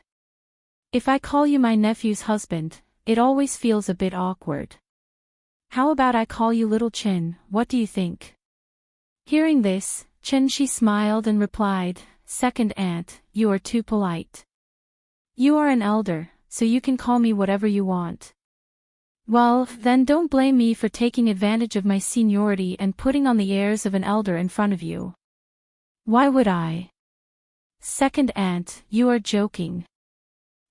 The 2 of them chatted awkwardly for a while. At this time, the little fellow saw a barbecue skewer stall nearby, so she shouted to eat barbecue skewers. "Papa! I want to eat that. Meat! Meat!" Gluttonous baby smelled the aroma of the barbecued meat, and his saliva almost flowed out. Thus, Qin Shi went to buy a few mutton skewers for her.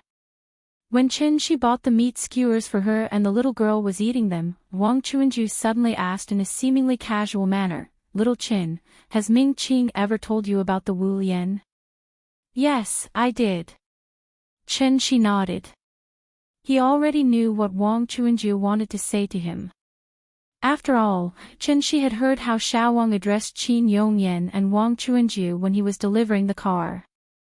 Secretary Qin, Director Wang. The administrative levels of Wuxia could be divided into 5 levels: national level, provincial level, departmental level, county level, and township level.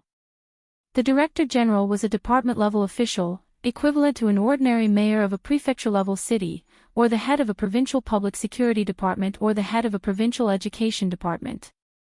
From this, it could be seen that Qin Yongwang's status in Wu Lian was really not low. At least, he was at the level of Shintaro Abe. Celestial beings were really too eye-catching. Because of Qin Ruoying, Qin Shi was related to his sister-in-law's family, and their family was the backbone of the Wu Lian. Now, naturally, they wanted to pull Qin Shi into the Wu Lian. The word relationship was a very magical existence in the eyes of Westerners. Because there was no corresponding translation of this word in other languages, they specially invented an English word, guanxi. China-style relationship. A simple example could be given. Once the people of Wuxia were in trouble, the first thing they would think of was not a lawyer, but an acquaintance. Through their acquaintances and friends, they could get in touch with the government to solve the problem. The word relationship represented many meanings, and there were many usages. The word itself was a neutral word. How to use it, where to use it, and whether it was appropriate to use it. This was why it carried both positive and negative meanings. Not long ago, his sister-in-law asked Qin Shi if he was willing to join the Wu Lian. Today, Wang Chuanju did the same thing again. It was foreseeable that if Xianxia still did not agree today, then Qin Yongwang, or even Qin Yongyan, might come forward to invite him to join the Wu Lian. If that still did not work, then Qin Ruoying would probably have to come forward and persuade him. This was probably the so-called people in Jianghu have no choice. As long as Xianxia still had concerns in his heart, then he could not ignore some things in this world. Join the Wu Lian. It was still the same words, not considering. It was not that he disliked the Wu Lian. He simply found it troublesome. There was no free lunch in this world. The Wu Lian could not support a group of people without doing anything. Xianxia was now used to being lazy. Except for his wife and children, he really did not want to run errands for others. Apart from not wanting to run errands for others, he also didn't have any desire to compete for the throne. So now, as long as he could stay by the hot bed every day and laugh with his wife as they watched the little one grow up day by day, he was already very satisfied. The little fellow did not know that her father was so unambitious. After eating a skewer, she suddenly thought of Xianxia, so she handed one of the skewers to Xianxia and grinned. "Papa, the skewers are delicious. You eat too." "Good girl, good girl." Xianxia took the skewer from the little fellow with a smile and ate it. The little fellow turned to ask Wang Chuanju if she wanted to try, but Wang Chuanju shook her head with a smile and then wiped her mouth with a tissue. Wang Chuanju did not speak, but her attention was always on Xianxia. Xianxia felt a little uncomfortable being stared at by her. On second thought, instead of being remembered by the Wu Lian like this, it was better to take this opportunity to make it clear to them. So Xianxia looked at Wang Chuanju and said to her directly, "The reason why you want me to join the Wu Lian is that you want to use me to deter other forces, right?" "Well, you can think of it that way." Wang Chuanju nodded. When she was about to say something, Xianxia did not give her a chance to speak at all. Instead, he continued, "Then you can announce to the public that I have joined the Wu Lian. Anyway, I can't jump out and expose you, right?" "How can that be? You are a celestial being. If you are willing to join the Wu Lian, you should be treated accordingly." "I don't need any special treatment, so I won't join the Wu Lian." Hearing Xianxia's resolute answer, Wang Chuanju could not help showing a trace of disappointment in her eyes, although she had been prepared for it. What a pity. However, just as Wang Chuanju was feeling disappointed, Xianxia said with a smile, "How about this? If the Wu Lian has any problems that can't be solved, I can be a guest, but only once. What do you think?" Hearing this, Wang Chuanju's eyes lit up. She smiled and said, "Promise. It's a deal." In fact, this was not a simple conversation between an aunt and a niece, but a direct conversation between a Wu Lian and a celestial being. The meaning of this promise was not simple. Chapter 204. The temple fair was crowded with people, and the sound of gongs and drums filled the sky. It was a festive scene. For the Wuxia people, the significance of the Spring Festival was extraordinary.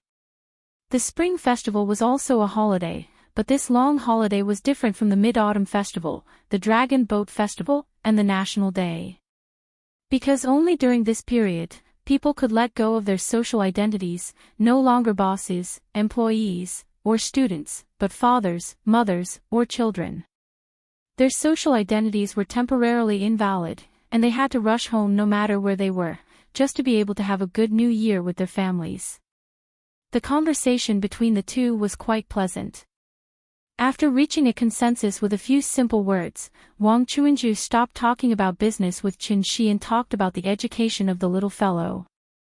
Xianxia had already made up her mind to wait until September next year before sending the little guy to kindergarten for big classes. At that time, she was 5 years old. After adapting to kindergarten for a year, she was just at the age of primary school. The timing was just right. The little fellow was now very clever. When the adults spoke, she would listen to them. It didn't matter if she didn't understand. Once she heard something that she could understand, she would immediately express her opinion. For example, when she heard the sensitive word kindergarten, the little fellow immediately pouted and shouted, "I don't want to go to kindergarten." In the past, she was lonely and had no one to accompany her.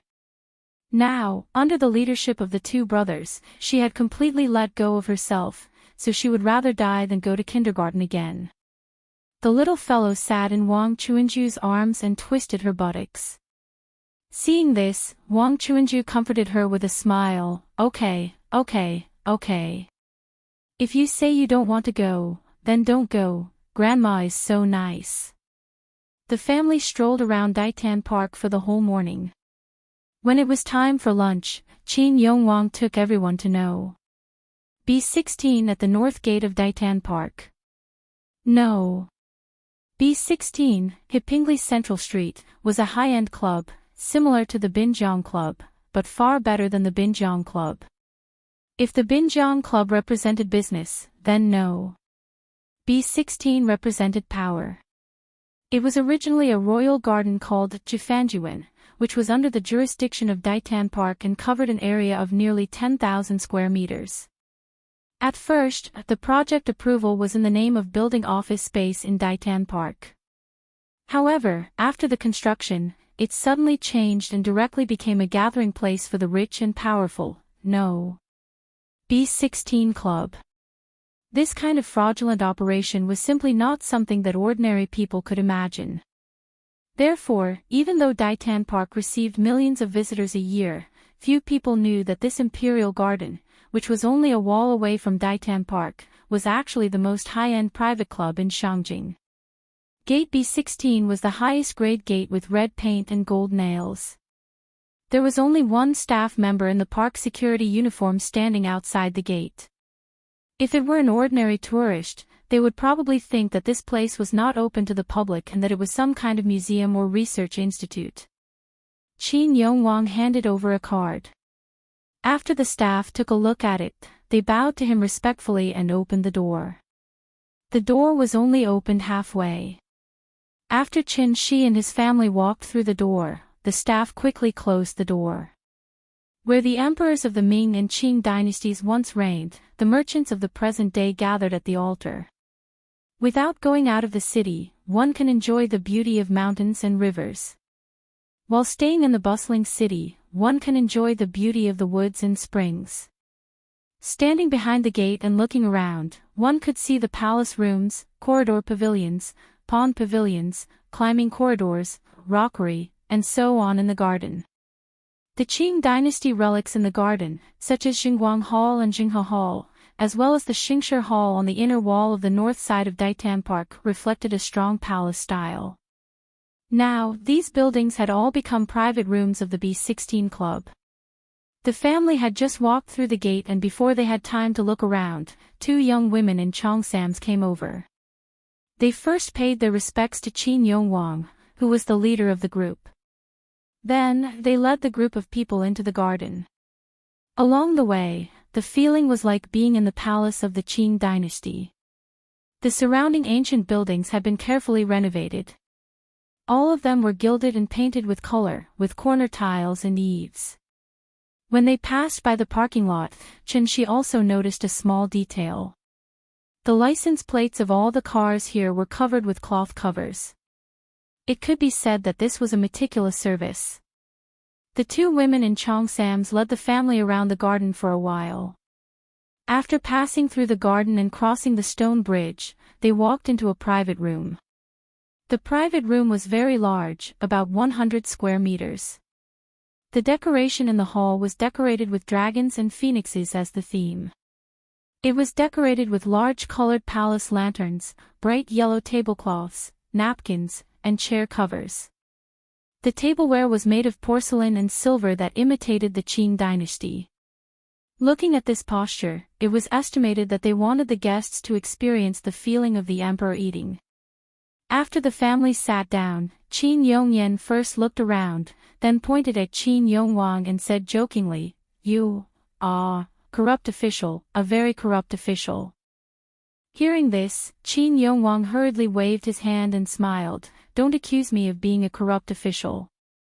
This membership card was given to me by the boss here. It's rare for me to come here. You see, it's New Year. Our family should have a good meal, right? Oh, then it's thanks to you. The two of them joked a few words.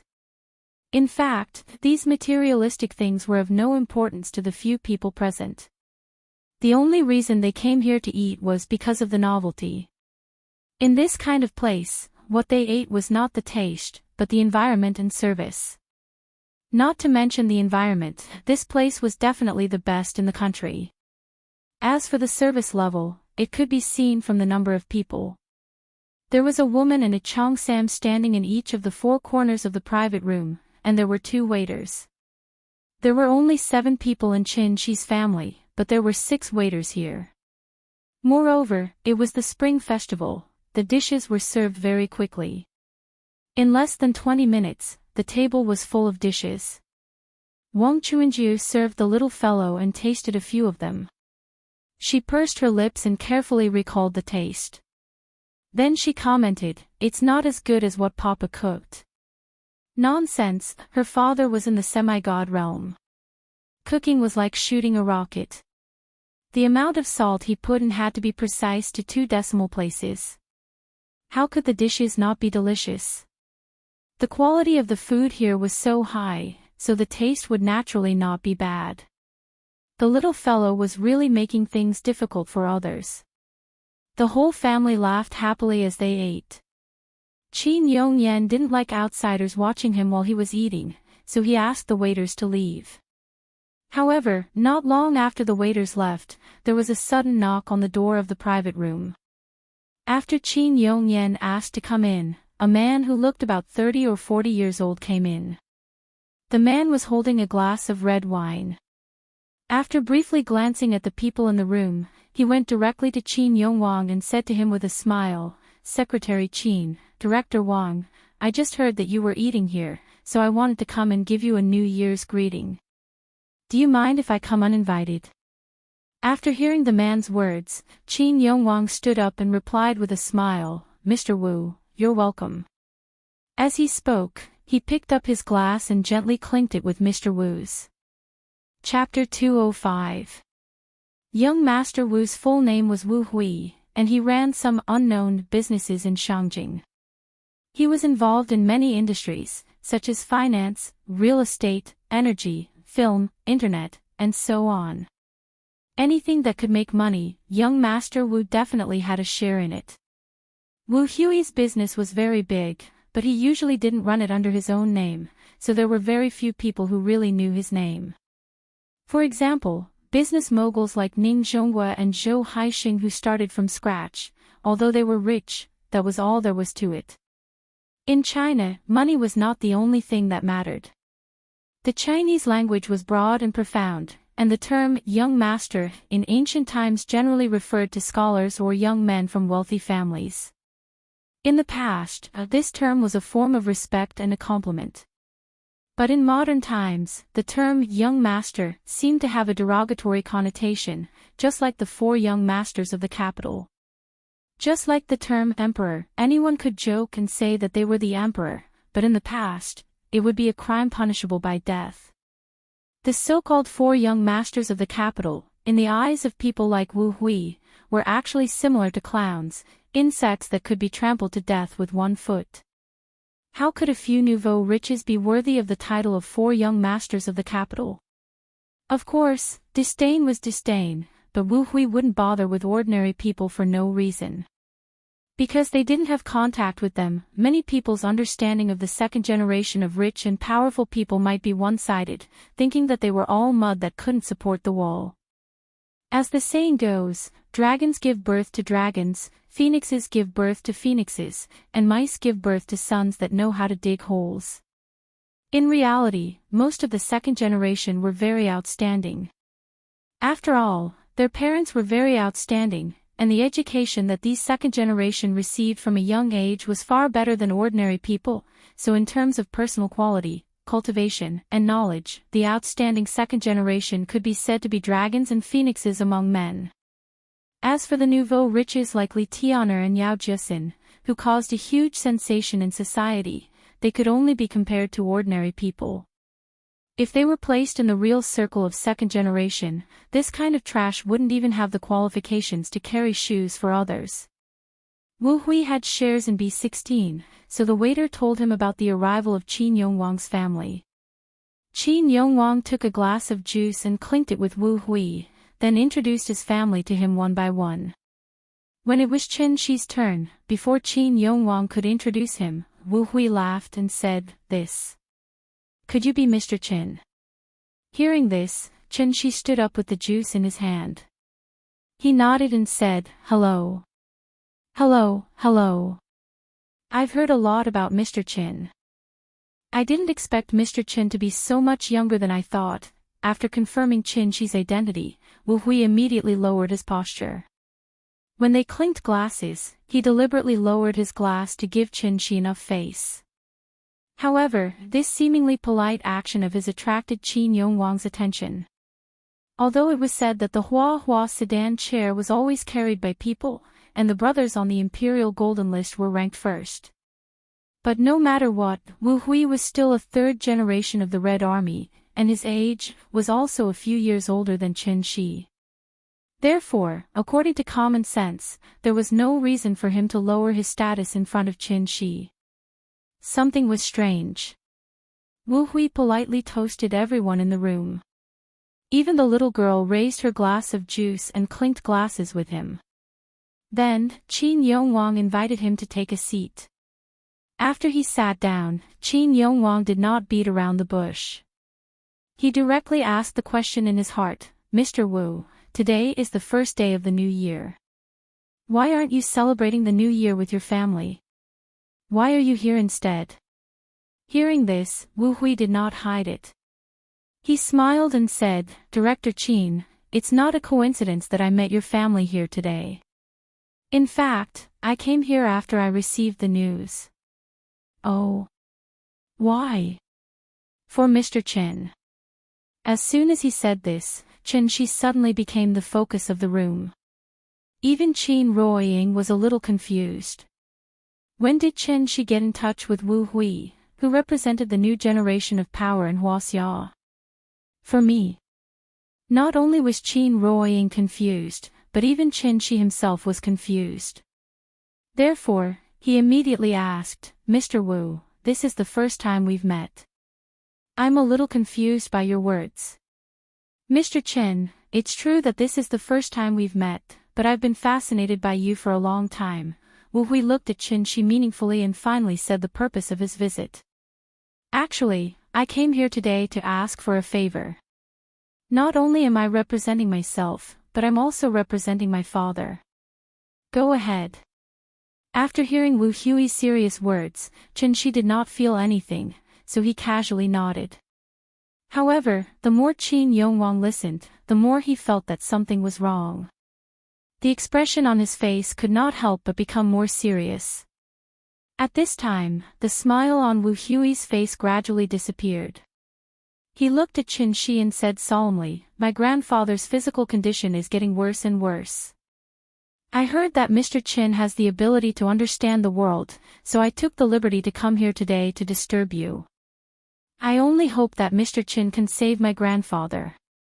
After that, Wu Hui got up and bowed respectfully to Chen Shi. The reason why he was so polite in front of Chen Shi was actually not because of Chen Shi's identity as a celestial being, but because the king of hell was worried. How many powerful second generations were there in Wuxia? After careful calculation, it was actually not far from the truth. There were 7 senior officials, 72 deputy national officials, at least 270 senior officials, and at least 1,700 deputy ministers. These people formed the pyramid of power in Wuxia. Only their children could be called the real second generation of power. A civilian like Li Danjiang, who enjoyed the treatment of a major general through singing, was nothing in front of these leaders with real power. Wu Hui was also one of the most outstanding people among the second generation of the Quan family. However, the reason why the Wu family was so prosperous now was not because of his father, but because of his grandfather. Although the old man had been retired for a long time, his connections were still there. As long as old man Wu did not pass away, the Wu family would be able to live in Xianxia and even Wuxia for a day longer. Wu Hui's father was called Wuing. He was 62 years old this year, and happened to be stuck at a very awkward time. Here, it had to be mentioned that Wuxia's chaotic retirement system had to be mentioned. When the new party congress was held, only people under the age of 67, including 67, were eligible to become members of the new Politburo. And those over the age of 67, regardless of their ability or political achievements, were all treated as retirees. If anything happened to old man Wu in these 2 years, then Wuing was likely to stay in his current position until he retired. Perhaps he would be promoted again, but what awaited Wuing would be the vice-chairman of the National People's Congress or other similar positions. They were all at the deputy national level, but in reality, these positions were not as good as the senior officials with real power. Although they were promoted, they were actually demoted. Even if they were promoted, they would only retire to the second level. Not to mention Wuing, even Wu Hui could not accept this situation. If Wuing could not pass this hurdle, then the Wu family's current glory would disappear with the old man's passing. Chapter 206. Yama's Sorrow, Yama's Sorrow. If Yama wanted someone to die at midnight, he could keep them alive until dawn. Legend had it that a single pill of Yama's sorrow could bring the dead back to life. It had the miraculous effect of reviving the dead. Although Wu Hui also felt that this was an exaggeration, he was now like a drowning man desperately trying to grasp at the last straw. Therefore, he roughly explained the Wu family's current predicament at the dinner table. There was nothing shameful about this. As long as Xianxia could let elder Wu live for 2 more years and hold on until Wuing successfully crossed the threshold, then the Wu family would be able to maintain their current status. Once Xianxia agreed, then this favor would really be a life-saving grace for the Wu family. Wu Hui was very smart, so he didn't mention anything about remuneration from beginning to end. Instead, he kept pleading very sincerely, "Mr. Qin, please save my grandfather." The Wu family will always remember this great kindness in their hearts. It was the new year, and the family could still encounter this kind of thing. Xianxia pondered for a moment, then frowned and asked, "How old is your grandfather today?" 84. He doesn't have any serious illness, right? Only old illnesses like high blood pressure and gout. It's probably because he injured his roots on the battlefield. The old man's old, and his body can't take it anymore. Recently, his mental state has been getting worse and worse, and he doesn't even have the energy to get out of bed, so, Wu Hui didn't finish his words. However, the meaning behind his words was very simple. Although the old man wasn't seriously ill, he was nearing the end of his life. Death was an illness that couldn't be cured. After all, a person's life was limited. When a person faced a natural death, they would always be aware of it beforehand. Therefore, many old people would call their children home before they died, and let their children wash and change their clothes for them. After taking one last look at their children and grandchildren, they would close their eyes and pass away peacefully and naturally as if they were asleep. They had never suffered the torture of illness before, and they would pass away peacefully in their sleep. Therefore, to the people of Wuxia, dying of old age was a blessing, a great blessing. After all, Elder Wu was an old man who had walked through the war years. He had experienced ups and downs and enjoyed the prosperity of the world. Now that he was nearing the end of his life, it should have been a joyous occasion. Unfortunately, this was not the right time. If the old man passed away at such a critical moment, it would undoubtedly be a huge blow to the Wu family. It was a nightmare. Just a little more, once the old man passed away, how could Wuing advance further? What Wuxia did not lack the least was talent. There were plenty of competitors who had the same qualifications and abilities as Wuing, and some were even older than him. As the saying goes, the tea cools down when the person is gone. These things were top secret. The fact that Wu Hui was willing to reveal the old master's condition in front of everyone meant that he saw Xianxia as his last hope. Qin Yongwang and Wang Chuanju glanced at each other before they started to eat. This was a very important matter, so the moment Wu Hui finished speaking, Qin Yongwang glanced at Wang Chuanju and started to eat silently. Qin Yongyan was dressed in white. Qin Ruoying didn't understand the situation, and Qin Shueqing was completely uninterested. Everyone was waiting for Qin Shi's answer. The only one who could laugh at such a time was obviously the little girl. She picked up her chopsticks, clumsily picked up a piece of fatty meat, and handed it to Qin Shi. Then, she said seriously, "Papa, I'll treat you to it." The little girl didn't eat fatty meat because she felt that it was too stuffy, so she hated fatty meat very much. She didn't eat it, but she could give it to Papa. The little brat had learned how to be naughty. Qin Shi turned to look at her, reached out and rubbed her head. Then, he opened his mouth and swallowed the fatty meat on her chopsticks. After seeing Qin Shi swallow the fatty meat, the little girl clapped her hands and giggled, "Papa is so awesome." Her clear childish voice sounded in the private room, which was particularly ear-piercing. Qin Shi glanced at Wu Hui thoughtfully, but saw that there was no change on his face, which made Qin Shi think more highly of him. Therefore, he didn't beat around the bush. After motioning the little girl to be quiet, Qin Shi turned to look at Wu Hui and asked very calmly, "Mr. Wu, I don't know if you have heard of the saying, life and death are predestined, and can't be changed." Hearing this, Wu Hui's face changed greatly. In a moment of excitement, he even accidentally knocked over the wine glass on the table. Life and death are predestined, and can't be changed. This sentence was said by Zhuge Liang when Wei Yan stepped on his life lamp. How could Wu Hui not know? Zhuge Liang went out of Mount Qi 6 times and exhausted his efforts. Finally, he set up the 7-star life-extending lamp in Wujiang Plain in an attempt to change his fate. However, because Wei Yan accidentally knocked over his life lamp, all his efforts were wasted, and he died with regret. The reason why Sima Yi had the last laugh was not because he was stronger than Zhuge Liang, but because he had lived for a long time. He dragged Zhuge Liang to death and exhausted 3 generations of the Wei Kingdom's monarchs. All the enemies who could compete with him were dead.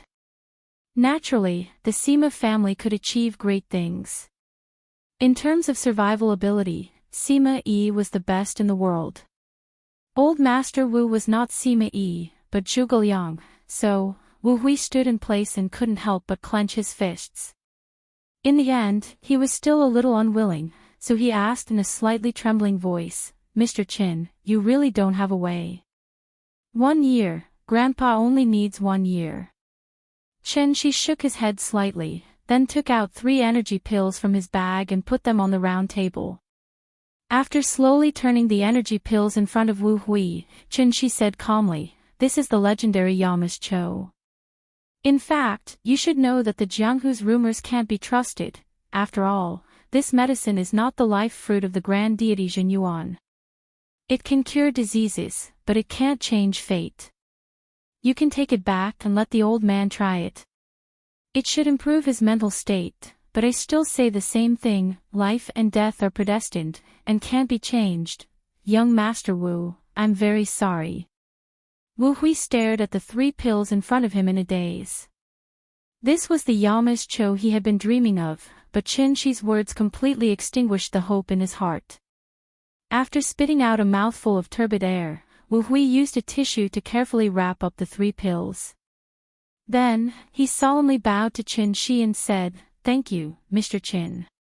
After that, he turned and left the room without even saying goodbye to Qin Yongwang. Perhaps it was because they empathized with Wu Hui's feelings, so the atmosphere in the room became a little strange. After Wu Hui left, Qin Ruoying looked at Qin Shi thoughtfully, then asked in a low voice, "You really don't have a way?" Hearing that, Qin Shi smiled and shook his head, not answering her question. Zhuge Liang wasn't the only one who knew how to use the 7-star life-prolonging lamp. Zhuge Liang failed, but another person succeeded. That person was Liu Bowen.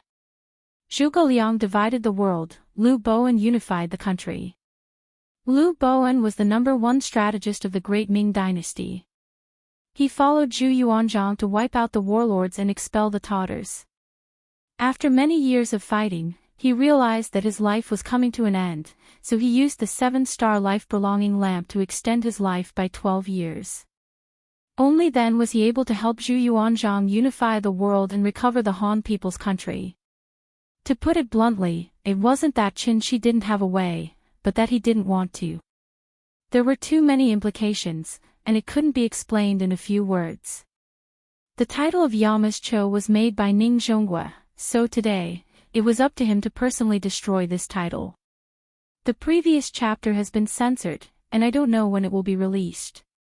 Let's leave it at that. Friends who haven't read it can wait a few days, when the editor goes to work.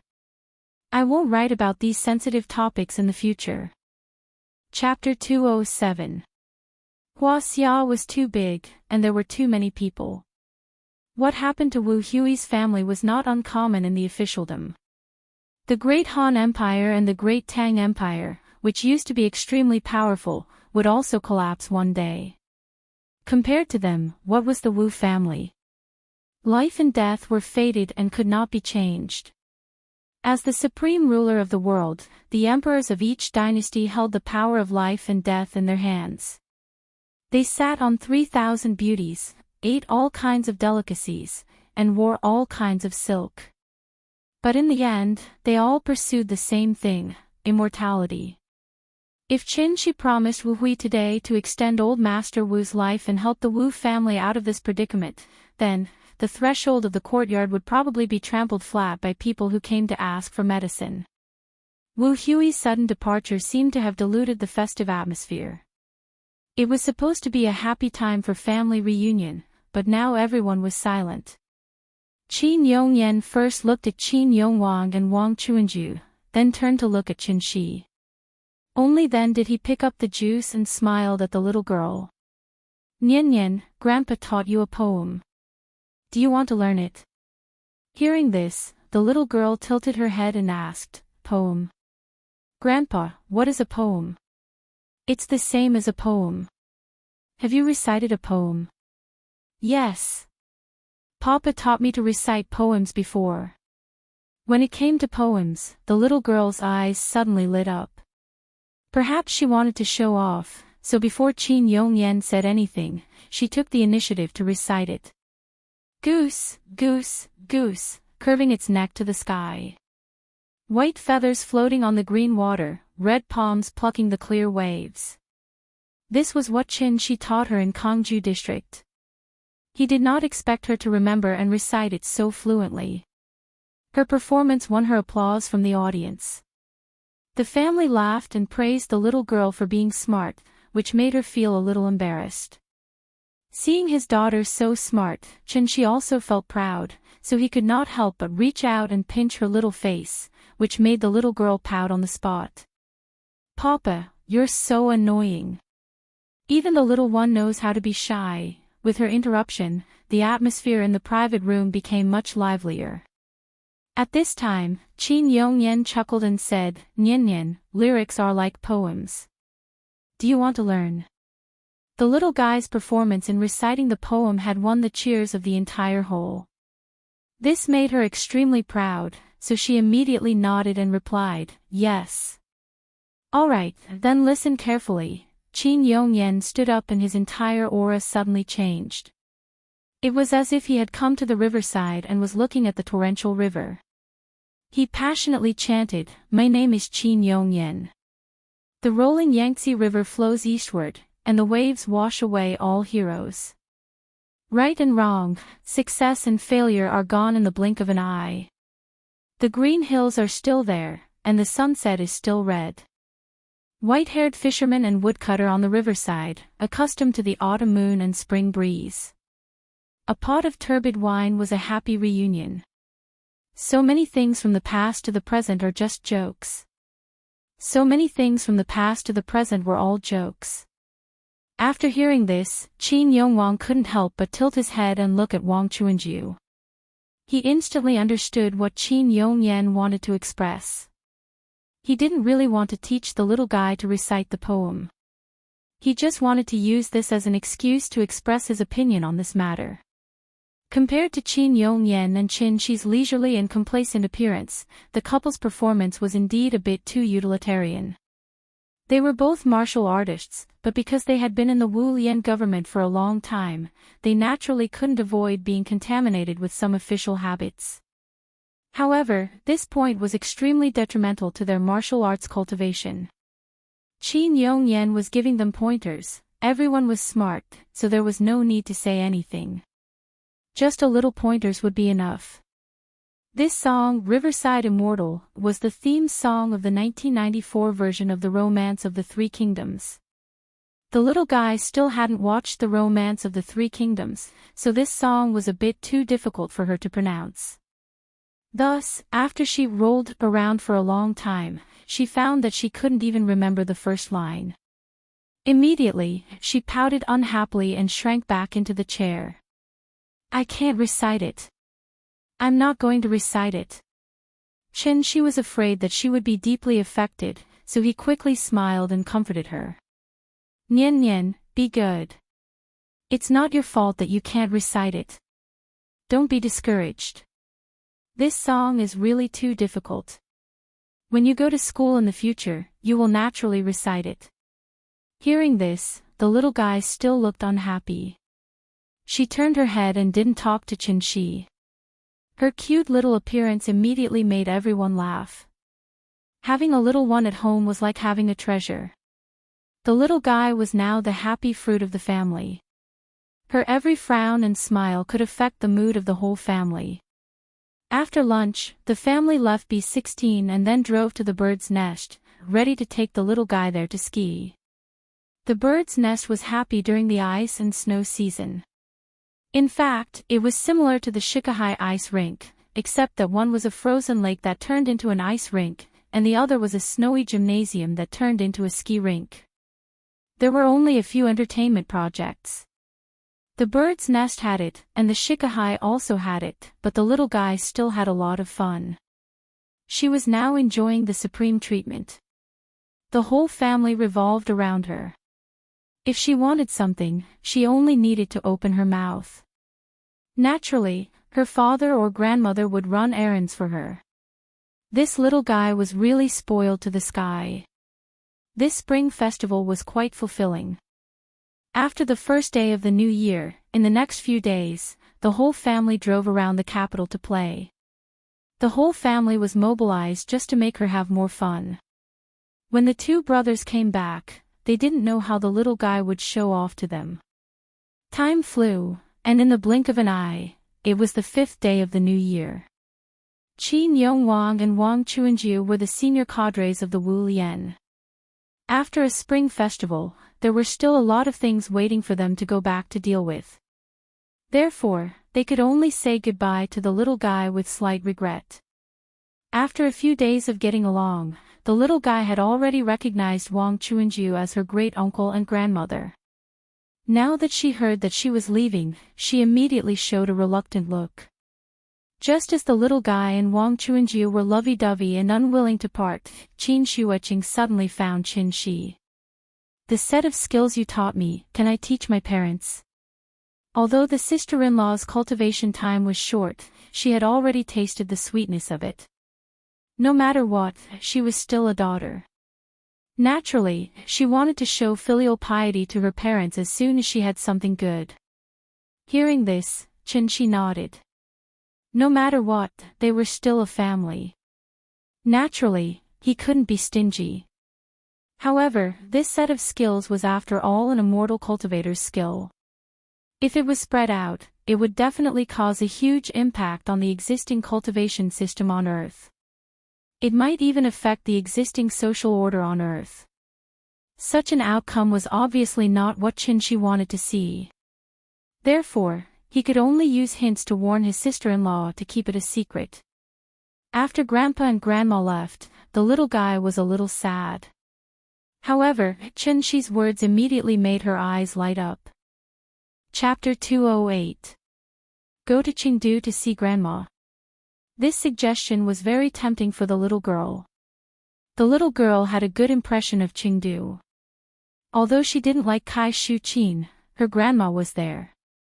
Therefore, after hearing Xianxia's suggestion, the little girl immediately jumped up and shouted excitedly, "I want to go to Jianghu. I want to see Grandma. I want to go to Jianghu.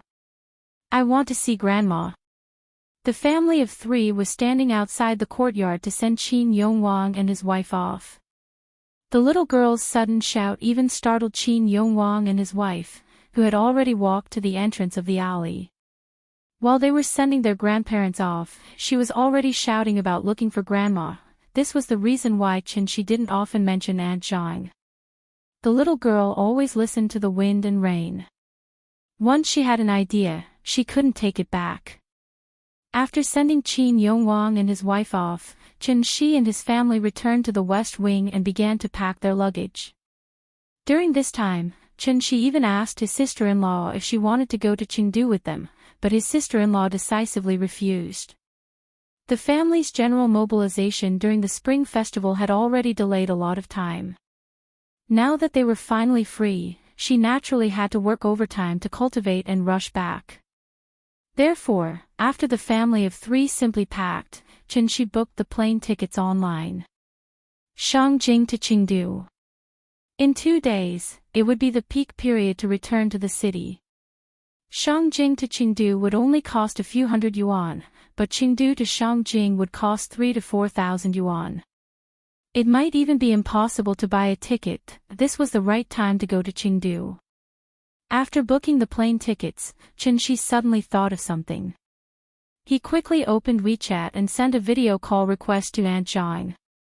He didn't know how the old lady spent the Spring Festival. If the family of 3 rushed over excitedly and found that Aunt Jiang wasn't in Jianghu, then it would be a wasted trip. As expected, Xianxia sent 2 video calls, but no one answered. Therefore, he had to call Aunt Jiang. Beep, beep, the phone rang for a long time. When Xianxia was about to give up, the phone finally connected. "Hello, is this Brother Qin?" It was not Auntie Zhang's voice, but Xia Pinglin's. He was slightly older than Xianxia, but after the previous incident, Xia Pinglin had indeed learned a lot, so he treated Xianxia as an elder brother. Xia Pinglin called him Brother Qin out of respect from the bottom of his heart. "Yes, it's me. Where's Auntie Zhang?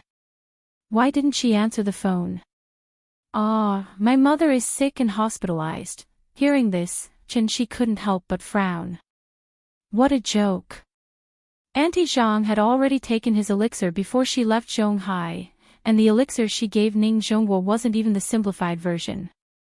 It wasn't that Xianxia wanted to boast, but this pill could make Auntie Zhang immune to all kinds of diseases. It wouldn't be a problem for her to live a long life. Now, Xia Pinglin was telling him that Aunt Zhang was hospitalized. Therefore, Xianxia's first reaction was to say, "Yucading.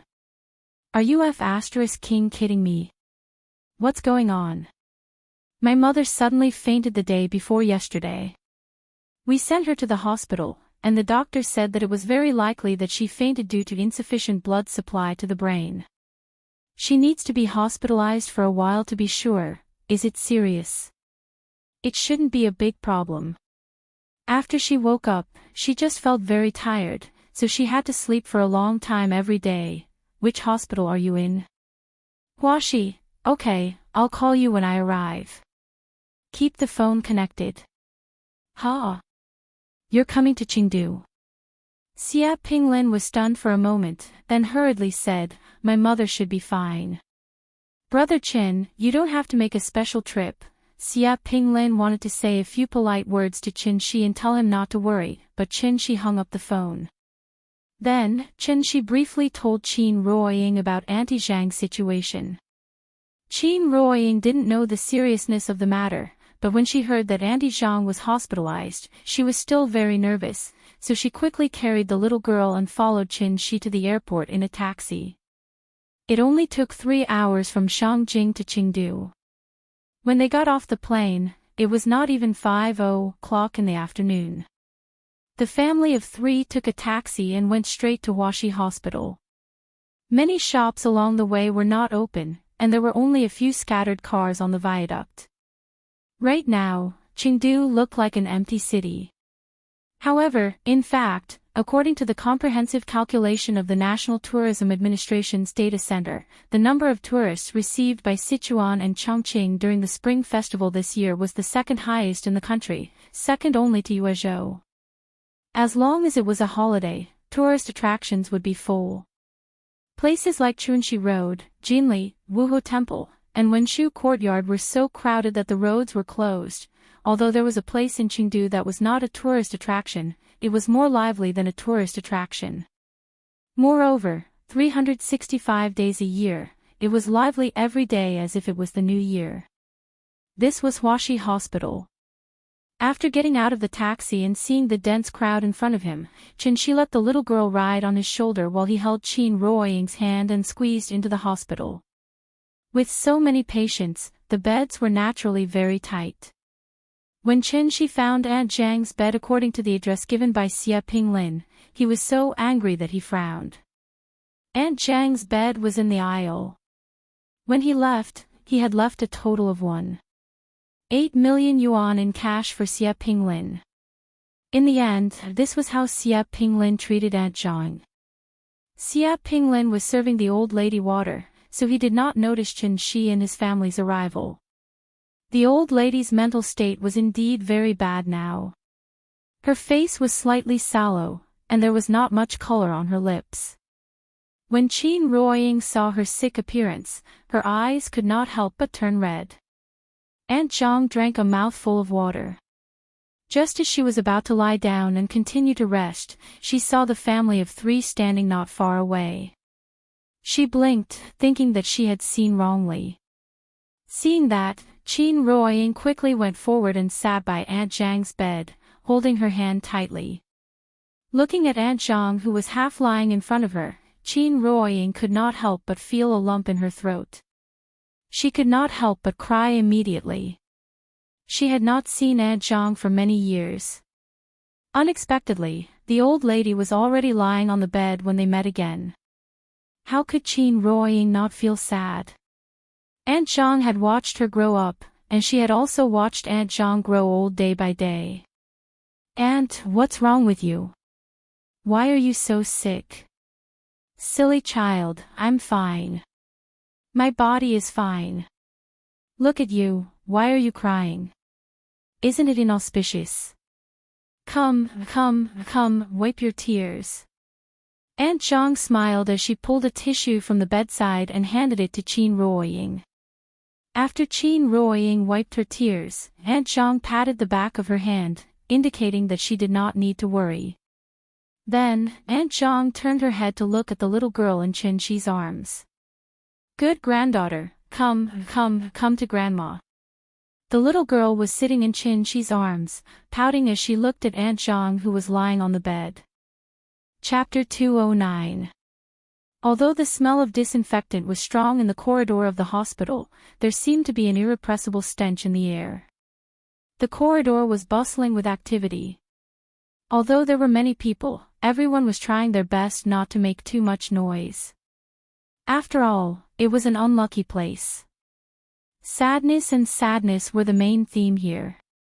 The back of the bed could be raised. Instead of saying that Aunt Zhang was lying on the bed, it was better to say that she was leaning on the bed. When the little girl saw her grandmother's sickly appearance, she immediately lay in her grandmother's arms and cried out sadly. When Aunt Zhang saw this, she immediately patted her little head and comforted her very kindly. "Oh, my good granddaughter, what's wrong? Who bullied you?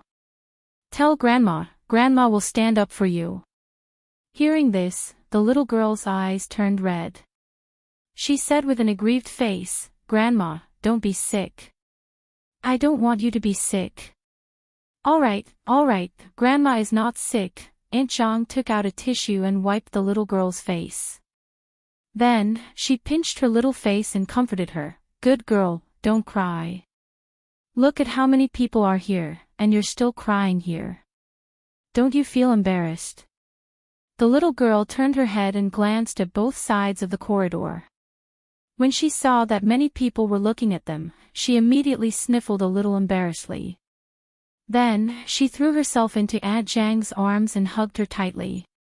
Just when the little girl and Aunt Zhang were being lovey-dovey, Xianxia came to Xia Pinglin's side. He patted Xia Pinglin's shoulder and walked to the side. When Xia Pinglin came over, Xianxia asked directly, "What did the doctor say?" "They did a Doppler examination in the morning. The report is just out. I've asked the doctor. The doctor said that acute cerebral blood supply is very common in the elderly. It's not a big problem. She just needs to pay more attention to her diet and rest. Is that so?" Xianxia pondered for a while. Then, he looked at Aunt Zhang's bed and asked rather unhappily, "Are there no more beds in the hospital?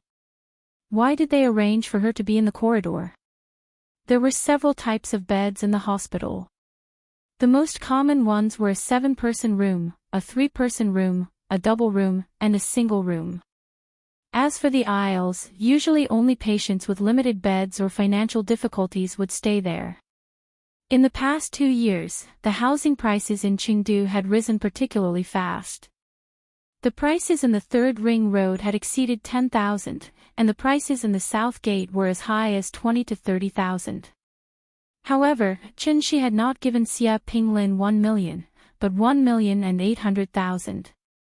The money was more than enough to buy a house with 3 bedrooms and 1 living room. Moreover, Xia Pinglin and his wife had some savings. If Xia Pinglin really wanted to mistreat his own mother, Xianxia could only apologize to him. However, the real situation was not what Xianxia imagined. When Xia Pinglin heard Xianxia's question, he couldn't help but look at his expression. After realizing that Xianxia seemed to be a little angry, Xia Pinglin quickly explained, "It's not that there aren't enough beds, and it's not that I don't want to spend money. It's just that my mom doesn't agree. Originally, I arranged a double room for her, but after my mom woke up, she felt that there was nothing wrong with her. She was afraid that it would be a waste, so she insisted that the nurse move her to the aisles.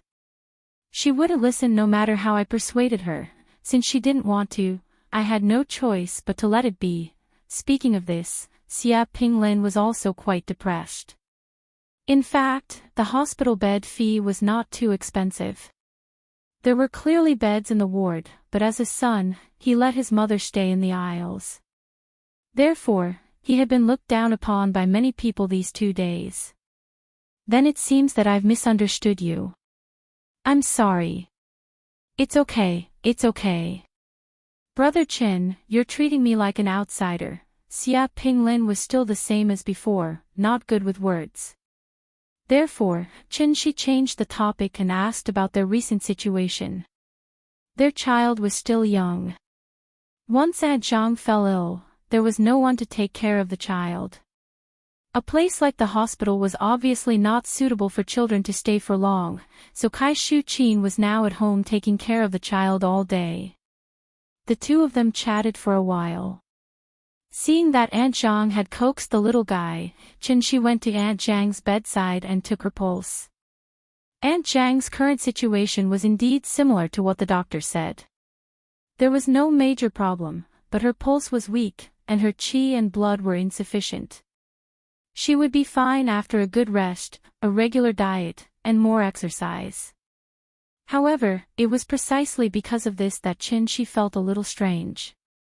Could it be that his energy cultivation pill was really a fake and inferior product?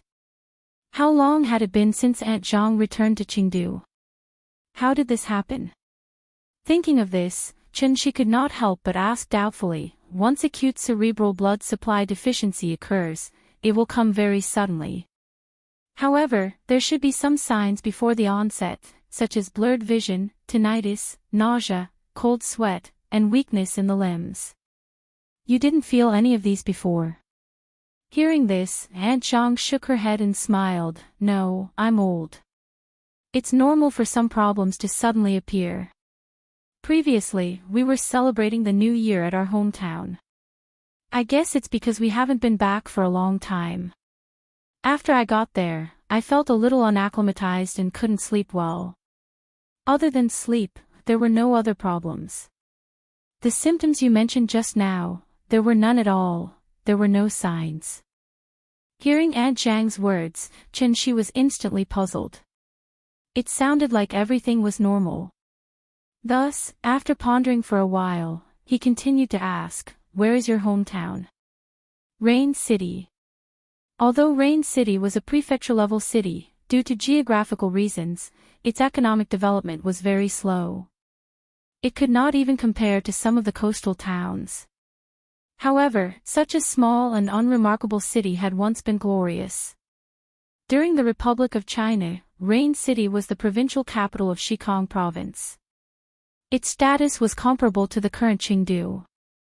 In 1955, the first session of the National People's Congress officially proposed to abolish Xikang Province. Thus, Rain City lost its status as a provincial capital. This place was surrounded by mountains on all sides. The terrain was narrow and it was inconvenient to travel. After Xikang Province was abolished, Rain City's development was greatly affected. It was gradually reduced to an 18th-tier small city. Later on, Rain City finally walked into the eyes of the entire nation again. However, it was because of the 4.20 earthquake in 2013. Rain City. Xianxia thoughtfully repeated the name of this place. Suddenly, a question appeared in his mind. Could it be that there was something wrong with that place? Aunt Zhang was still lying on the hospital bed, so Xianxia did not ask much. The most important thing now was to let the old lady rest well and recover her body. Thus, after feeding Aunt Zhang a simplified version of the energy-enhancing pill, Xianxia went to Huaxi Gold Card Medical Center to apply for a gold card for her in case such a situation happened again. In this day and age, money could make the devil turn millstones, let alone a hospital. The Gold Card Medical Center was located in Huaxi Hospital's headquarters. Ordinary members were 58,000 and advanced members were 200,000. When they entered the hospital, they could enjoy concierge reception, personal care, 5-star hotel rooms, on-site services, and 24 hours of call. After all, Xianxia could not stay in Chengdu for a long period of time. Aunt Zhang was old, so it was better to be prepared for her advanced membership. Chapter 210. Insufficient blood supply to the brain was mostly due to cerebral arteriosclerosis.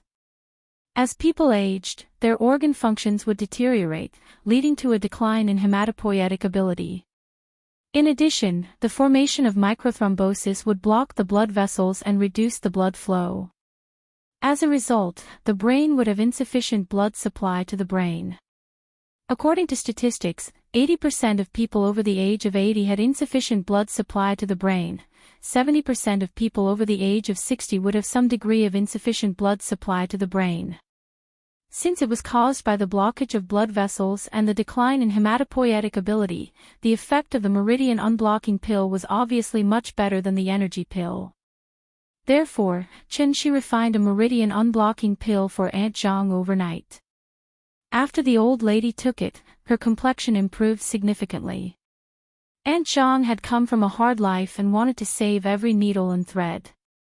Although she knew that Xianxia was rich now, she still insisted on not wasting money. After staying in the Gold Card Center for one night, she insisted on leaving the hospital and going home. When they went home, Xia Pinglin took a taxi alone and walked in front. The family of 3 and Aunt Zhang sat in another car. This finally gave Aunt Zhang a chance to lecture him. The ward in the Gold Card Center was obviously very high class. Staying for one night was similar to staying in a hotel. How wasteful was that? She was not that delicate. How was staying in the aisle shameful? She was not in good spirits yesterday, so when Xianxia forced her to be transferred to another ward, Aunt Zhang did not say anything. Now that she was in good spirits, she naturally lectured Xianxia. She lectured Xianxia until he could not raise his head. In the end, even the little girl could not stand it anymore. She jumped into Aunt Jiang's arms and said coquettishly, "Grandma, Papa cares about you. Don't scold Papa. Oh, Nian Nian has grown up. You know how to speak up for Papa now." Looking at the little girl's cute appearance, Aunt Jiang could not help but pinch her cheeks. She finally stopped complaining about Xianxia. The so-called traveling was actually going from a place that one was tired of to a place that others were tired of. It was already the 6th day of the Chinese New Year. The traffic in Jianghu and Wuxia Temple had decreased significantly. Although there were still many tourists, it was not enough for the traffic police to block the road. The little girl wanted to eat hot pot, but when she saw the long lines of hot pot restaurants along the way, she immediately pouted unhappily. Thus, Auntie Zhang bought the hot pot base from the supermarket and prepared to make a small hot pot for her at home. When the group returned to 262 Wuxia Temple Street, Kai Shuqin was sitting on the sofa watching TV. But this time, when she saw Xianxia and his family enter the door, Kai Shuqin's attitude changed drastically. Before Aunt Zhang could call her, Kai Shuqin stood up and warmly invited Xianxia and his family to take a seat. Then, she excitedly ran to make 2 cups of tea for Xianxia and Qin Ruoying. After making tea, Kai Shuqin didn't forget to peel an apple for the little girl. However, Kai Shuqin was very enthusiastic, but the little guy still remembered the grudge. After being ignored by Kai Shuqin last time, the little guy especially disliked this strange aunt. Therefore, when the little guy saw Kai Shuqin about to hand the peeled apple to her, she suddenly turned her head, snorted twice, and climbed from Qin Ruoying's lap to Xianxia's lap. Qin Ruoying was a little confused. After thanking Kai Shuqin very politely, she took the apple and prepared to feed the little guy. But at this time, the little guy was lying in Xianxia's arms. No matter how she called, the little guy was unwilling to raise his head. Kai Shuqin could not find a way out of this situation due to his outburst of anger. After smiling at Xianxia a little awkwardly, Kai Shuqin let Aunt Zhang take care of the child, and she quickly walked to the kitchen to prepare dinner. Xianxia used 1.8 million to solve the conflict in Aunt Zhang's family, and also made Kai Shuqin completely change.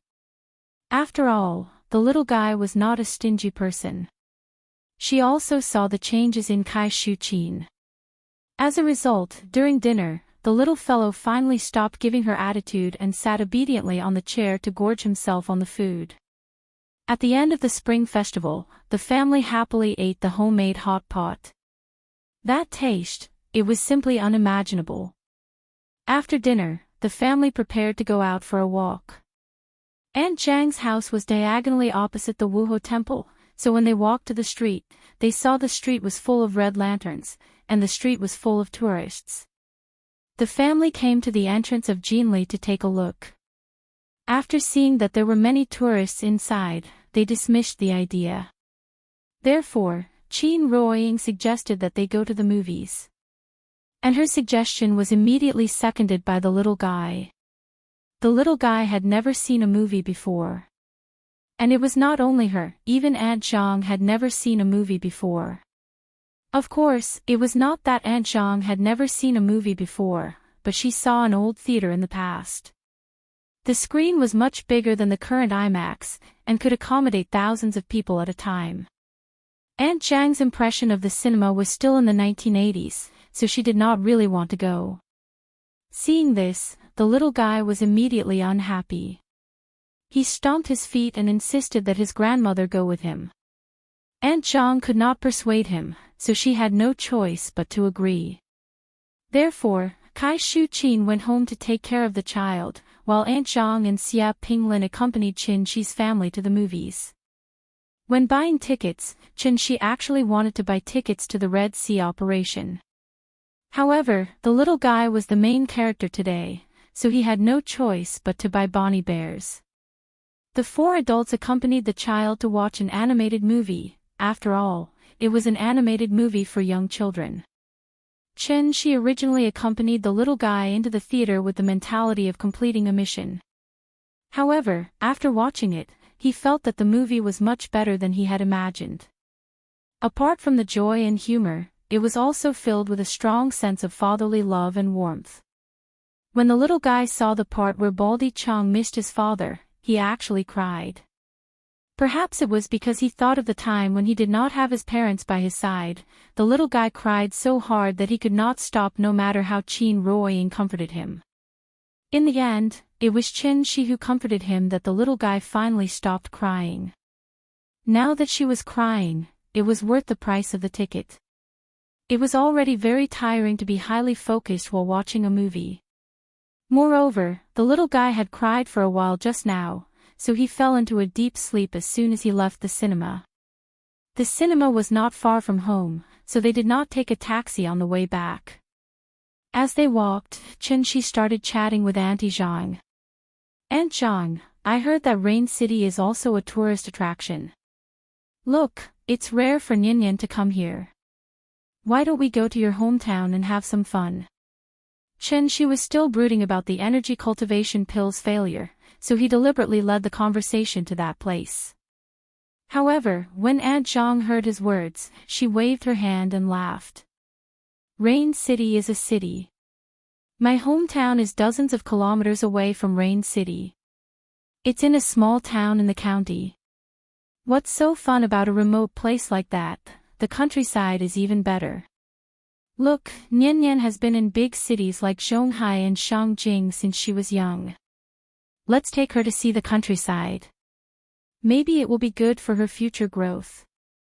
Aunt Zhang had always attached great importance to Nian's education, so Xianxia's words immediately touched her heart.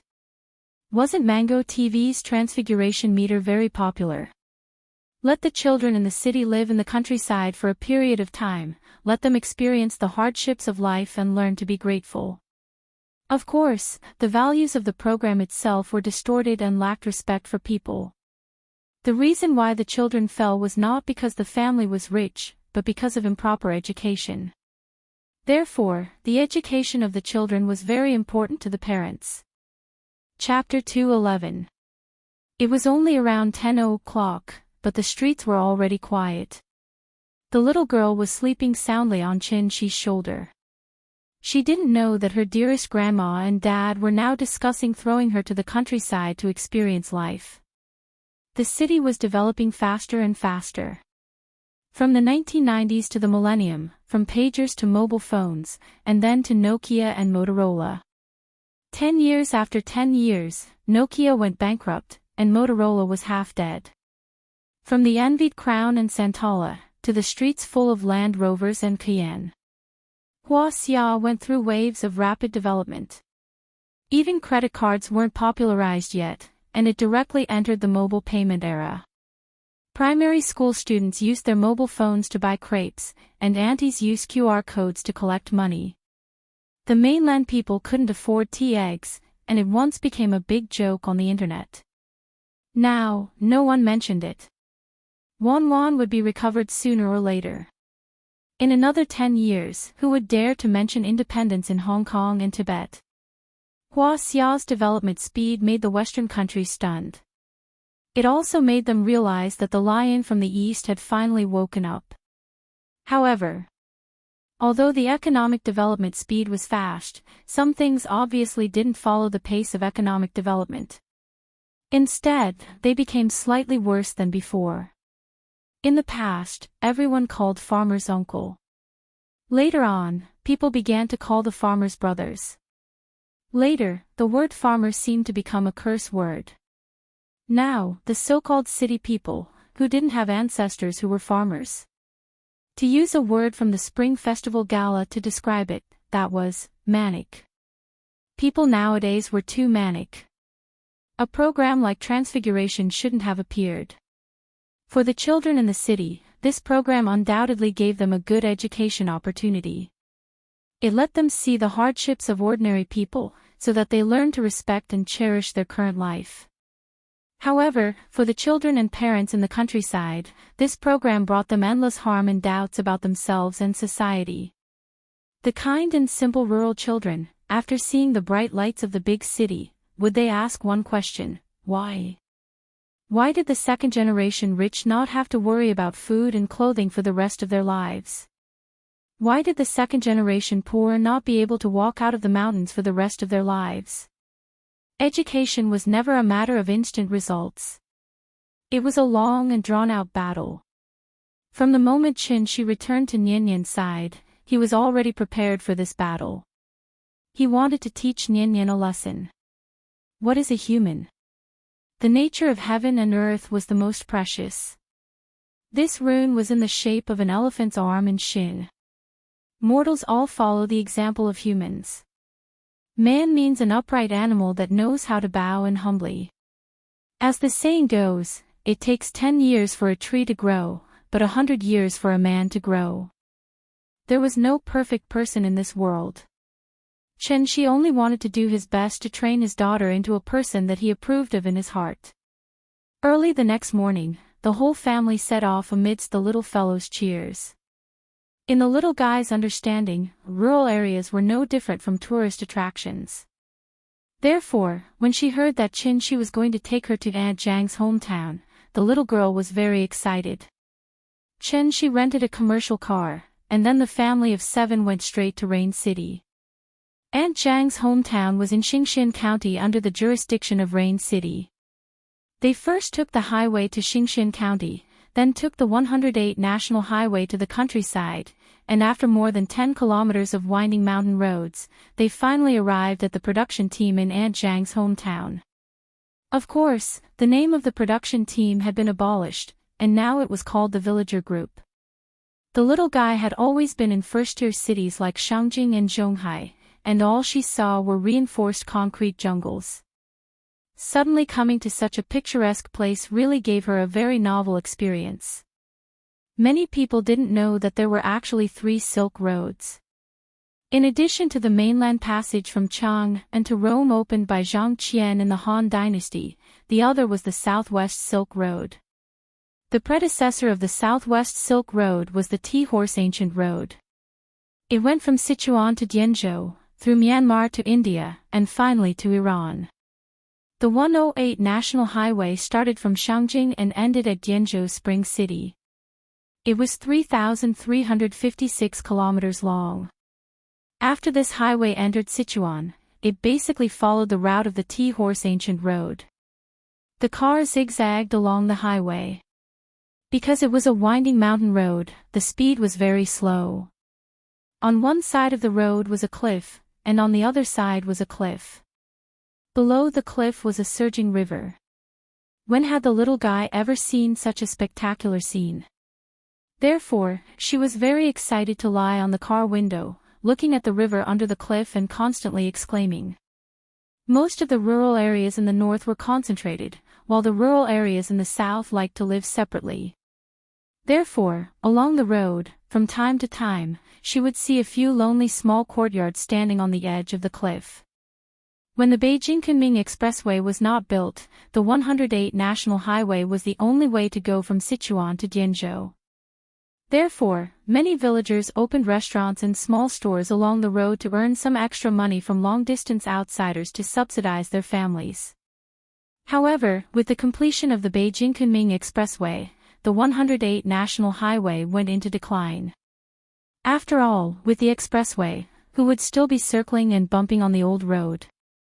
This also led to the economic development of this route almost stagnating, and even regressing. Most of the small houses seen along the road were built more than 10 years ago.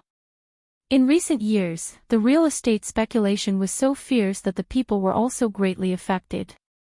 Now, anyone who had a little money would go to the county to buy a house and move the family into the county, instead of choosing to build their own house and continue to stay in this place. This was also the result of the development of the times. Aunt Jiang's hometown was more poor and backward than Xianxia imagined. This place was called Tongjiegu. It was a small village that was 5 kilometers away from the nearest town. There were a few 2-story bungalows scattered on both sides of the road. The first floor of the bungalow was a restaurant, but now the door was closed. Even the signboard with the words, "Dining and Accommodation," had become tattered and uncared for. Other than these few houses, most of the other houses were bungalows. Some were even black wooden houses. At first glance, it was obvious that they were old buildings from the 50s and 60s. There was no school in the village. If the children wanted to go to school, they had to spend a yuan every morning to take a van to the town's middle school. However, who did not have a few rich and powerful relatives now? When the children reached the age of middle school, the villagers would send the children to the county or the relative's house in the town. Therefore, there were basically no children in their teens in this place. Instead, there were many children about the same age as Nian. The children were in groups of 3 to 5. As soon as they saw the GL8 from Chengdu, they swarmed over. After Qin Ruoying took the little girl out of the car, several children immediately surrounded her and chattered in a dialect that she did not understand at all. This scene was completely out of the little girl's expectations and immediately made her a little scared. The little girl timidly hid most of her body behind Qin Ruoying, only revealing half of her head to look at the peers in front of her. She was afraid of others, but the children in front of her were not afraid of her. Instead, they smiled and made faces at her. Aunt Zhang noticed the little girl's strange behavior and laughed like she was chasing ducks. She waved to the children and said, "Go, go, go, go play somewhere else." These children seemed to know Auntie Zhang, so after chattering for a while, they ran away like a swarm of bees. Once the children had run far away, the little one cowered and crawled out from behind Qin Ruoying. She looked at the bungalows around her and then looked at the shabby bungalow not far away. This small village was built on the national highway. On one side was a mountain, and on the other was a river valley. Because there were few cars passing by now, the village was particularly quiet. The little girl looked at this strange place blankly and suddenly felt a sense of oppression in her heart. Chapter 2:12. The sunshine of the 7th day of the Chinese New Year shone on her head, but the little fellow's heart was cold. Was this the countryside? Why was it different from what she had imagined? National Highway 108 went straight through the village, and all kinds of old buildings were not arranged neatly on both sides of the street. The arrival of Qin Shi's family caused a lot of noise here, so that many villagers leaned out to observe them silently. The village was not big, and one could see the end of it at a glance. On the left side of the road was a mountain, and a muddy road went straight up the mountain. On the right side was the valley and large fields. The wheat fields in winter were not as beautiful as in autumn. The withered yellow straw was scattered on the field in a disorderly manner, and it was a scene of withering. The car had been booked by Qin Shi, but there were no hotels nearby, so the driver could only drive back to the county to stay. Of course, his expenses for these few days were naturally all on Qin Shi's head. The little fellow wanted to leave with the driver, but was stopped by Qin Ruoying. When she saw the GL8 turn around and drive away, the little fellow suddenly curled her lips. Looking at that pitiful little appearance, it seemed that she was about to cry. Qin Ruoying quickly hugged her in her arms and comforted her. "Nian, be good. This is Grandma's home, don't be afraid. We'll stay here with Grandma for a few days and then go back. Don't you want to accompany Grandma?" Hearing this, the little fellow said with grievance, "I want to be with Grandma, but I don't like it here. I don't like it here. Mama, I want to go home." Children were always a little afraid of strangers. And this was a new environment that the little fellow had never been to, so even if Qin Shi, Qin Ruoying, and Grandma were all by her side, the little fellow still felt very uncomfortable and depressed. The little fellow was upset. Her reaction also attracted Qin Shi's attention. When Qin Shi saw her pitiful appearance, he immediately came to Qin Ruoying's side. After taking the little fellow from Qin Ruoying's arms, Qin Shi said to her with a smile, "Nian, are you scared? However, when the little girl heard Xianxia's question, she immediately turned her little head and muttered unhappily, "Papa, I want to go home. I don't want to be here. It's not fun here." Seeing this, Xianxia immediately smiled and asked, "Why isn't it fun here?" "It's just not fun. I don't like it here." "Nian Nian, you're wrong. This place is actually very fun, not fun at all." Before Xianxia could finish his words, the little fellow had already interrupted him. From the looks of it, she seemed to be angry. Xianxia reached out to pinch her little face, but she swatted his hand away. This little thing was still at odds with her father. When it came to coaxing his daughter, Xianxia was now very handy and had many tricks up his sleeve. Therefore, when he saw that the little fellow seemed to be conflicted, he decisively stopped the topic and asked in a negotiating tone, "Nian Nian, how about this? Let's stay here for one night. If you really don't like it here, Papa will take you home tomorrow, okay?" After hearing Xianxia's words, the little fellow rested her head on his shoulder and thought for a moment. Then, she reluctantly hummed and reluctantly agreed, "Then we'll stay for one night. Just one night. Pinky promise." After that, the little fellow stretched out her little finger and motioned for Xianxia to pinky promise with her. "Okay, Papa will pinky promise with you. I promise I'll keep my word." The father and daughter reached an agreement, and the little fellow finally stopped throwing a tantrum. Then, under the guidance of Aunt Zhang's family, they walked down the path to the valley. After walking for about 200 meters, Xianxia's family finally saw Aunt Zhang's old house.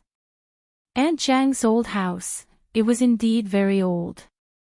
The living environment in the Kongju district was already very poor, but compared to Aunt Zhang's old house, it was really the difference between a villa hotel and a small train station hotel. This house was built by Aunt Zhang's father's generation. The main materials were wood and yellow mud. Because it was exposed to wind and rain all year round, it caused the wood to mold and turn black. Therefore, when looking from the outside, the whole house was somewhat dark. The house was surrounded by fields, and a few hundred meters down was the river.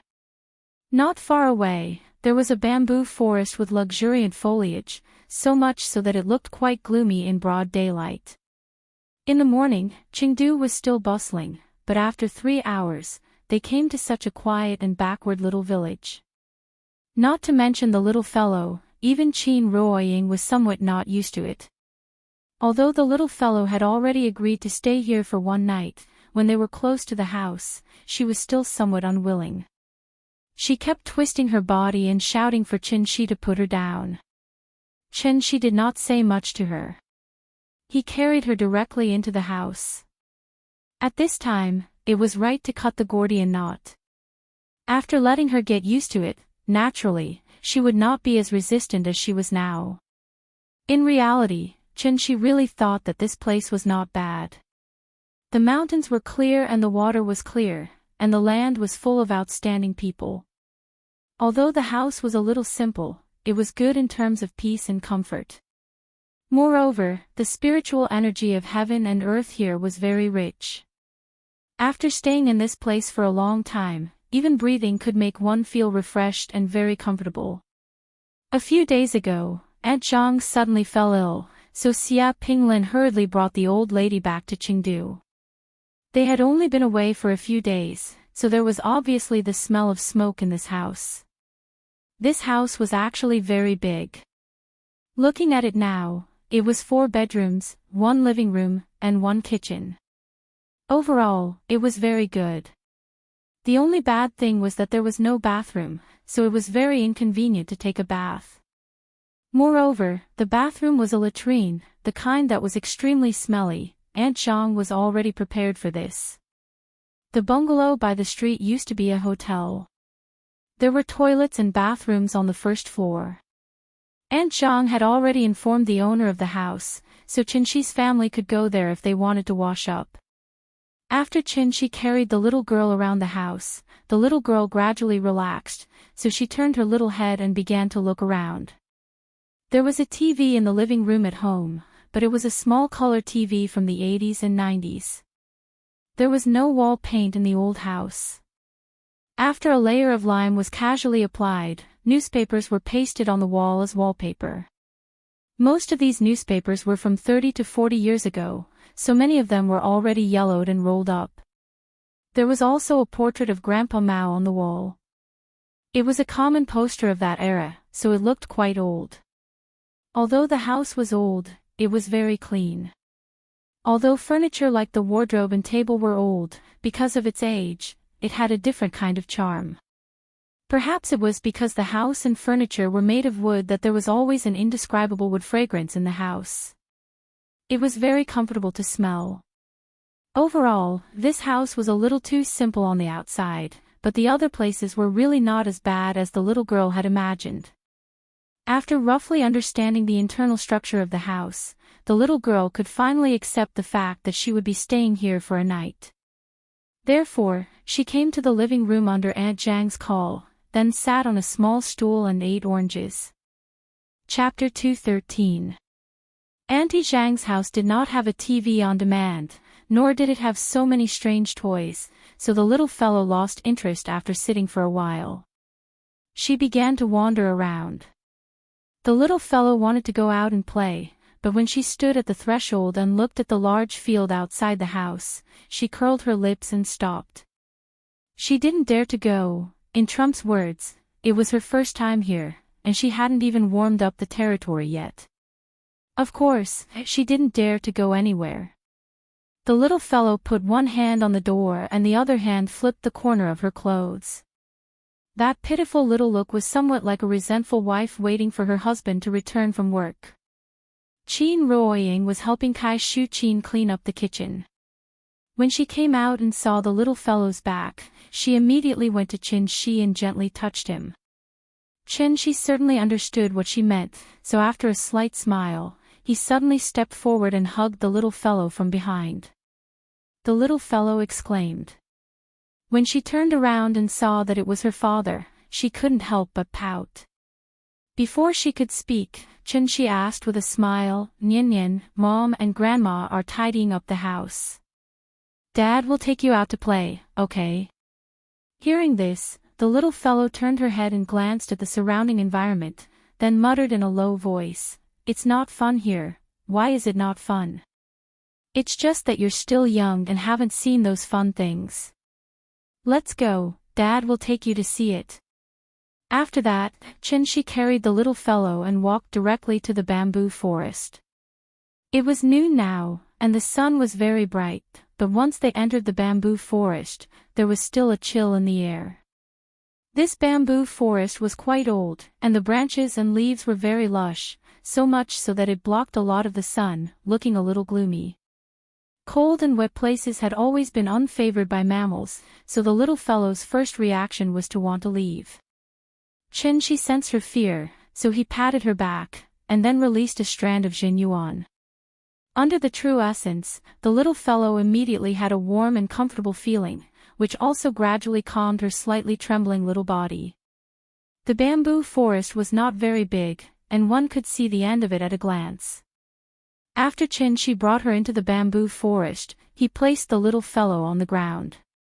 Because very few people would come here, the fallen bamboo leaves had piled up layer after layer.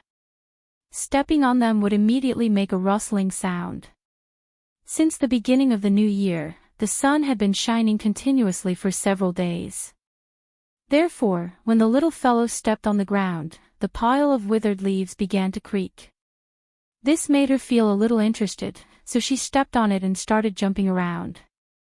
Seeing that she was no longer afraid, Qin Shi led her to a mother bamboo, then squatted down and said to her, "Nian Nian, Daddy will teach you how to dig winter bamboo shoots, okay?"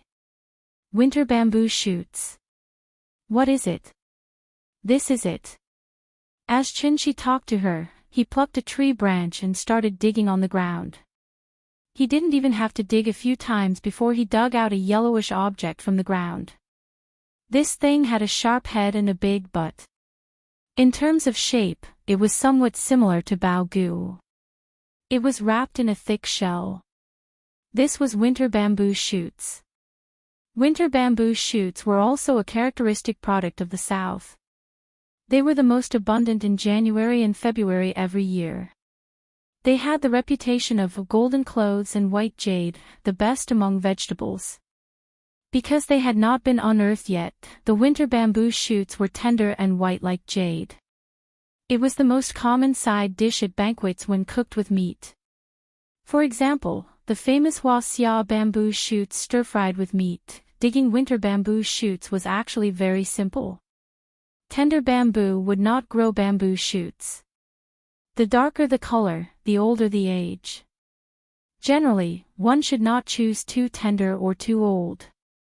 After selecting the bamboo, you can observe it from below. Whenever you see a slight bump in the ground or a loose crack, you can use your feet to lightly step on it. If the ground is not firm and has a soft feeling, it is a sign that there are bamboo shoots. Xianxia briefly explained to the little fellow, and then handed the tree branch to her. Digging bamboo shoots required a small hoe, but Xianxia could not find a hoe for the time being, so he could only secretly use his Xianxia to loosen the soil for her when the little fellow was digging. Under the guidance of Xianxia, the little fellow chose a new bamboo and began to dig below. After digging a few times, she felt that the tree branch seemed to have touched something. Her eyes could not help but brighten, and she dug harder. Sure enough, when she dug around the hard thing and dug out the surrounding soil, a winter bamboo shoot buried in the soil finally appeared in front of her eyes. "Papa! I dug it out! I dug it out!" After the little fellow pulled the winter bamboo shoot out of the ground, she did not care about the mud on it, grabbed the winter bamboo shoot and waved it excitedly. But at this moment, an accident suddenly occurred. The little fellow held the winter bamboo shoot in front of Xianxia as if she was presenting a treasure. Just as Xianxia took the winter bamboo shoot with a smile and was about to put it away to make bamboo shoots stir-fried with meat for the little fellow later, the little fellow's eyes suddenly drifted to the low slope in front of the bamboo forest. Following which, she was so frightened that her hand started to tremble. Suddenly, she started to cry loudly.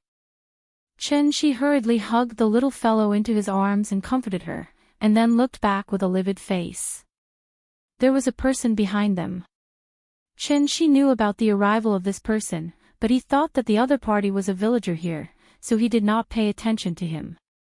But he did not expect that after seeing this person, the little fellow was so scared that she burst into tears, a mistake. Because there was no divine sense, Xianxia could only perceive with his 5 senses. After hearing it, he did not look back. When he turned around, he finally understood why this person was able to scare the little girl to tears. It was a woman. An old woman whose specific age could not be determined.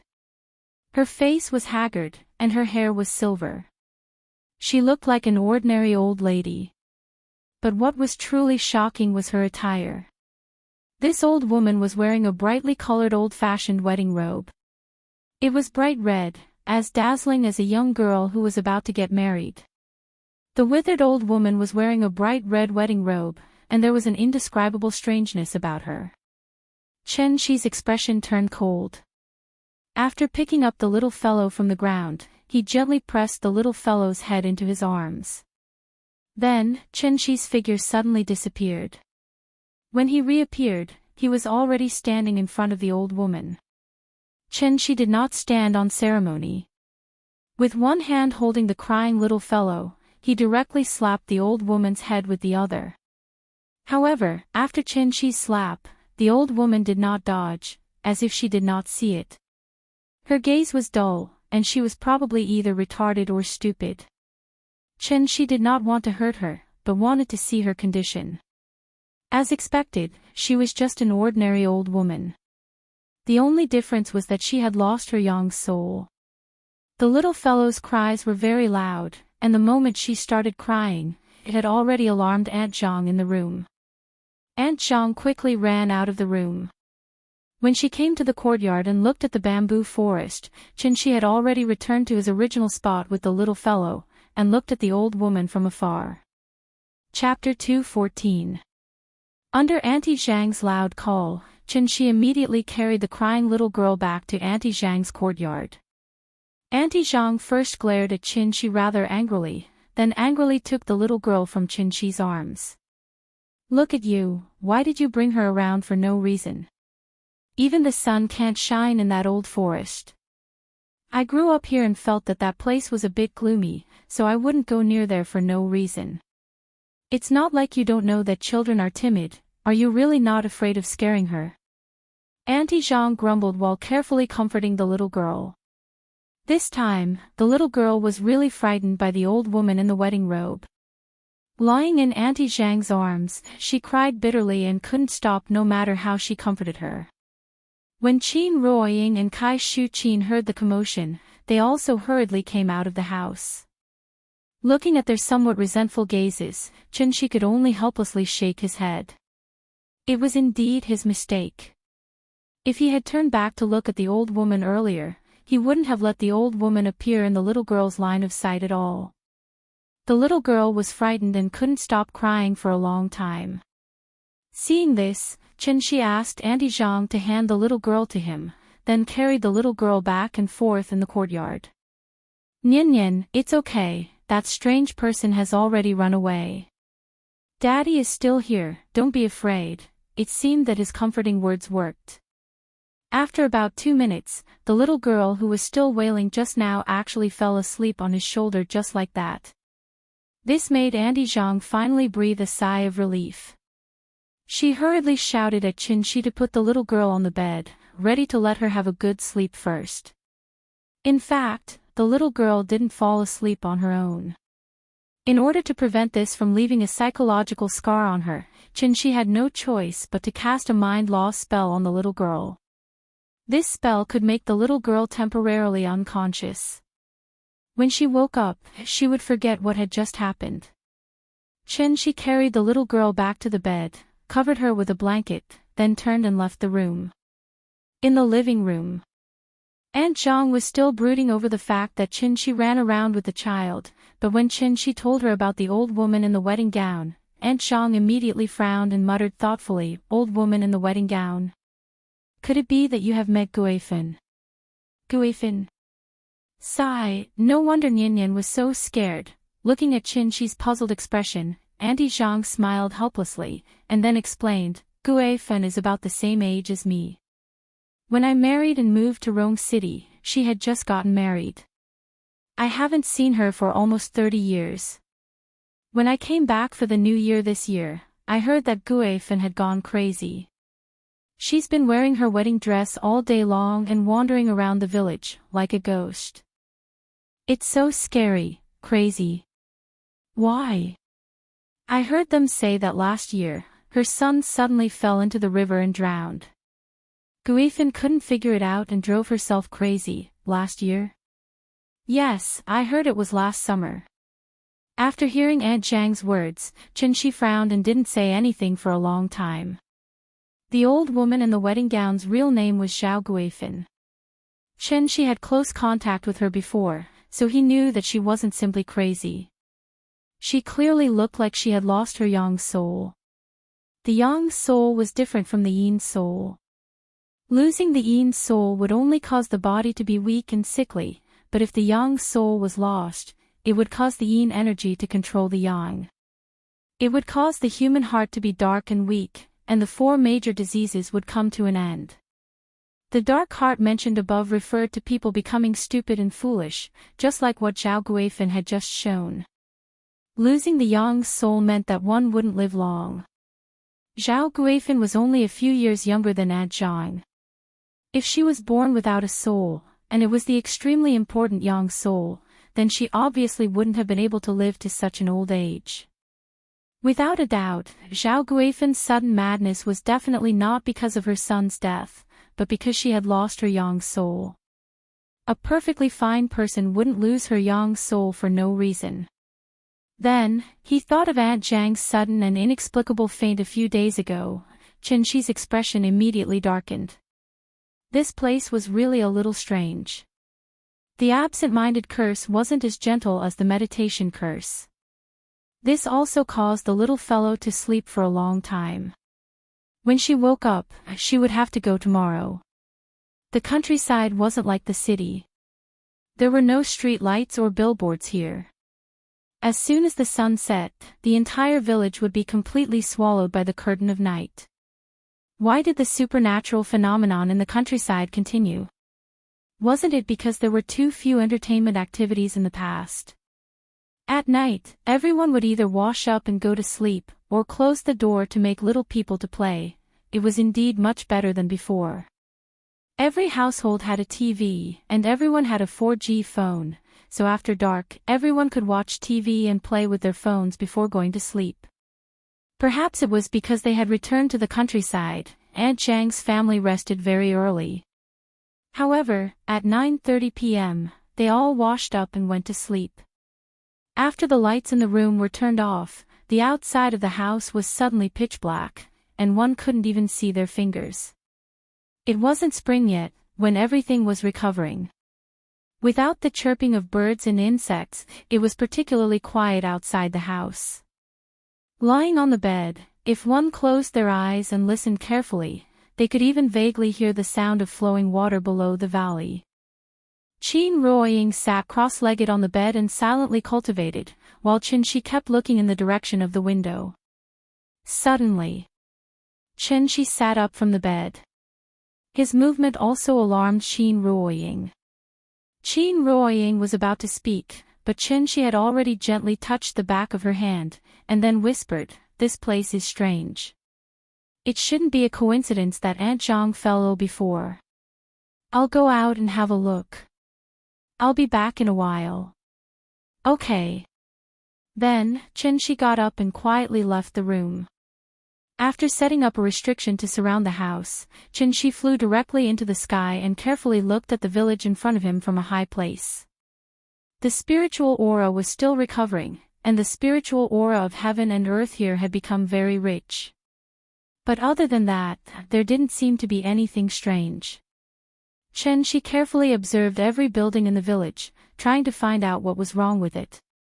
But at this moment, Xianxia suddenly found that there seemed to be a figure moving on the path up the mountain. There were only two main roads in the village, one going up the mountain and the other going down the river. The moonlight tonight was very weak. Although it wasn't 10 o'clock in the evening, the road was already dark and he couldn't see anything at all. The person walked on the path without a flashlight or a lantern. He just moved forward in the dark, as if he wasn't afraid that he would fall down. If it weren't for Xianxia's eyesight that was far better than ordinary people's, he probably wouldn't have been able to find this sneaky person. So, he held his breath and flew above the person's head, wanting to see what this person wanted to do sneaking up the mountain in the middle of the night instead of sleeping. However, when Xianxia got closer, he suddenly found that. Chapter 2:15. People who had never been to the countryside might not be able to understand that feeling. That kind of darkness was just like what Qian Zhongshu described in the siege. The night was so dark that one couldn't even see their own fingers. In this kind of night, even ghosts would have to touch their noses and turn around. A cat would hate itself for not being able to use its mustache as an insect's feeler. In the late winter night, the mountain wind whistled. The withered grass and bare branches made a strange creaking sound. The surroundings were pitch black and it was almost impossible to see anything clearly. The tree branches were constantly swaying in the mountain wind. Under the faint moonlight, the shadows of the trees on the mountain walls were like ghosts baring their fangs and brandishing their claws, wailing and howling as they demanded the lives of passers-by. Zhao Guifan, this crazy woman, was wearing a wedding robe and wandering on the mountain road in the middle of the night. If someone were to pass by and shine a flashlight on her body, not to mention the little guy, even a strong-willed adult would be scared to the point of insanity by Zhao Guifan. Xianxia carefully observed the surroundings, but there were no traces of spiritual energy fluctuations in the surroundings. This meant that Zhao Guifan wasn't being cast by someone, but she wandered here in the middle of the night for no reason. A crazy person's brain circuit really couldn't be understood with common sense. Xianxia was very interested in Zhao Guifan's situation, so he quietly floated in the air. He wanted to see where Zhao Guifan was not sleeping in the middle of the night and where she was going. There was an abandoned coal mine on the mountain next to Tongjiegu. The winding mud road up the mountain was built by the coal mine owner a few years ago for mining. It was big enough for a large truck to drive normally. The coal mine had been abandoned for many years, and the mud road had been eroded out of shape by the wind and rain. It was very difficult to walk on. Fortunately, it hadn't rained these few days. Otherwise, not to mention Zhao Guifan, this crazy woman, even normal villagers would have fallen countless times on the mountain. Zhao Guifan's steps were very slow, so she also walked very steadily. Like a snail, she slowly moved up the mountain along the mud road. Fortunately, the person watching her was Xianxia. If it was someone else, they probably wouldn't have been able to stand the boring wait and would have directly returned to the house to sleep. Zhao Guifan left at 10 in the evening and walked for nearly 4 hours. At around 2 in the morning, she finally arrived at the abandoned coal mine on the mountain. This was a small coal mine. It was different from the underground coal mine shown in the blind shaft. There was no elevator here. Instead, a hole was drilled into the mountain wall. Then, one would follow the hole and push forward. This was the so-called adit mine. Compared to the development of inclined wells and vertical wells, adit development was the simplest in terms of technology, the cheapest in terms of economy, and also the safest development method. However, this mining method was only suitable for mountainous areas, so it was usually only found in small coal mines in the southwest. The passageway of the mine was a circular arch. It was dark inside the cave, and the weak moonlight couldn't shine in at all. No one knew what Zhao Guifan was thinking.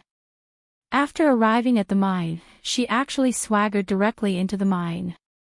It was true that the reckless were afraid of the reckless, and the reckless were afraid of the reckless. Wasn't this crazy woman the one who didn't care about her life? Not to mention that it was still early in the morning, even if it was noon, when the sun was at its brightest, not many people would dare to enter this abandoned mine. Zhao Guifan had already gone crazy. A lunatic who didn't sleep in the middle of the night and went up the mountain in the dark into this abandoned mine. Thinking about it, it was also a very strange thing.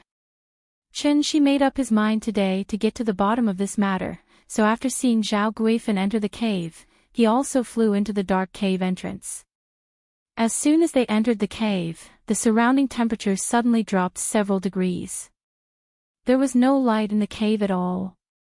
As soon as Zhao Guifan entered the cave, her figure completely disappeared in the darkness. Xianxia snapped his fingers, and a fluorescent green light ball flew out from his fingertips. The light ball flew to Zhao Guifan's head, illuminating the road ahead for her. In this regard, Zhao Guifan didn't have any reaction. She just continued to walk forward. There were sidewalks on both sides of the adit mine, and in the middle was the mine cart track. Zhao Guifan walked all the way along the track. After walking for about 10 minutes, a fork suddenly appeared in front of her. One to the left, the other to the right. However, Zhao Guifan didn't stop at all. She turned and walked directly into the fork on the right. Therefore, it could be seen that this crazy woman obviously came here often before, so she was very familiar with this place. After walking for about 40 minutes, Zhao Guifan finally came to the end. She stood at the end of the passage for a while, and then a smile suddenly appeared on her withered old face. As if she saw something, Zhao Guifan quickly went up to greet her. "Son, mother is here to see you," Zhao Guifan said, while squatting in front of the plant at the end of the mine. This was a very strange scene. The mine was an extremely damp and gloomy place that didn't see the sun all day long, but a plant actually appeared. The plant's stem was upright, and the plant was tall, about 1 meter tall. Its appearance was very similar to a reed, but the color was completely different. Reeds were also called reeds. The so-called reeds were green, and the white dew was frost. Reeds were green in spring, but in autumn, they would wither and turn yellow. It was the end of winter and the beginning of spring, and most of the plants outside were still in a withered state. But this reed-like plant that grew in the deepest part of the mine was bright red. It was bright red, and in terms of the degree of beauty, it was even more beautiful than the sea of poppy flowers. This was a very strange scene. A crazy woman in a wedding robe, at this moment, was like a kind mother, squatting on the ground and rubbing her cheek against the red reed. The reed leaves gently brushed against her face, but she was like her son's hand caressing her cheek, very warm and comfortable. Xianxia silently stood behind Zhao Guifan. When he saw this plant for the first time, he already understood why Zhao Guifan had gone crazy. Her madness was because of this plant in front of him. Although this plant looked very similar to a reed, it was not a reed at all, but a harmful plant called bloodthorn by immortal cultivators. Bloodthorn was not a very common plant in the heavenly jade world. The reason it was called bloodthorn was because this plant was bright red, and it could emit a special fragrance to attract prey to come close. Once the prey came close, their soul would be taken, and they would willingly let it suck their blood. It was strange enough that a plant that only existed in the heavenly jade world appeared on earth, but what made Xianxia feel even more strange was, bloodthorn was a clump of plants, and as long as it grew, it would definitely grow in patches, like reeds forming a reed marsh. But there was only one bloodthorn in front of him, and it grew in such a remote and gloomy abandoned mine. Chapter 2:16. At the end of the dark and damp abandoned passageway, Zhao Guifan squatted beside the bloodthorn, constantly rubbing the bloodthorn's leaves with her cheeks. The tender and beautiful leaves suddenly formed a sharp contrast with Zhao Guifan's wrinkled, haggard and pale cheeks. If one looked carefully, they would find that the bloodthorn's leaves were like countless tiny tentacles, tightly attached to Zhao Guifan's cheeks. It was absorbing Zhao Guifan's blood essence through the leaves, but Zhao Guifan seemed to feel very comfortable. Looking at her affectionate attitude towards the bloodthorn, she would probably stay here for a while every night. It was no wonder that a crazy woman like Zhao Guifan could go up the mountain in the middle of the night without any obstructions. It turned out that she had come here too many times and was already familiar with the way. Zhao Guifan was a few years younger than Aunt Zhang, but now she looked like an 80 or 90-year-old woman, haggard and withered, like she was about to die. Fortunately, there was only one bloodthorn here, and not a clump. Otherwise, Zhao Guifan's soul would have been scattered, and she would have turned into a dried corpse lying in this secluded mine, growing mold and maggots. Although the bloodthorn was a harmful plant, it was different from the plants on earth. This was a magical plant that could affect the mind of its prey, and rely on devouring the prey's soul and blood essence to nourish itself. However, the bloodthorn's roots and leaves were not poisonous, and had great medicinal value, so it was often used as the main ingredient in medicine by immortal cultivators. Zhao Guifan had been eroded by the bloodthorn for a long time, and she was already half a step into the gates of hell. In her current situation, even Xianxia couldn't do anything to save her. Death was only a matter of time. In fact, this crazy woman was quite pitiful. He didn't know what kind of sin she committed in her previous life. Not only did she lose her son at such an old age, but she herself was also turned into something neither human nor ghost by this bloodthorn. Her fate was really full of misfortune.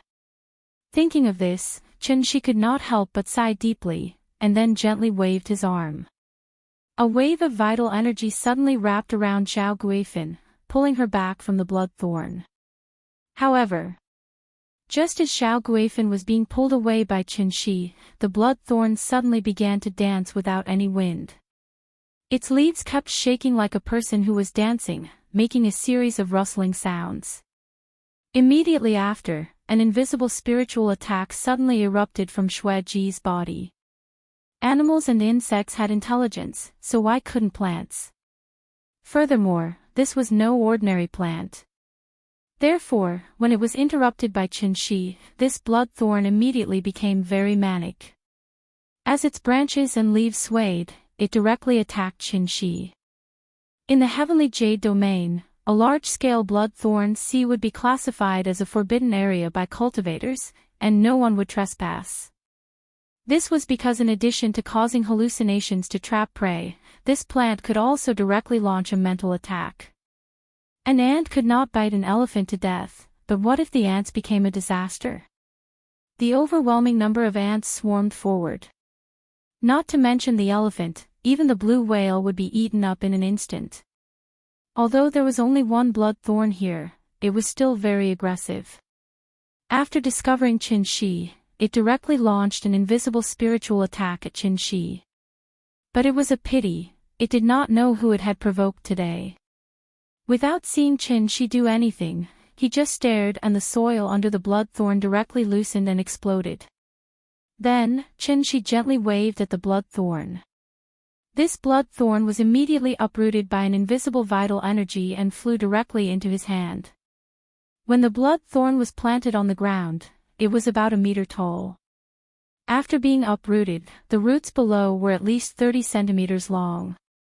Its roots were similar to the roots of a reed, and there were many adventitious roots on it. When the blood thorn was uprooted by Xianxia, the adventitious roots on its roots suddenly twisted crazily like earthworms, which looked very disgusting. The blood thorn lived by devouring souls and blood essence. After being used as medicine, it would naturally be very beneficial to the soul and blood essence of immortal cultivators. Wasn't this the main ingredient that Xianxia lacked now? The blood thorn kept twisting in Xianxia's hand, and at the same time, it kept trying to send out spiritual attacks to disturb Xianxia's thoughts. Xianxia found it long-winded, so he directly grabbed its stem with both hands. Following a soft caw sound, Yixicheng's eyes lit up. This blood thorn was directly broken into two by him. The world was finally quiet. Because Xiao Guifan was directly pulled back by Xianxia, she was now unconscious. After Xianxia cast a meditation spell on her, he used vital energy to support her and then walked back along the original path. When Xianxia came to the fork again, he suddenly stopped. The mine was very quiet. There were usually bats in the cave, but it was winter now. Although bats were warm-blooded animals, they also needed to hibernate. So this abandoned mine was very quiet, and only the faint sound of water dripping could be heard. Xianxia stood at the fork and paused for a moment. When he stepped out again, he did not walk towards the cave entrance, but went to the left tunnel that he did not go to just now. This abandoned mine was a little interesting. It actually grew a blood thorn that only existed in the heavenly jade domain. Since he was already here, he naturally had to explore the inside and outside of the mine tonight to see if there was anything rare in here. Xianxia walked along the left tunnel. Xiao Guifan was being guided by his vital energy, lying flat and floating behind him. Plus, there was the fluorescent green light above Xianxia's head. If this scene was seen by others, it would not be as simple as causing them to lose their minds, they would directly be scared to death. The mine tunnel on the left was obviously the main tunnel. After Xianxia walked for a while, the mine tunnel suddenly changed from one track to two, and the width on both sides obviously increased by a lot. This should be the main mining area. Along the way, there were many forks in the road, but Xianxia didn't hesitate at all. She didn't even look at those forks, and just went straight down the main road. He had already discovered the abnormality here. In the depths of this abandoned mine, there was a paradise with abundant spirit energy. The spirit energy here was even richer than in the Qinling Mountains. It was probably because this place happened to be in the position of the dragon vein of this mountain, so after the spirit energy recovered, this place directly became a paradise. Xianxia walked along the main tunnel for about 10 minutes before he finally stopped. Because a huge cave suddenly appeared in front of him. This cave was like a flask. The passage Xianxia was in was the narrow mouth of the flask, and the inside of the cave was the belly of the flask. Xianxia walked into the cave, and the surrounding terrain suddenly opened up. This cave was about 4 or 5 meters high, and the actual area was about the size of a basketball court. It was not too big, but it looked very strange. Obviously, the miners would not be so bored as to dig such a strange cave in the coal mine. Chapter 217. Xianxia quietly stood at the entrance of the cave. Suddenly, he raised his head and looked at the top of the cave. He seemed to have seen something, but because the surrounding light was too dim, he gently snapped his fingers. Under the surge of true essence, the ball of fluorescent green light suspended in mid-air suddenly flew to the center of the cave, and then became brighter and brighter. Then, the ball of light directly turned from green to white, and constantly bloomed with dazzling light. The ball of light emitted a strong light like the summer sun, and instantly lit up every corner of the cave. In an instant, the light was as bright as day, and the fine details could be seen clearly. With the light source, Xianxia directly walked into the cave with Jianghu. At this time, he raised his head again and looked at the top of the cave. There were actually 3 people hanging above the cave. He saw that in the center of the cave, about 3 meters above the ground, a wooden beam was placed on the wall at both ends of the cave. And on this beam, there were 3 people in red wedding robes hanging in order. The 3 of them had their heads down, and their faces were facing down. Their hair was messy, and their long hair hung down naturally, covering their faces. Therefore, it was impossible to tell whether they were male or female, and even whether they were dead or alive. They were hung on the beam with their heads down, and their appearance was somewhat similar to the cured meat that was hung outside the balcony in winter, one after another, and arranged very neatly. What was even more strange was that these people's feet were tied with thick ropes, and there was a medium-sized weight hanging on their feet. The weight was tied with a thin rope, and it hung on their feet, naturally hanging to the ground. And below the weight, there was a wooden basin filled with clear water. In addition, around the wooden basin, there were 3 small incense burners, and they were in a tripartite formation, surrounding the basin in the middle. Each of the small incense burners had a red incense candle inserted into it. The incense candles were already lit, and a light breeze blew, and the candle flame was constantly dancing with the breeze. In the deepest part of the abandoned coal mine, such a strange scene actually appeared, and it was really a bit shocking. Xianxia silently sized up the layout of the cave, then put Jianghu down on the sidewalk outside the cave, and slowly walked into the depths of the cave. The beam was made of wood, the weight was made of gold, the clear water was made of water, the candle was made of fire, and the surrounding area was made of earth. Since it was an arrangement of the 5 elements, he could calculate the time. This year was the year of Wuxia, the 2nd month of the lunar year was the 1st month of the lunar year, and the 8th day of the lunar year was the 1st day of the lunar year. Wuxia is yang, Jian is yang, Bingxiu is yang. Yang year, yang month, yang day. Once the sun rose, it would be noon, which was also the legendary time of the sun. It was clearly a sunny day, but Xianxia found such a sinister and evil arrangement in this gloomy and abandoned mine. Now that was interesting. Xianxia swaggered into the depths of the cave. At this moment, the person who had been sitting cross-legged on the ground slowly opened his eyes when he heard his footsteps. Yes, there was a person in the cave. That person was sitting cross-legged on the futon below the 3 people in red. He was about 40 years old, wearing a black robe, with a cold face, and a bun on the top of his head. This dressing was somewhat like a priest in a Taoist temple. He didn't open his eyes when Xianxia lit up the cave. Until Xianxia walked directly into the cave without even saying hello, the person finally couldn't help but open his eyes. After opening his eyes, he first looked up at the light ball suspended above the cave, then looked at Xianxia and asked, "Mister, why are you here so late at night?"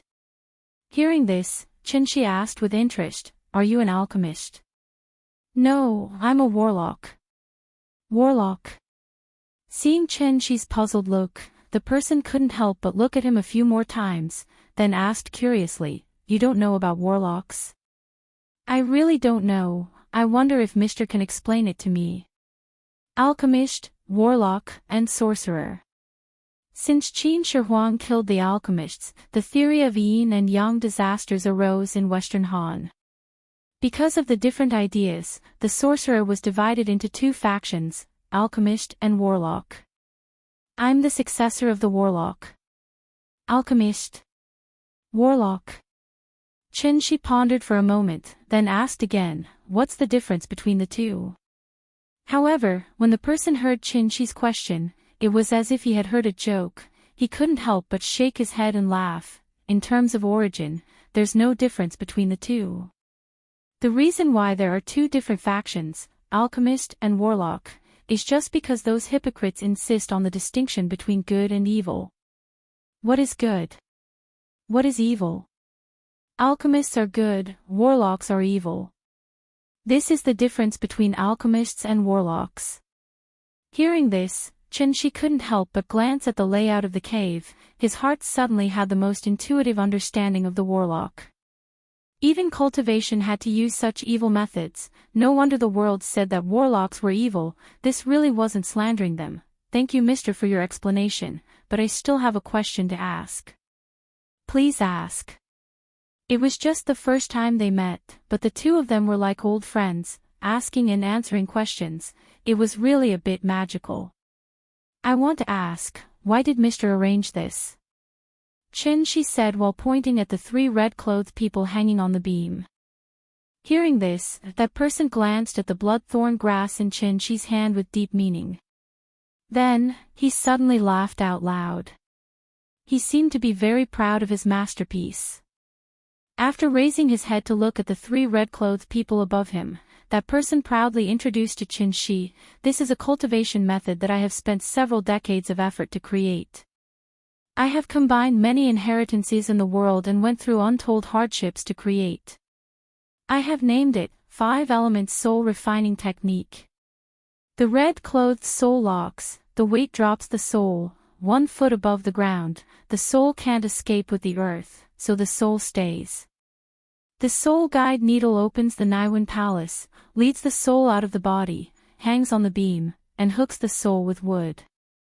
The water and fire array is placed below the feet, the water melts the soul, the fire tempers the soul, so it can remove the impurities of the soul. 1 out of 10, only one part of the essence will be drawn into the body. After the essence enters the body, you must immediately enter a meditative state, using the essence as a guide to circulate 36 small cycles. When the essence is exhausted, you will circulate 18 large cycles. The external essence will guide your own essence. After completing the cycle, you will not leave each other, touching the heavenly acupoints to open the jade door. If the jade door is opened, it means that you have successfully condensed your essence, and you have stepped onto the path of immortality." After the man explained the layout of the cave, he looked at Xianxia with a smile that wasn't a smile and said, "I've been thinking about this set of techniques for many years, but I haven't been able to perfect it. Until last year, when I accidentally found this mysterious plant, I finally understood the crux of it, and perfected this 5-element soul refining technique." As he spoke, he pointed at the blood thorn in Xianxia's hand. The expression on his face became playful. However, Xianxia didn't have the self-awareness of a thief. He picked up the blood thorn and casually glanced at it, then nodded and smiled. "Although this blood thorn can steal souls, it is only a plant.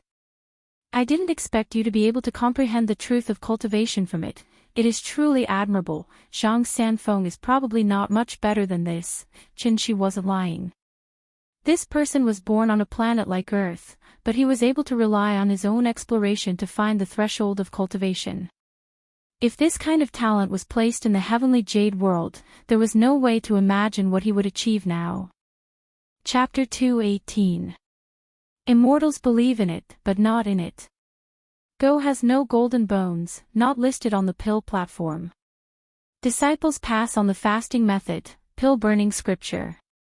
Only asking for hard work, in 100 years you will not succeed. Sad dream of immortals, a dream that misleads a lifetime. Sad dream of immortals, a dream that misleads a lifetime. Compared to the Song of Everlasting Regret, Bai Ji's dream of immortals was not very famous. The whole poem was about a person who dreamed that he ascended on a white crane and met the Jade Emperor. The Jade Emperor said that he had the talent to cultivate immortality, so he abandoned his wife and daughter and hid in the mountains for decades. However, he failed to become an immortal and wasted his life. wasn't the person standing in front of Xianxia the real-life dream of immortals? If the jade door opened, it meant that he had successfully condensed his qi and stepped into the path of immortality. This person actually managed to find the right direction by relying on his own groping. Such talent and aptitude really made people exclaim in admiration. But unfortunately, when one's strength was limited, one could only do one's best and wait for destiny. Now that the spiritual qi of heaven and earth had recovered and was so abundant, by refining the spiritual qi of heaven and earth, one could gradually accumulate true essence and then use it to break through the jade door. Once this door opened, one could naturally step into the early stage of qi refinement. Although he had found the right direction, his cultivation method was wrong, which led him to go astray and create this extremely evil 5-element soul refining technique. Just like the great star-sucking technique, it seemed to allow one's cultivation to progress rapidly, but in reality, it was not far from qi deviation. Therefore, Xianxia asked seriously, "May I know your name, sir?" Hearing this, the person laughed and said, "My surname is Sun, and my name is Wen. I am of the lineage of the virtuous master, and have a history of nearly 2,000 years. Mr. Sun, you said that if the jade door opened, one would step into the path of immortality. Is this the so-called immortal secret technique?" After saying this, Xianxia pointed at the strange layout in the cave. He had a half-smile on his face. It looked like he was asking for guidance, but in fact, he was questioning. As expected, when Sun Wen heard Xianxia's question, his expression suddenly froze. But then, he suddenly laughed even louder than before. "Fellow Taoist, that's a good question. This old man has been searching for the Tao of immortality for more than 60 years. It was only a few years ago that I finally figured it out. Actually, there are no immortals in this world." "No immortals? Then why did you say you stepped onto the immortal Tao?" "Everyone says that one can ascend to immortality as soon as the heavenly gate is opened." "Then I would like to ask, in the past 100 years, has anyone ascended to immortality? Successfully flew into the gate of heaven? I'm afraid they haven't even seen the shadow of the heavenly gate. They worship ancient books all day long as if they're their ancestors. Can they become immortals just like that?" Hearing this, Xianxia looked at Sun Wen thoughtfully and didn't say anything. When Sun Wen saw his expression, he immediately smiled proudly and said, "In fact, as far as this old man knows, this celestial being is not the end, but the starting point." As soon as these words were spoken, they resounded throughout the cave like the sound of metal being thrown to the ground. The celestial being was not the end, but the starting point. In a sense, this statement was not wrong. The celestial being was almost above the foundation establishment stage and below the Jindan stage. They who had yet to condense a golden core could only be regarded as low-level cultivators. They had not touched the threshold of the immortal Tao at all. At this point, Sun Wen suddenly let out a burst of strange laughter as if he was mocking something. He said with a look of disdain, "Those people keep talking about Elysium all day long and count on Elysium for everything. They're completely putting the cart before the horse. The path of flowers has never been swept by a destined guest, but the gate of heaven has been opened for you from now on. It's not that one can only ascend to immortality after opening the gate of heaven, but that the gate of heaven will only be opened for you when one's cultivation has succeeded."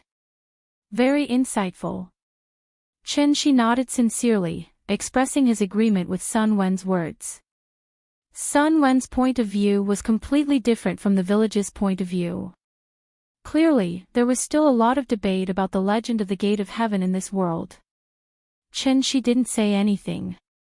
After Sun Wen finished his last sentence, he suddenly closed his mouth and looked at him with a faint smile.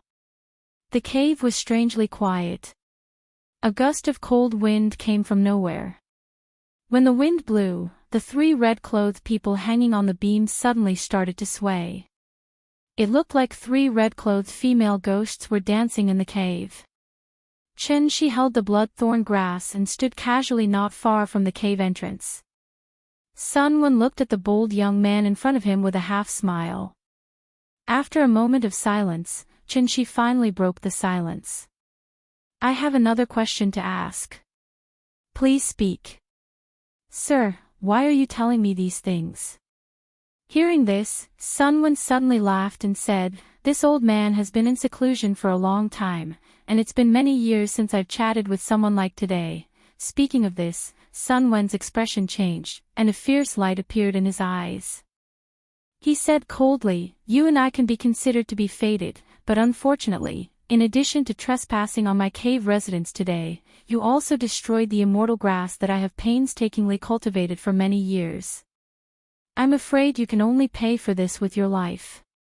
Why would he say so much to a young man he didn't know? Wasn't it because he had created a peerless cultivation method, but there was no way to publicize it? Only the dead could keep a secret. Therefore, from the moment Xianxia stepped into the cave, Sun Wen had no intention of letting him leave alive. Seeing this, Xianxia couldn't help but sigh deeply and said, "Sir, you have great talent, but it's a pity that you've gone astray."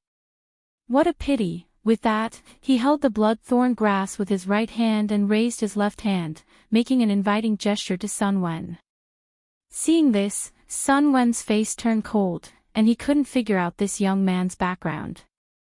This was obviously his immortal's cave, yet this young man had such a confident appearance. Could it be that he had some backing? Thinking of this, Sun Wen frowned and asked, "Who exactly are you?" "Me." Xianxia smiled, and suddenly an idea popped up in his mind, so he said to Sun Wen, "Wu Lian, Special Affairs Department." Special Affairs Department, Special Affairs Department Office. Compared to the Emergency Department, the Special Affairs Department was the real main department of the Wu Lian. Obviously, Sun Wen wasn't really cut off from the world, so when he heard Xianxia say the word Special Affairs Department, his face instantly darkened, and he immediately rushed towards Xianxia. In the eyes of Wuxia's cultivators, the word Wu Lian was a very unlucky existence. This organization was part of the country's power, and once Sun Wen's secret was discovered by the Wu Lian, it would be no different from being stuck with dog skin plaster. Unless he left Wuxia, what awaited him would be the Wu Lian's endless pursuit. After dealing with this young man, he would have to find another place to cultivate in seclusion. Sun Wen was slightly different from great-granduncle. Great-granduncle was a martial artist, from the outside to the inside. Sun Wen was a sorcerer, from the inside to the outside. Therefore, their fighting styles were very different. When Sun Wen rushed towards Xianxia, he suddenly waved his right hand, his 5 fingers forming a claw, and fiercely clawed at Xianxia. A black shadow suddenly flew out from his hand. Then, the black shadow seemed to have turned into a malicious spirit, its face contorted as it screamed. The ghost didn't make any sound, but at this moment, a sharp, ear-piercing howl suddenly rang in Xianxia's mind. The sound was like the sound of 2 pieces of foam rubbing against each other. It was exceptionally harsh and unpleasant to the ear, and could instantly cause goosebumps to rise on anyone who heard it. Using a killing move right from the start, Sun Wen really wasn't prepared to let this young man leave alive today. Yellow Sky Path of Spirits.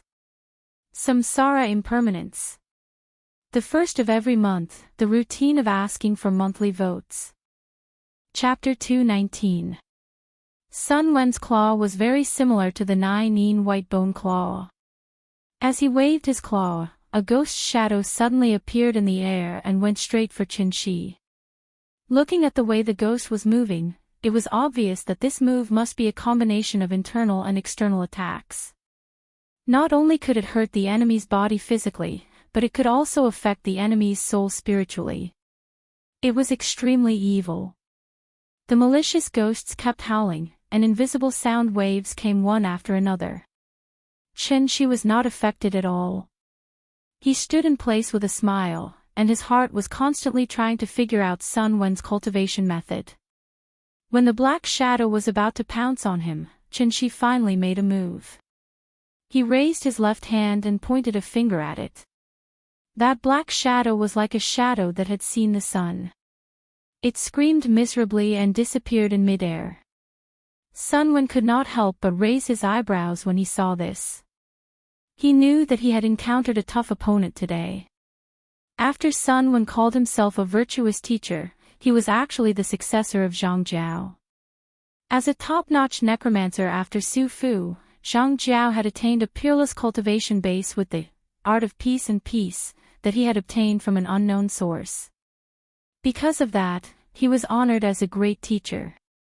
The impermanence of samsara came from the typing essential technique, and it was an upgraded version that Sun Wen improved with the 5 elements soul refining technique. He did not expect that Xianxia could easily break it with one finger. How could Sun Wen not be surprised? How was this a young man? He was clearly an old monster who had a technique to retain his youthful appearance. In fact, Sun Wen was not a middle-aged man. He was born during the Daoguang era of the Qing dynasty and was already more than 180 years old. Sun Wen's talent was indeed far superior to ordinary people. As the only remaining successor of the Taiping path, he had already stepped into the soul conduit realm in his 40s under the guidance of his master. He was known as the Taiping Heavenly Master. After becoming a Heavenly Master, Sun Wen was not willing to be mediocre. Instead, he began to travel around to find a way to go further. Sun Wen was different from great-granduncle. He did not believe that the Heavenly Gate could allow people to ascend. Therefore, he had never counted on the Heavenly Gate. Instead, he had been quietly cultivating. He practiced diligently all day long, which made his cultivation far superior to great-granduncle. In fact, Sun Wen was only one step away from being able to form the 3 flowers and truly step into the golden core realm. With the revival of the spirit qi of heaven and earth, Sun Wen had also found a way to cultivate qi. Perhaps if he was given enough time, Sun Wen would be able to carve out a path of his own. Regardless of whether it was good or evil, as long as he could continue down this path, then it was the right path. Unfortunately, Sun Wen met Xianxia today. He was like a walking steel plate in this world, therefore, when Sun Wen saw that his move was easily broken by Xianxia, he immediately stopped and asked with a frown, "Who are you?" "I've already told you. It's the Wu Lian Special Affairs Department." Sun Wen was clearly dissatisfied with this answer. Therefore, he coldly shouted in anger, pretending to be mysterious. "Since that's the case, I'll capture you first and then slowly interrogate you." After he finished speaking, Sun Wen's black robes began to flutter even though there was no wind. A strong storm suddenly blew in the cave. 2 long dragons of murderous aura rolled out from Sun Wen's sleeves like tornadoes in the desert, roaring as they rushed towards Xianxia. These 2 tornadoes were actually formed by Sun Wen's magical power. In the process of rushing towards Xianxia, the 2 tornadoes even intertwined with each other, turning into a sharp, cone-shaped cyclone. The cyclone spun rapidly like a sharp knife. Like a high-speed drill, when the cyclone rushed towards Xianxia, it also tore a vacuum in the air. This move was monstrous, but when Xianxia saw it, he shook his head in disappointment. Compared to the improved version of the Samsara Impermanence, this move did not have any special features. It looked powerful, but in fact, it was the simplest way to use Vital Essence. It was just using brute force to break through all techniques. This was also a method that Xianxia often used. Perhaps he wanted to force Sun Wen to take out his trump card. So when the cyclone rushed towards him, Xianxia raised his left hand, like fishing in the water. He directly reached into the center of the cyclone, and then, he squeezed hard. This fierce cyclone was like a poisonous snake that was pinched by him. After struggling helplessly for a while, it turned into countless bursts of energy and dissipated. The qi that scattered in all directions hit the rock walls of the cave, and like a machine gun, countless stones fell from the rock walls with a crackling sound. The rubble fell to the ground, and a rustling sound was heard. Under Sun Wen's incredulous gaze, Xianxia calmly raised an index finger, then smiled slightly. "You still have one last chance to make a move, don't let me down." "You," Hearing this, Sun Wen could not help but widen his eyes, the hair on his body stood up, and the expression on his face was like he had seen a ghost. It was no wonder he was afraid. The move just now was Sun Wen's own killing move. In terms of lethality, it was a bit stronger than the Samsara Impermanence. It was not that he was boasting, but as long as this move was used, even a great master in the gang state would be instantly turned into minced meat. But after Xianxia put her hand in, she acted as if nothing had happened. Sun Wen couldn't help but have some thoughts of retreating. Who was this young man? Did he come here specifically for him? Because he could not figure out Xianxia's background, the expression on Sun Wen's face became more and more dignified. When he saw that Xianxia was still as calm as before, Sun Wen had to seriously consider Xianxia's words. Last chance to make a move. Thinking of this, Sun Wen could not help but look at Xianxia, as if he wanted to say something. But after hesitating for a moment, he just sighed deeply, and the expression on his face became quite complicated. Today was the Yang year, the Yang month, and the Yang day. It was the rare time of the highest Yang. The depths of the abandoned mine had become quite yin due to the lack of sunlight all day long. In addition to Sun Wen's arrangement, this place was now a place of extreme yin and extreme evil. Extreme yang time, extreme yin place. Extreme yin and extreme yang. He wanted to use this arrangement to help him break through to the celestial being realm, but he did not expect this arrangement to become his killing move in the end. Thinking of this, Sun Wen could not help but clench his teeth. He suddenly put his hands together in front of his chest and directly made various seals. As he kept making seals, a yin and yang formation slowly condensed and formed in front of his chest. Seeing this, Xianxia was not anxious at all. He was now like a cat teasing a mouse.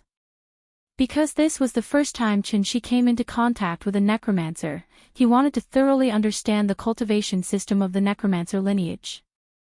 He only gave Sun Wen 3 chances to make a move. This was already the 3rd time. Sun Wen was a smart person, so naturally, he would not waste this opportunity. Therefore, when he began to focus and gather qi, the spiritual energy of heaven and earth in the vicinity suddenly shook violently. Sure enough, Sun Wen had comprehended the truth of heaven and earth and began to try to use the spiritual energy of heaven and earth to cooperate with his casting. Probably because it was his first time using this move, Sun Wen took a long time to prepare. Xianxia waited quietly. His curiosity was completely piqued by Sun Wen. He wanted to see what kind of amazing move a cultivation genius like Sun Wen would create. Because Earth was different from Heavenly Spiral, perhaps he could learn something from it. Xianxia was looking forward to it. And Sun Wen did not disappoint him. When the yin and yang formation condensed in front of Sun Wen's chest, it immediately turned into a black and white yin and yang fish.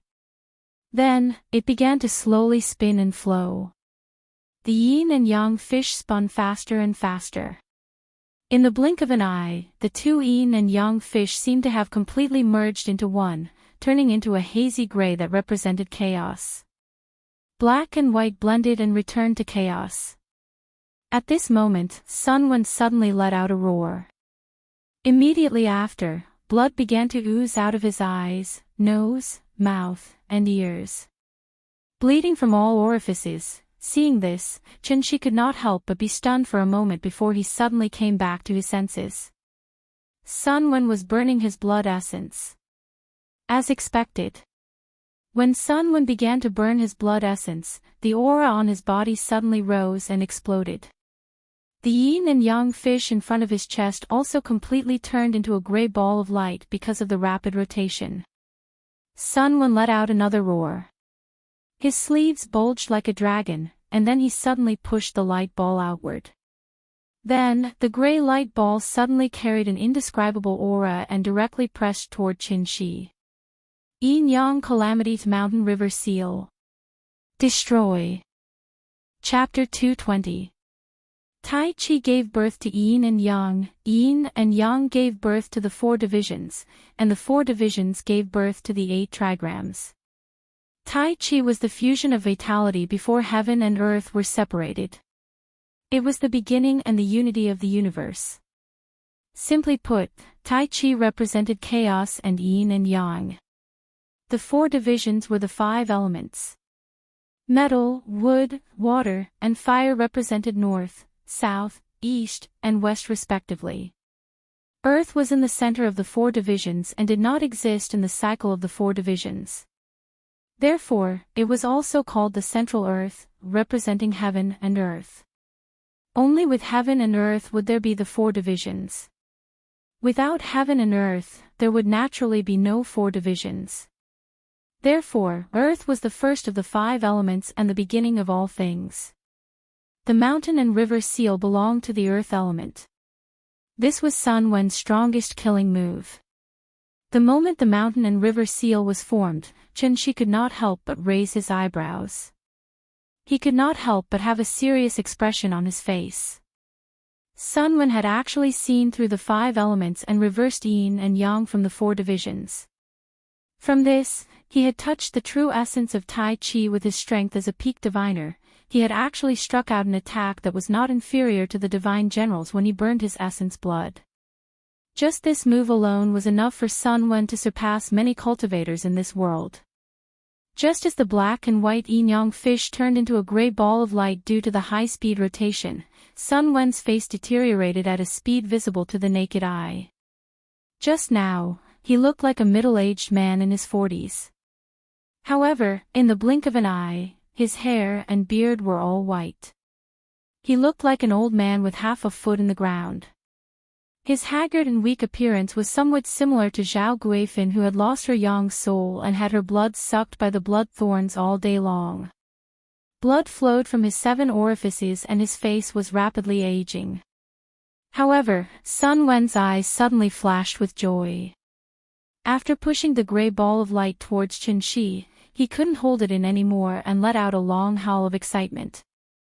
Success!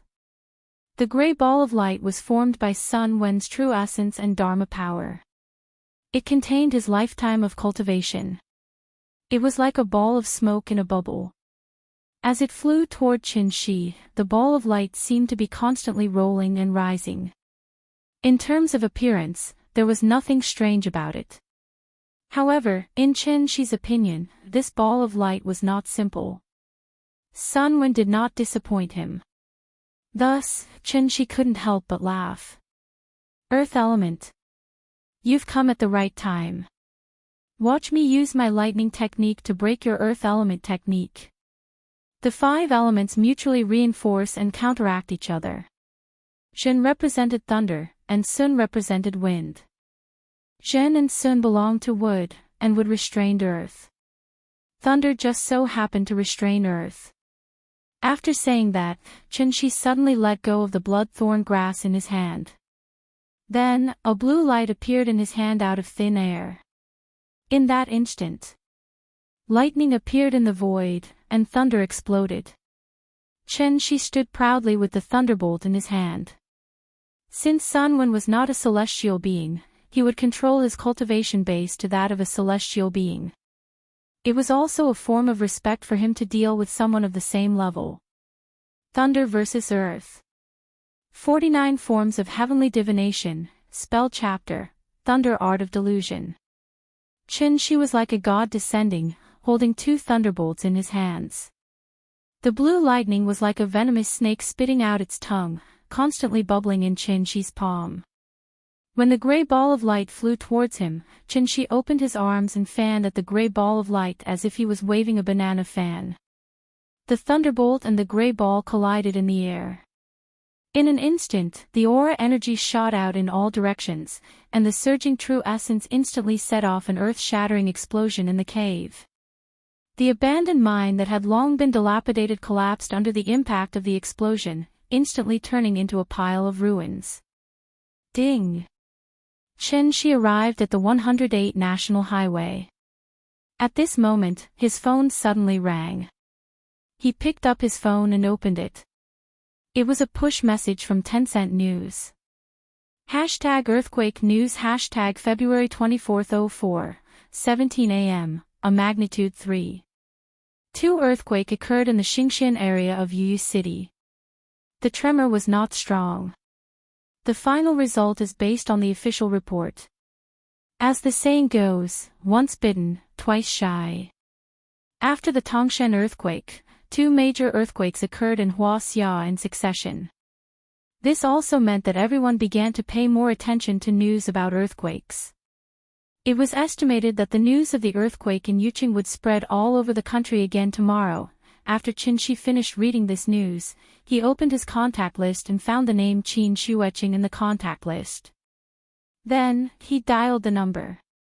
Although it was 4 in the morning, after the phone rang twice, Qin Shueqing directly picked up. Obviously, she was not sleeping, but cultivating. Hello. I just met a person. Sun Wen, do you know him? Sun Wen.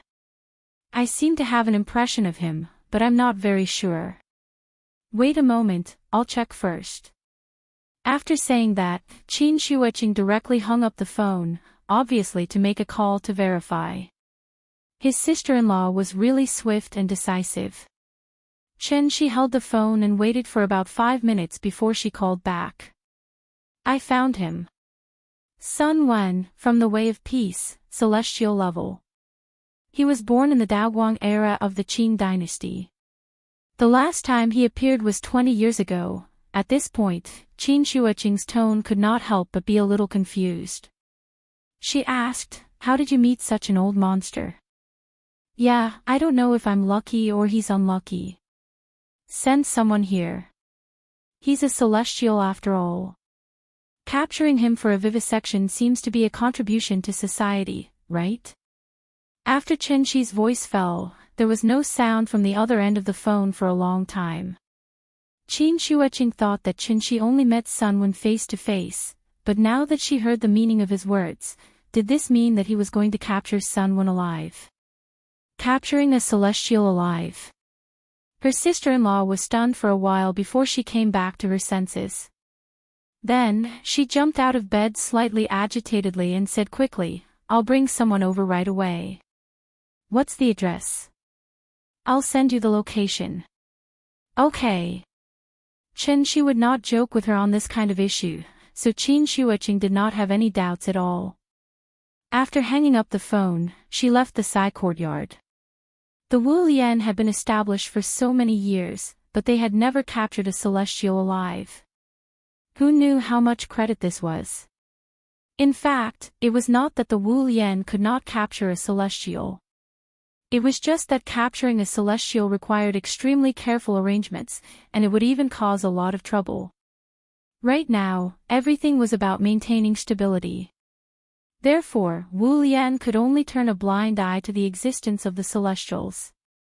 As long as they did not go too far, the Wu Lian would not encircle and annihilate them. Xianxia did not kill Sun Wen. Sun Wen was worthy of respect. After all, objectively speaking, if Sun Wen cultivated in the Tianyuan world for 500 years, perhaps his achievements would far surpass Xianxia's. This was talent. Wasn't talent the most lacking in the 21st century? Although Sun Wen was not a good person, Xianxia was not a judge after all. Handing him over to the Wu Lian and letting the Wu Lian deal with him was really a contribution to society. Chapter 221. The next day.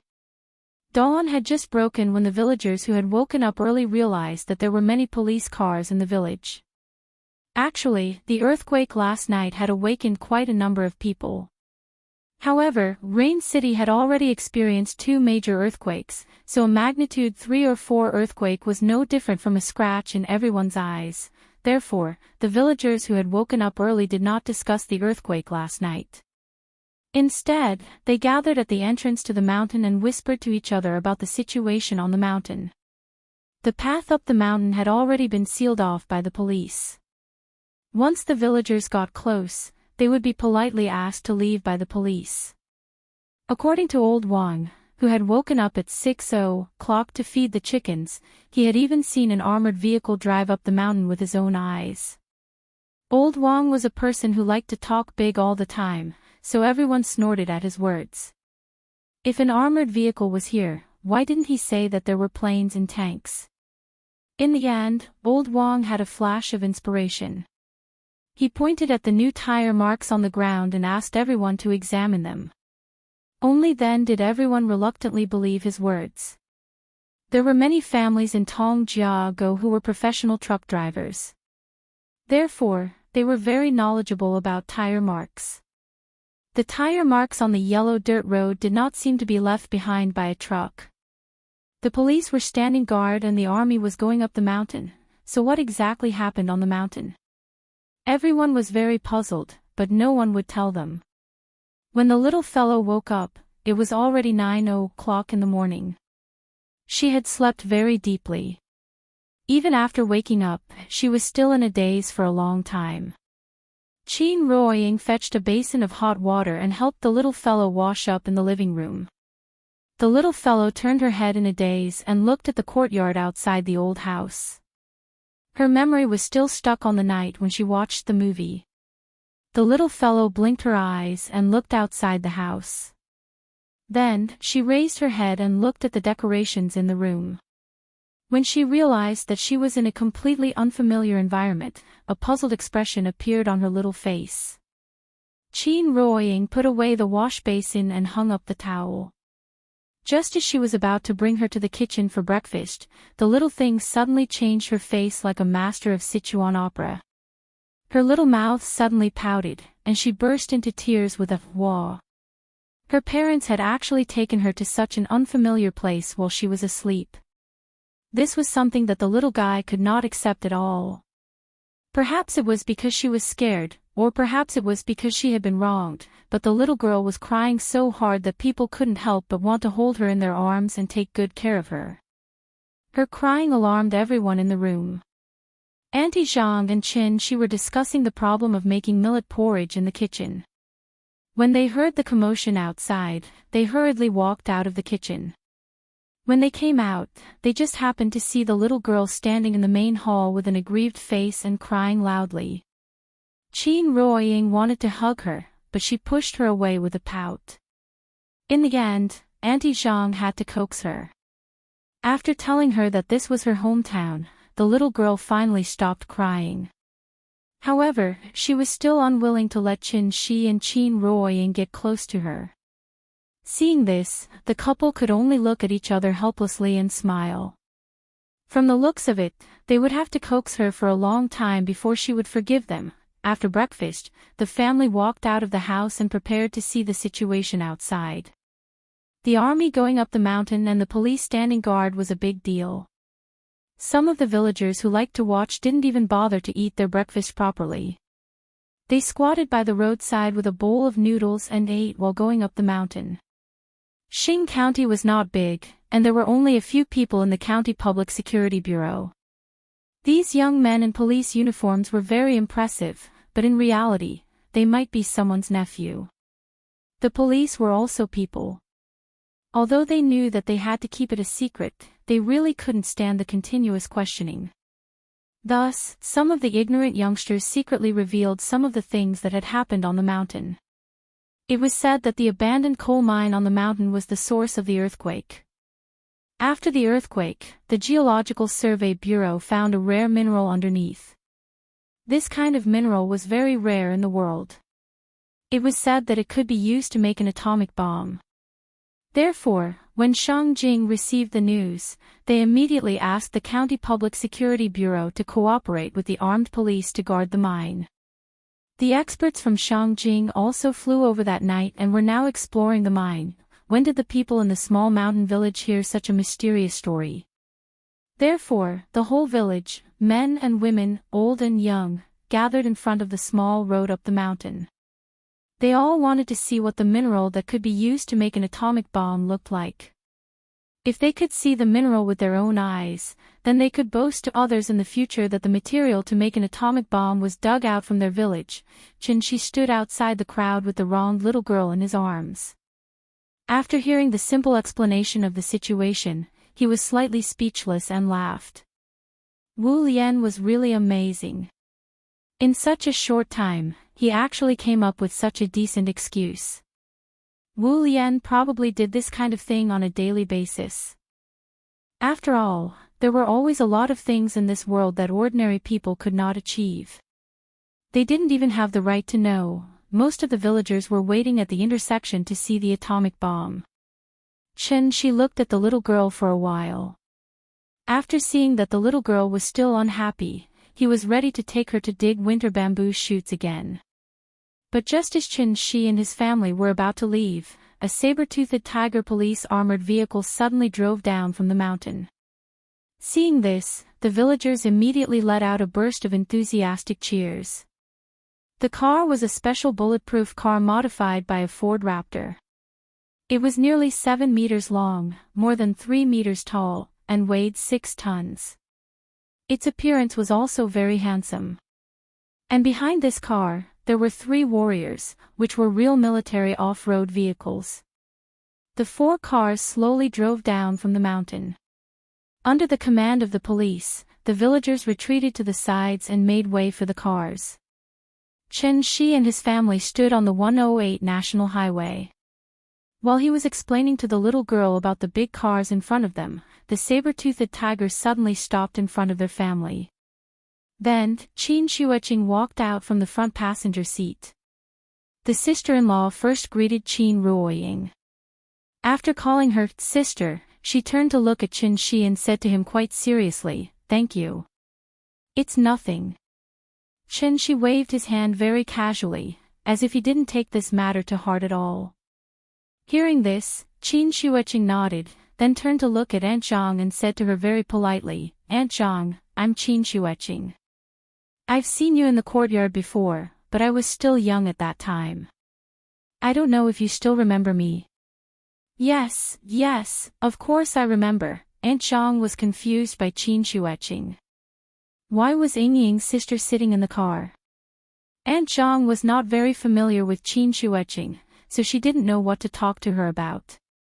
Seeing this, Xianxia interrupted in time and said, "Are you busy? Do you want to have lunch before leaving?" Chapter 222. Okay. Her nod shocked everyone present. Xianxia was just being polite. He did not expect his sister-in-law to take it seriously. Hearing this, Xianxia had to first glance at the few warriors parked behind the armored vehicle, and then asked, "Aren't you on a mission?" "The mission is complete. I can go back to Shangjing in the afternoon." "Oh. Okay then, let's talk about it after dinner." Xianxia opened the door and said a few words to the driver of the armored vehicle. Then, she followed Xianxia and his family to Aunt Zhang's old house. Her actions immediately caused the surrounding villagers to whisper to each other in whispers. "Hey, look, that girl came down from the armored vehicle." "Yeah, why is she following Zhang San? Is she Zhang San's relative? That's crazy.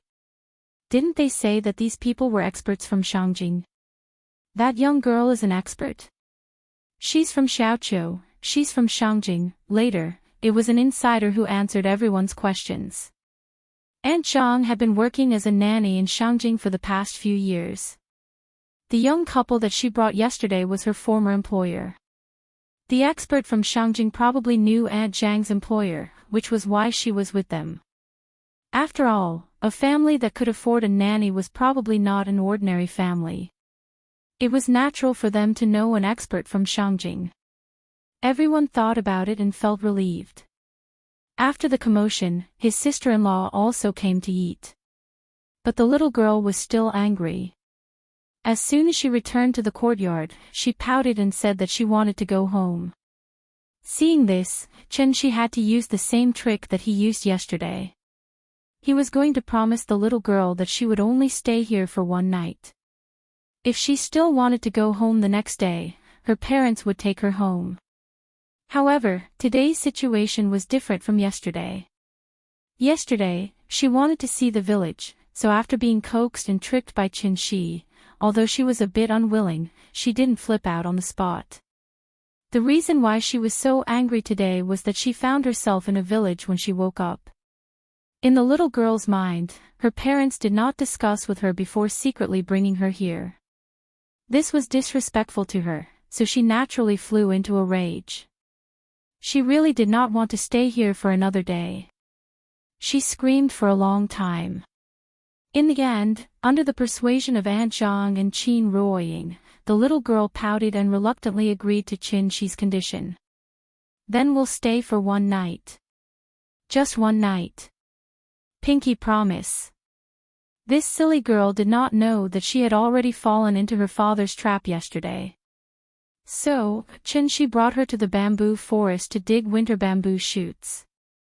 This time, there was no Zhao Guifan, so the little girl's digging very happily. When she heard that Qin Shi was going to use the winter bamboo shoots she dug out for lunch, the little thing was so happy that she couldn't close her mouth, and her hands and feet couldn't help but become much more nimble. It was a new experience for the little guy to eat the vegetables he picked with his own hands. Why were farmhouse dishes delicious? Wasn't it because she could just pick whatever she wanted to eat from the fields? Fresh ingredients were the prerequisite for cooking food. Not sure if it was a psychological effect, but today's bamboo forest did not seem as gloomy as yesterday. The sun was shining brightly in the sky. The bright sunlight shone on top of the bamboo forest, making the bamboo forest lush green, making people feel a trace of spring. The blood thorn was hung on the wall by Qin Shi. It was red and it formed a sharp contrast with the golden corn skewers next to it. In the village, everyone liked to hang chili and corn outside the house. First, it was for ventilation and dryness. Second, it was a symbol. Chili symbolized red and corn symbolized a bountiful harvest. Both were good omens. In fact, when Qin Shi saw Sun Wen's 5 elements soul refining technique, he already knew why Aunt Zhang suddenly fainted. It turned out that Sun Wen used Aunt Zhang as the next batch of cultivation cauldrons. The principle of the 5 elements soul refining technique was actually similar to the bloodthorn grass. It was to absorb other people's soul and essence to strengthen oneself. It was precisely because Sun Wen came into contact with the bloodthorn grass that he comprehended the 5 elements soul refining technique. Because Aunt Zhang had taken the spirit cultivation pill, the remaining spirit energy in her body attracted Sun Wen's attention. Fortunately, Qin Shi noticed the abnormality in time and insisted on coming to Aunt Zhang's home to take a look. Otherwise, Aunt Zhang was afraid that she would inevitably follow in Zhao Guifan's footsteps. After putting down Sun Wen, Qin Shi also saved Zhao Guifan. Therefore, when he took the little fellow to dig bamboo shoots in the bamboo forest, a series of firecrackers suddenly sounded not far away. Wasn't it from Zhao Guifan's house? Looking at the situation, it was probably to celebrate Zhao Guifan's not crazy anymore. Zhao Guifan had a younger sister named Zhao Guixiang. She was Zhao Guifan's only relative in this world. The relationship between the two sisters was very good. Zhao Guifan had been crazy for so long, but Zhao Guixiang did not leave her and stayed at her house to take care of her.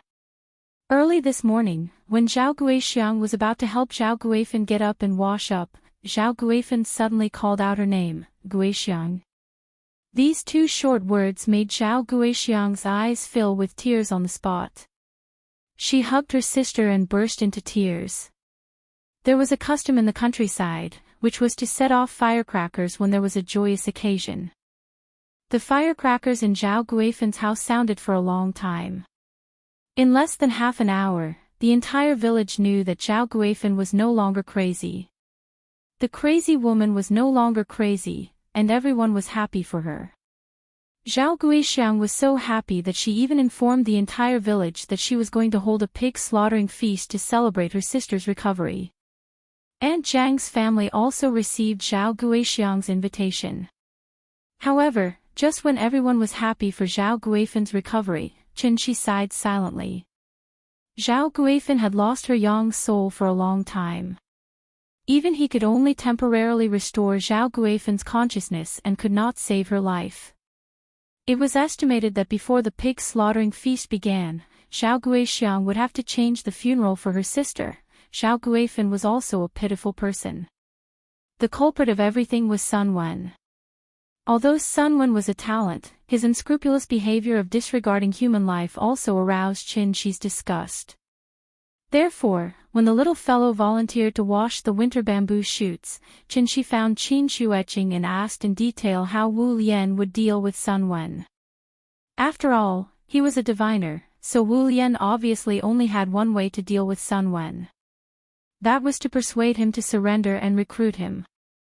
As long as Sun Wen was willing to join the Wu Lian, then Wu Lian would be able to let bygones be bygones. This also made Xianxia very dissatisfied. He thought that Wu Lian would dissect Sun Wen for research, but he did not expect to get this result. Chapter 223. How to deal with Sun Wen had become a problem. It would be a pity to kill him, but it would be difficult to resolve the hatred in his heart if he didn't kill him. Using living people to cultivate and turning them into idiots was an evil art that went against the harmony of the heavens. He would definitely suffer retribution. Xianxia was probably Sun Wen's savior. Since that was the case, Xianxia could only enforce justice on behalf of the heavens and let Sun Wen experience Zhao Guifen's pain. Thus, Xianxia specially refined a pill for Sun Wen. For this reason, he even used a bit of bloodthorn grass. It could be said that wool comes from a sheep's back. Heart-devouring ants. However, they weren't ants. They were a type of pill, or rather, poison. When someone consumed this pill, they would feel as if their entire body was being bitten by fire ants every half an hour. The heart-wrenching pain didn't come from the body, but from the soul. Thus, it couldn't be described with words. It was densely packed, as if every inch of their skin was being burned by fire and pierced by needles. Every time the pill took effect, the poisoned person would feel a pain worse than death. They could only lie on the ground weakly, struggling and praying for the pill's effect to pass quickly. This pill came from the most poisonous sect in Heavenly Spiral. It was also developed by them to punish disciples who committed grave mistakes. It didn't harm their lives, but it also made them feel a pain worse than death. It made them feel fear from the bottom of their hearts, and they would never dare to commit the same mistake again. Although this pill couldn't kill people, it was said that many disciples couldn't withstand the endless heart-wrenching torture and chose to commit suicide to seek relief. He didn't know if Sun Wen could withstand this kind of torture. Xianxia only hoped that Sun Wen could be strong and not be played to death. If Sun Wen died, it might really be a great loss to the Wu Lian. Lunch was authentic farmhouse food. Because Auntie Zhang's house didn't have any natural gas or induction cookers, the old house naturally used a firewood stove. Perhaps it was a psychological effect, but the food made from the firewood stove seemed to be exceptionally fragrant. The little fellow sniffed and picked up a piece of bamboo shoot. After tasting it, she immediately pointed at the plate of bamboo shoots fried with meat and laughed happily. "I dug this. Good, good, good. Let's see what you're capable of. Come, eat more." Auntie Zhang smiled and patted her little head. After giving her a piece of lean meat, she gestured for her to sit properly. It had been a long time since the old house had been so lively. Aunt Zhang's family of 3, Little Bean's family of 3, Xianxia's family of 3, and Qin Shueqing's family of 3, this meal was really lively. The table was filled with authentic farmhouse dishes. The little girl giggled as she ate. She seemed to have completely forgotten that she was insisting on going home just a moment ago. In fact, not only were the vegetables delicious, even the rice was exceptionally delicious. This was because Auntie Zhang's cooking utensils were not electric cookers, but retorts. It was the 21st century.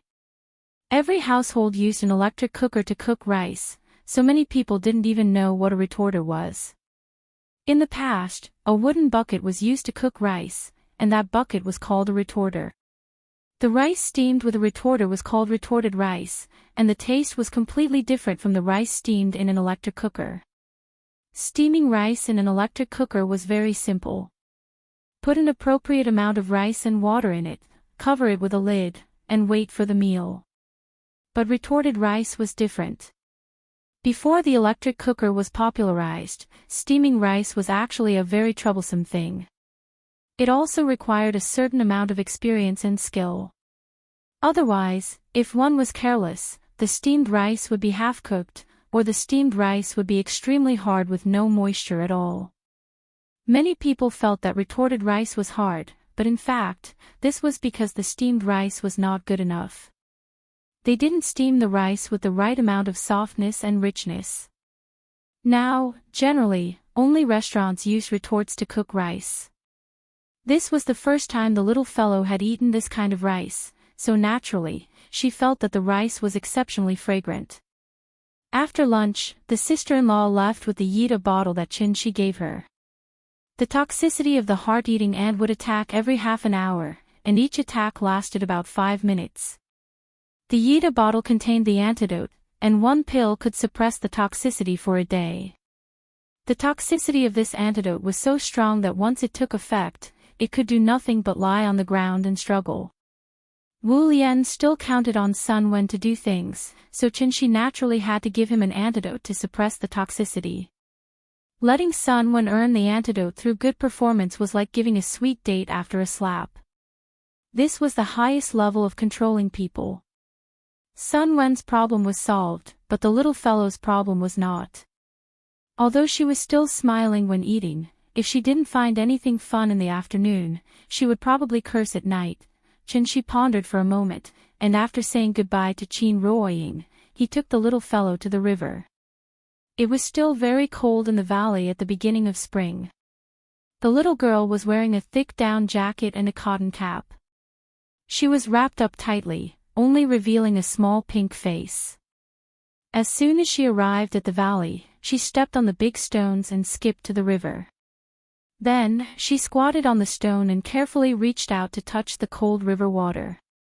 She had never been to the river before, so of course, she was very excited.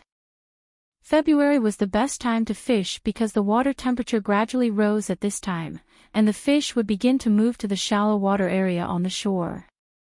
The temperature in the shallow water area rose faster under the sun, and a large number of shrimp, water insects, and plankton gathered there, which also provided a lot of food for the fish. Therefore, there would be groups of fish coming to the shallow water to warm themselves, forage for food, and even prepare for laying eggs in the future. When there were so many fish, it was naturally easy to fish. Fishing in the countryside was not so particular. A thin bamboo pole, a piece of fishing line, and a hook were enough. As for the bait, he just needed to go to the edge of the field and turn over a few stones. The little fellow was still young, so she didn't feel that the earthworms under the stones were disgusting. After Xianxia caught more than 10 earthworms and put them into the plastic bag, she followed her father and took one out of the soil under the stones, and then carefully studied it in her hand. Xianxia looked at her curious appearance and couldn't help but smile and pat her little head. After letting the little fellow put the earthworm into the bag, the father and daughter found a shallow water area on the river bank that faced the sun. The sun in early spring was very bright, and the warm sun shone on the body. The river breeze blew, making people feel refreshed. The little fellow sat on a big stone by the river. Before she started to fish, she was already happily waving the bamboo pole and giggling. After Xianxia put the fishing line on her bamboo pole and hung the earthworm, the little fellow followed her father's example and threw the hook into the river under the stone. As the saying goes, Jiang Taigong fishing, those who are willing to take the bait. The Christian carp in early spring was very easy to catch. In addition, Xianxia used his Xianxia to drive the nearby fish over, so not long after the little fellow threw the bait, she felt a sudden pulling force on the fishing rod. Seeing this, the little fellow couldn't help but open her eyes wide. She pulled the fishing rod and was stunned for a moment. Then, she shouted excitedly, "Papa! Papa! I caught a fish! I caught a fish! Amazing! Nian Nian, quickly lift the fishing rod, or the fish will break free."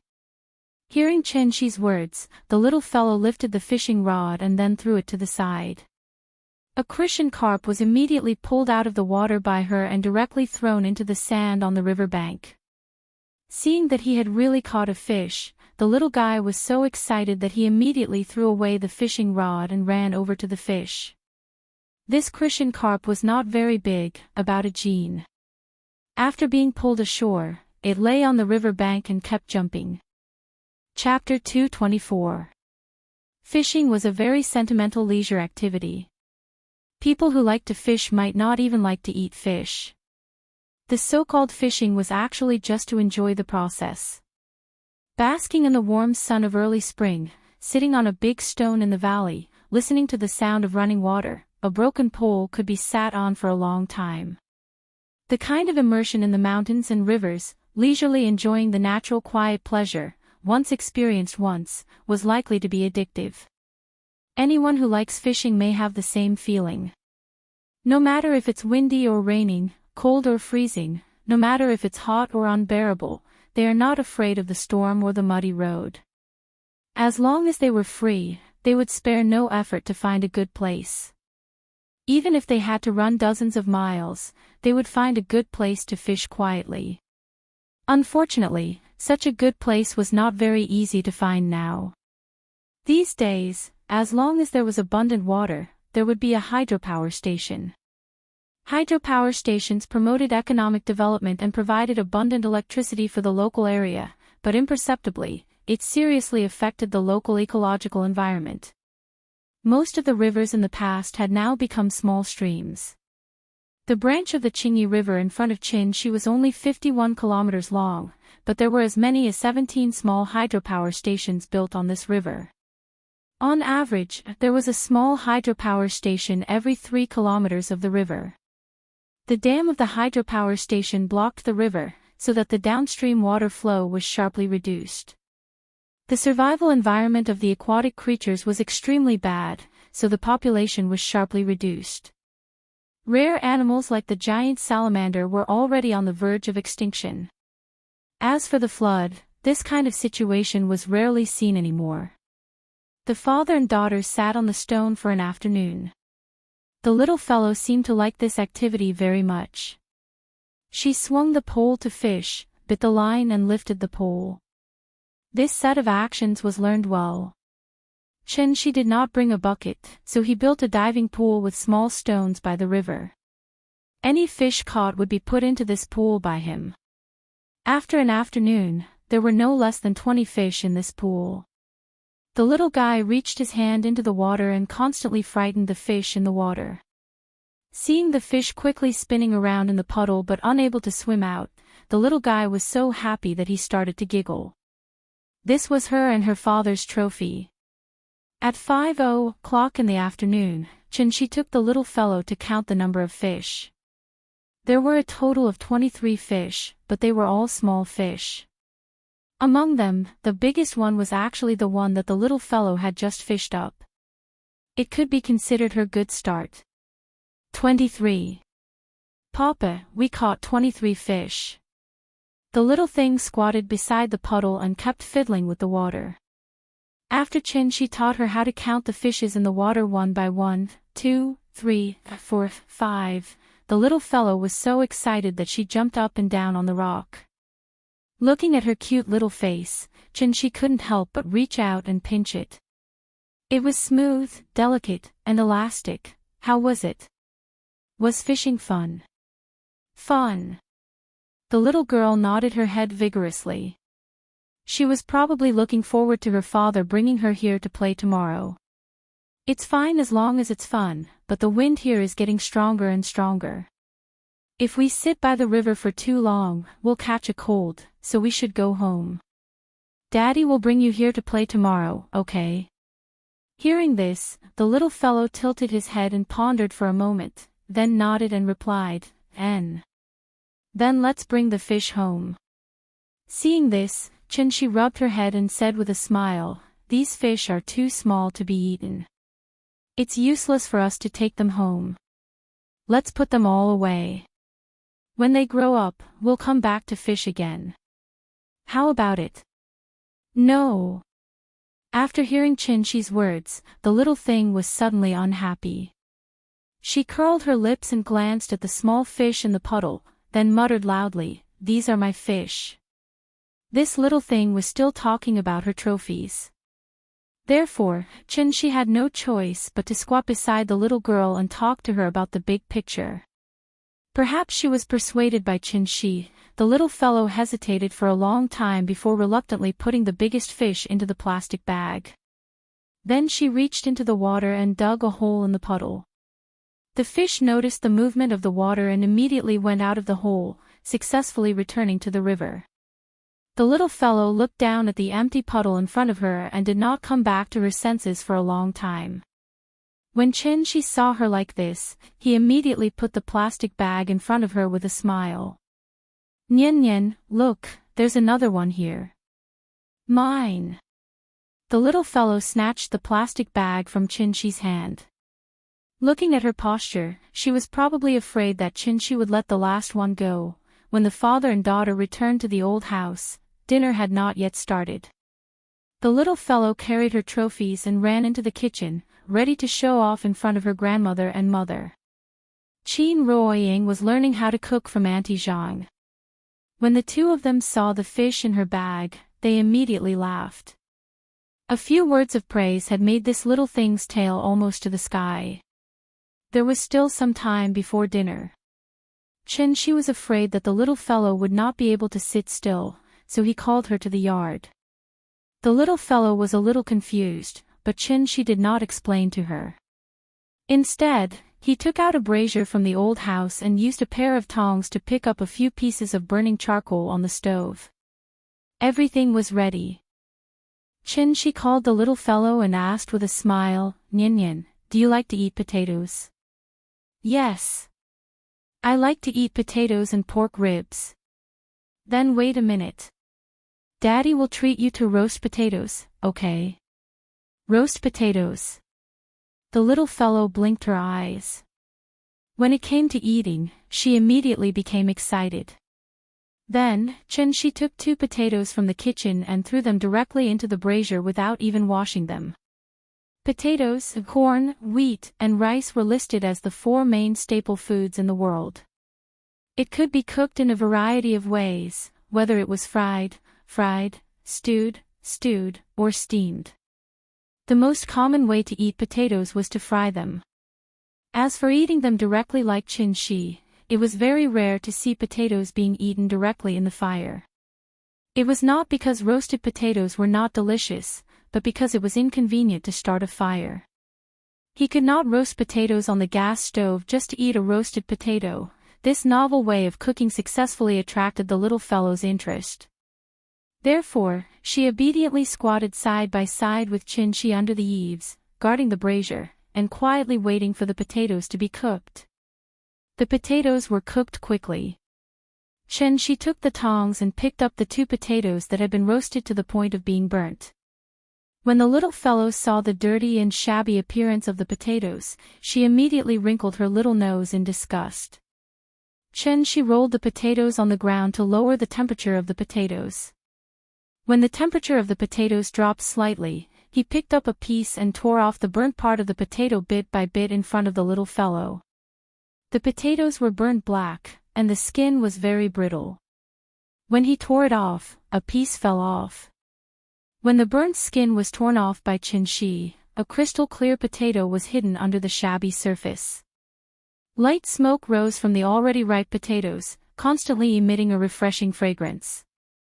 There was no need for salt or MSG. After roasting them, they could be eaten directly in the hand. With one bite, the soft and light taste could really melt a person's heart. In the quiet village, the distant mountains were like black, and the spring water was singing softly. A faint magnolia fragrance came with the breeze and lingered in the courtyard.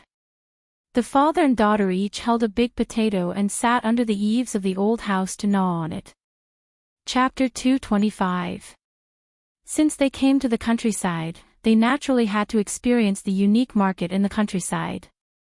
Going to the market was also called going to the market. The coastal area was called going to the void, the area in Jianghu was called going to the street, and the area in Lingnan was called going to the business. The names were slightly different, but they all had the same meaning. Going to the market was also a unique product. The so-called going to the market meant that there was a fixed period of trade in remote places. When the time came, buyers and sellers would come from all over and gather at a certain place to buy and sell. There were not that many shopping malls and small stores in the countryside, so the government could only set a time. Then, everyone would gather at this time to exchange materials and buy biological products in the town. A place like Jianghu was not considered remote. It was adjacent to the 108 National Highway, but there was still only one small store. It could only sell small things like oil, salt, sauce, vinegar, snacks, and firecrackers. If the villagers wanted to buy clothes and farm tools, they either had to drive to the county or wait until the market. The town where Jianghu was located was called Siping Village. The market in Siping Village was on 3, 6, and 9. That meant that there would be a market on the 3rd, 13th, and 23rd of every month. There were a total of 9 times a month. It was not too many, but it was not too few either. If a driver often drove through the town, the most annoying situation was not to encounter livestock or children blocking the road, but to coincidentally encounter the market. Usually, there were not many people in the town, but on the day of the market, it would be particularly lively. There would be people coming and going. Not to mention driving, it would be difficult to squeeze through by walking, therefore, whenever it was time to go to the market, there would always be a traffic jam in the town for half a day. February 26th. It was only 8:30 in the morning, but the family of 7 was happily waiting on the side of the road. It was as if they were waiting for a taxi. They chatted while waiting for the passenger van from the various towns and counties to pass by. The passenger van was also a product of the era. Now, the slightly more developed areas had already banned the operation of the van. Therefore, the passenger van could only be seen in this kind of backward small county. This kind of van was also called the Chang and car. Everyone felt that the Chang and brand was the most practical, so it was called that. The Chang and car was the most common minivan. It could carry 7 people. It was dyed green and yellow with a certificate in front of the window. It was considered an officially recognized operating vehicle. The biggest problem with the van was that it was overloaded. Because you never know how many people would come out of the van, it was normal for a 7-seater van to have 12 or 13 people in it. Xianxia's family didn't want to squeeze in, so they spent 200 yuan to rent a van and enjoyed the special treatment of a car. Siping village was very lively now. When they were 1 or 2 kilometers away from the village, they could see countless villagers carrying bags of various sizes going back and forth on the 108 National Highway. The little fellow leaned on the sliding door and looked at the scenery outside the window with interest. Most of the villagers in the south lived in scattered places. They would only gather in the towns on the day of the market. The little fellow had lived in the countryside for a few days and was used to the sparse population in the countryside. She was not used to seeing so many people all of a sudden. Looking at the bustling atmosphere in the village, it was somewhat similar to a temple fair. There were a lot of people going to the market in the morning, so the driver had to stop 1 kilometer away from the village. If he went any further, he might not even be able to find a place to turn around. The driver was also a smart person. After Xianxia's family got out of the car, he asked for Xia Pinglin's phone number and prepared to earn another sum of money later. Smartphones were widely available now. As soon as the family of 7 walked into the village, they saw a huge Oppo store and a Vivo store next door. The 2 brothers were really inseparable wherever they went. Outside the 2 smartphone stores, a blacksmith was selling farming tools such as plowing, raking, plowing, sickles, hoes, and so on that he had made himself. This was a miniature version of the countryside in Wuxia. The market was spread out along the streets of the town, from the beginning of the village to the end of the village. There were stalls on both sides of the road. It was lively, and there were shouts and bargaining everywhere. However, most of the things sold here were necessities or livestock, feed, farming tools, and other things that were closely related to the lives of farmers. The little girl sat in Xianxia's arms. Standing high, she could see far, so she immediately saw a different sugar painting stall. Sugar painting was also a traditional craft among the people of Wuxia. It used brown sugar and white sugar to draw the 12 zodiac signs. You could spin it for 2 yuan. Whatever you spun, you could take it and make it on the spot.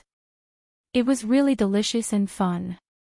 The little girl looked at it for a while and could not take her eyes off it.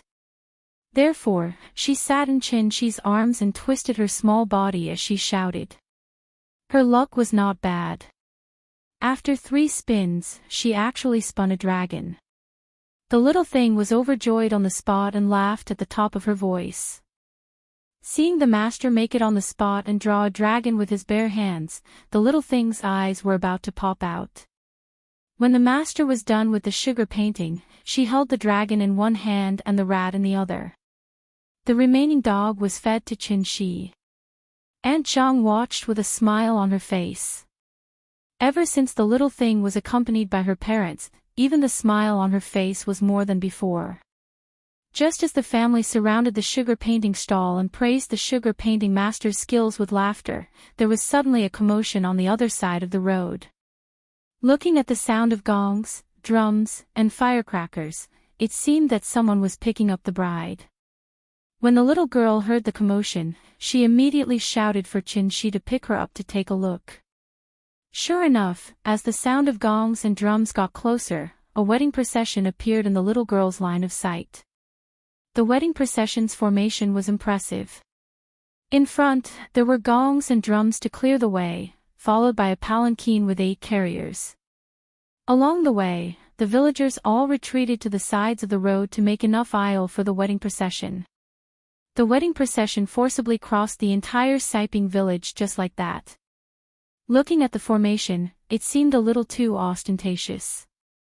In fact, what the villagers really avoided was not the palanquin and the folk band, but the dozens of young people following behind the palanquin.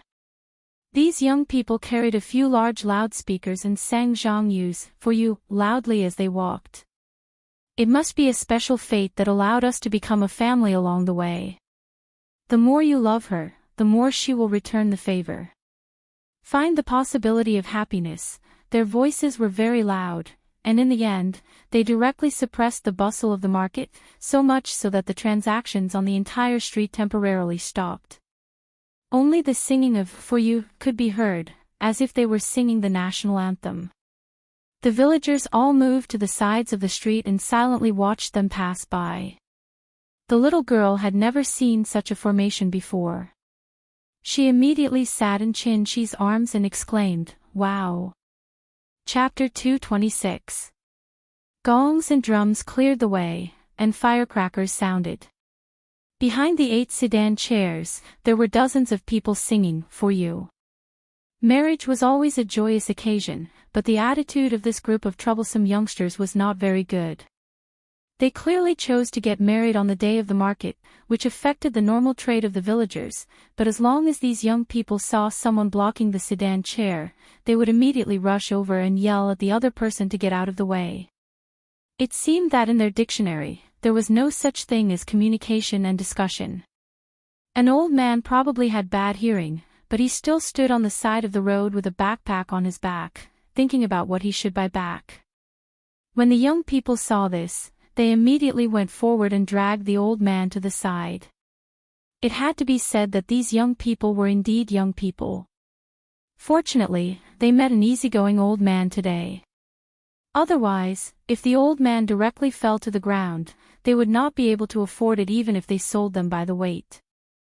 As the wedding procession continued to go deeper, more and more people came to the market.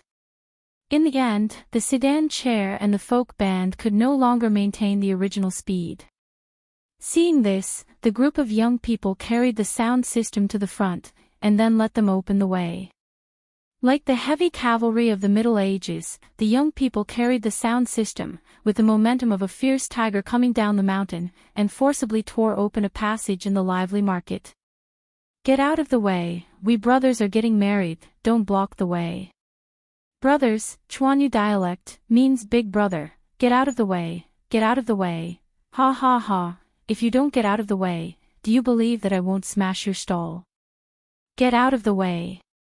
Their aggressive posture was quite a bit of the temperament of a local hooligan and street gangster. Those who did not know would think that this street was built by them.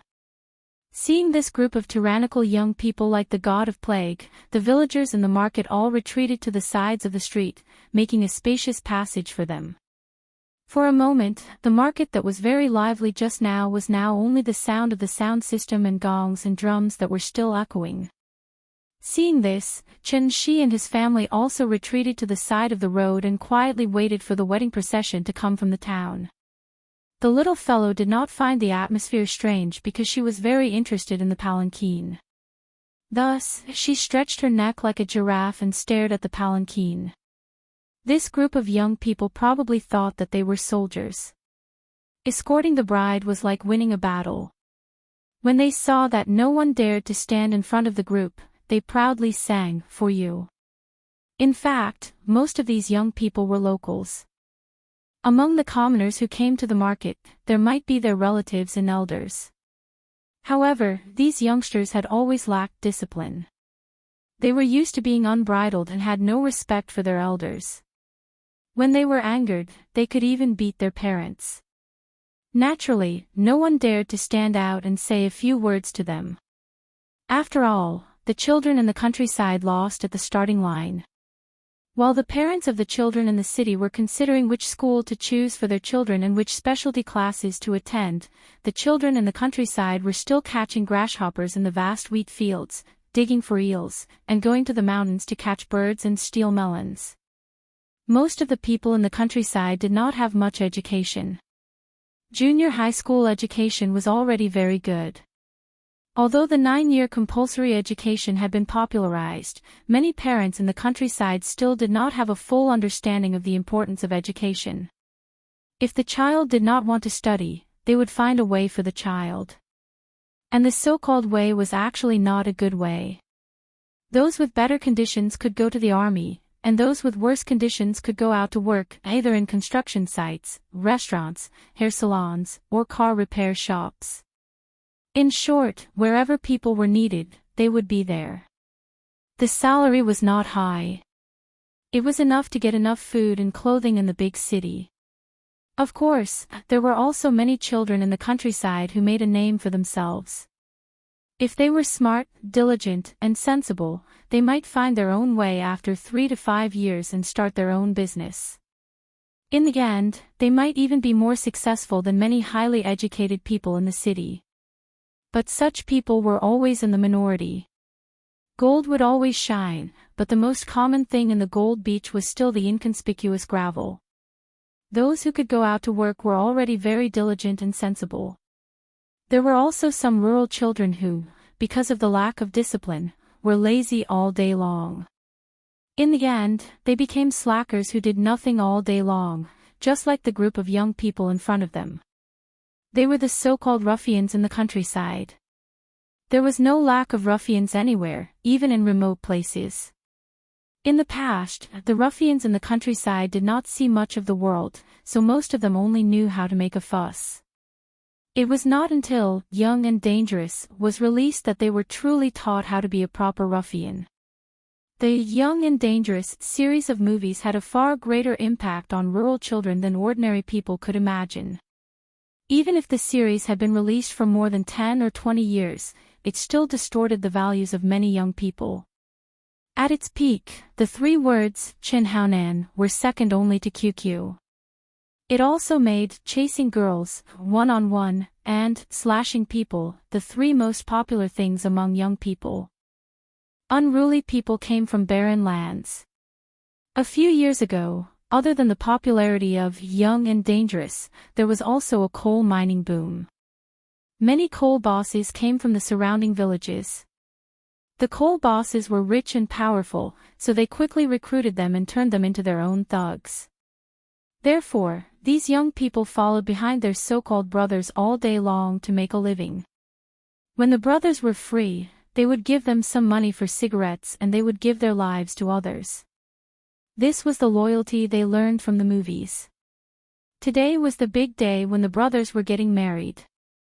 As brothers, of course, they would come to help the brothers. Tie up, in Sichuan and Chongqing dialect, meant to support the wedding. Dozens of hooligans were aggressively walking on the street. How could the honest villagers dare to bear the brunt of the attack? In desperation, everyone had to stop trading and obediently retreat to the sides of the street. Then, they anxiously hoped that this group of plague gods would leave quickly. It was obviously a joyous occasion, but now it was like they were sending off the plague gods. However, the young people did not feel the slightest bit of awareness. Instead, they were extremely proud. The few who walked at the front were like straight crabs with their heads held high. They were just short of using their nostrils to look at the road. The wedding procession was very fast. It did not take long for them to cross the entire Siping village and then walk past Xianxia's family. The little girl looked at the palanquin that was getting closer and closer. She could not help but mutter with anticipation, "Papa, I also want to sit in the palanquin." Hearing this, Xianxia pinched her little face and asked with a smile, "Well, in the future, you will sit in the palanquin. Papa will carry the palanquin for you, okay?" "Okay. Papa will carry the palanquin in front. Mama will carry the palanquin in the back.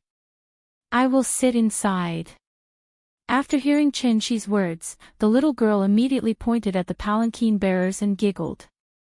This little thing has even arranged the mission. However, just as the father and daughter were laughing and chatting, a few young people in the wedding procession turned to look at them. They first glanced at the little girl, then looked at Xianxia. Finally, their eyes fell on Qin Ruoying. It had to be said that Xianxia's family's appearance was really outstanding. Their style was completely different from the local people, especially in such a small and remote place like this. Women of Qin Ruoying's level were as rare as pandas.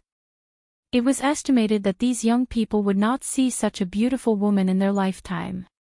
Therefore, just like the chairman's military parade, all the young people who passed by Xianxia's family could not help but look at Qin Ruoying a few more times. That figure, that face, that temperament, it was really amazing. Then, one of the young people could not help but whistle at Qin Ruoying. Chapter 227. The behavior of whistling was first recorded in the Book of Songs. But at that time, whistling was a pure art. It was something that the upper class would play with. But today, the behavior of whistling was given a new meaning by people. Especially when a man whistled at a woman, this behavior was completely frivolous and obscene.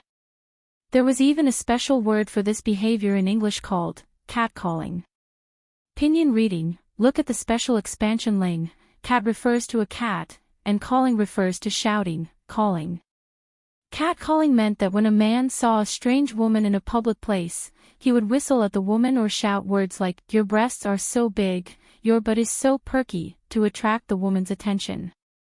Whistling at beautiful women, this behavior not only appeared in Wuxia, but also in the United States, the United Kingdom, Canada, India, and other countries. It could be said that it was a common hobby of men all over the world. However, when a man whistled at a woman and praised a woman's body or appearance, he didn't really want to date the woman. He just wanted to have the right to dominate her. Catcalling, that is, a man declaring sovereignty over a woman's body. It was to constantly remind a woman that satisfying a man's desire was the first priority as a woman. This was actually a form of gender discrimination and also a disguised form of sexual harassment. Therefore, since January 1, 2018, the Netherlands began to punish catcalling. If someone whistled at the opposite sex to harass someone, once caught, they could be fined up to €200. Xianxia was a strange person. As long as his bottom line was not crossed, then he was a very easy to get along with a good family man. It could be said that he was a good cook. When he was in a good mood, Xianxia could even chat with the aunties selling vegetables on the street for a whole day. After all, he was a qualified house husband. There were not many things in this world that were worthy of his attention. What he cared about was every family member around him. Especially Nian and Ying. Now, there was actually someone who dared to whistle at Qin Ruoying with a frivolous smile and an undisguised lecherous gaze right in front of him. This was completely flirting with a man's wife in front of him. If Qin could even endure this, then why would he cultivate as a hammer immortal? He could just find a sewer that extended in all directions and hide in it as a ninja turtle. Therefore, the moment the whistle sounded, Xianxia had already disappeared with the little fellow in his arms. His movements were very fast. Before the little fellow in his arms could react, Xianxia had already appeared in front of the young man. Then, he raised his right hand and slapped the young man's face. Slap! This slap was so powerful that it sent the young man spinning like a top on the spot. After spinning a few times, he fell heavily to the ground. The turn of events was too sudden, so much so that the people around were stunned for a while before they finally regained their senses. They hurriedly squatted beside the young man and used a lot of effort to pull him up from the ground. Spring Baby. Is there no problem? The young man who was known as Spring Baby had suffered a heavy slap in the face. Although Xianxia had already shown mercy, he still made his head faint for a short while. After lying on the ground to recover for a while, he finally covered his head and stood up with the help of his companions. Spring Baby looked to be in his early 20s. He was not tall and was almost half a head shorter than Xianxia. He looked thin and thin. In Chuanyu dialect, he was as thin as a chicken. However, although this chicken's physical fitness was not very good, his temper was very irritable. After he stood up shakily, a trace of viciousness flashed across Spring Baby's face. Then, he roared at Xianxia and said, F***CKU. B****. How dare you hit me? After saying that, Spring Baby carried an aura like a ferocious beast that had been released from its cage. He glared and clenched his fists, charging directly toward Xianxia. The young man was arrogant and thought that he could defeat anyone with a fierce force. But to be honest, with their bodies that had long been exhausted by cigarettes and alcohol, not to mention that the person standing opposite was Xianxia, even a middle-aged uncle who had been farming all year round on the street could probably defeat him with one hand. Therefore, when Spring Baby rushed toward Xianxia, he was instantly kicked back by Xianxia. Spring Baby was also lucky because today's occasion was different. Aunt Zhang and the little girl were watching from the side, so Xianxia was very gentle. With one kick, other than sending Spring Baby flying, Xianxia did not break several of Zhao Yuan's ribs like the last time he kicked Zhao Yuan. Xianxia showed mercy, but Spring Baby did not have the slightest awareness in this regard. After being supported by his companions behind him, he spat on the ground fiercely and then took out a butterfly knife from his trouser pocket. As the saying goes, the unreasonable are afraid of the reckless, and the reckless are afraid of the reckless. This kind of hooligan in his early 20s happened to be in the final stage of his Chinibyu syndrome. For young people like them who had wine today, they would drink today and worry about tomorrow. The two words fear and regret never existed in their dictionaries. As long as their temper flared up, they could really do anything. Perhaps when they calmed down afterward, they would also feel afraid, but at the moment of the incident, there was definitely only one word in their minds: just do it. Moreover, this was his territory, and there were dozens of brothers standing behind him. If he admitted defeat now, how could he survive in the underworld in the future? Since he could not win with his fists and feet, Spring Baby naturally had to show his knife. Get out of the way. I'm going to kill him today. No one stopped him, and a few of his quick-witted companions even quietly took a few steps to the side. All of this happened very suddenly. When Aunt Zhang finally came back to her senses and wanted to stop it, Spring Baby had already taken the butterfly knife and slashed towards Xianxia. Xianxia did not want the little girl to see the cruel side of the adult world, so he used his left hand to support the little girl's butt, while his right hand gently pressed the back of the little girl's head, making her obediently lie on his shoulder and not turn her head. The little girl blinked her eyes, somewhat unable to understand what was going on with her father. However, she was very obedient. After hearing Xianxia's instructions, she wrapped her arms around Xianxia's neck, and then obediently rested her chin on Xianxia's shoulder. Then, the little girl heard a strange sound. First, there was a crisp caw sound, then the clang-clang sound of a knife falling to the ground, and finally Spring Baby's earth-shattering scream.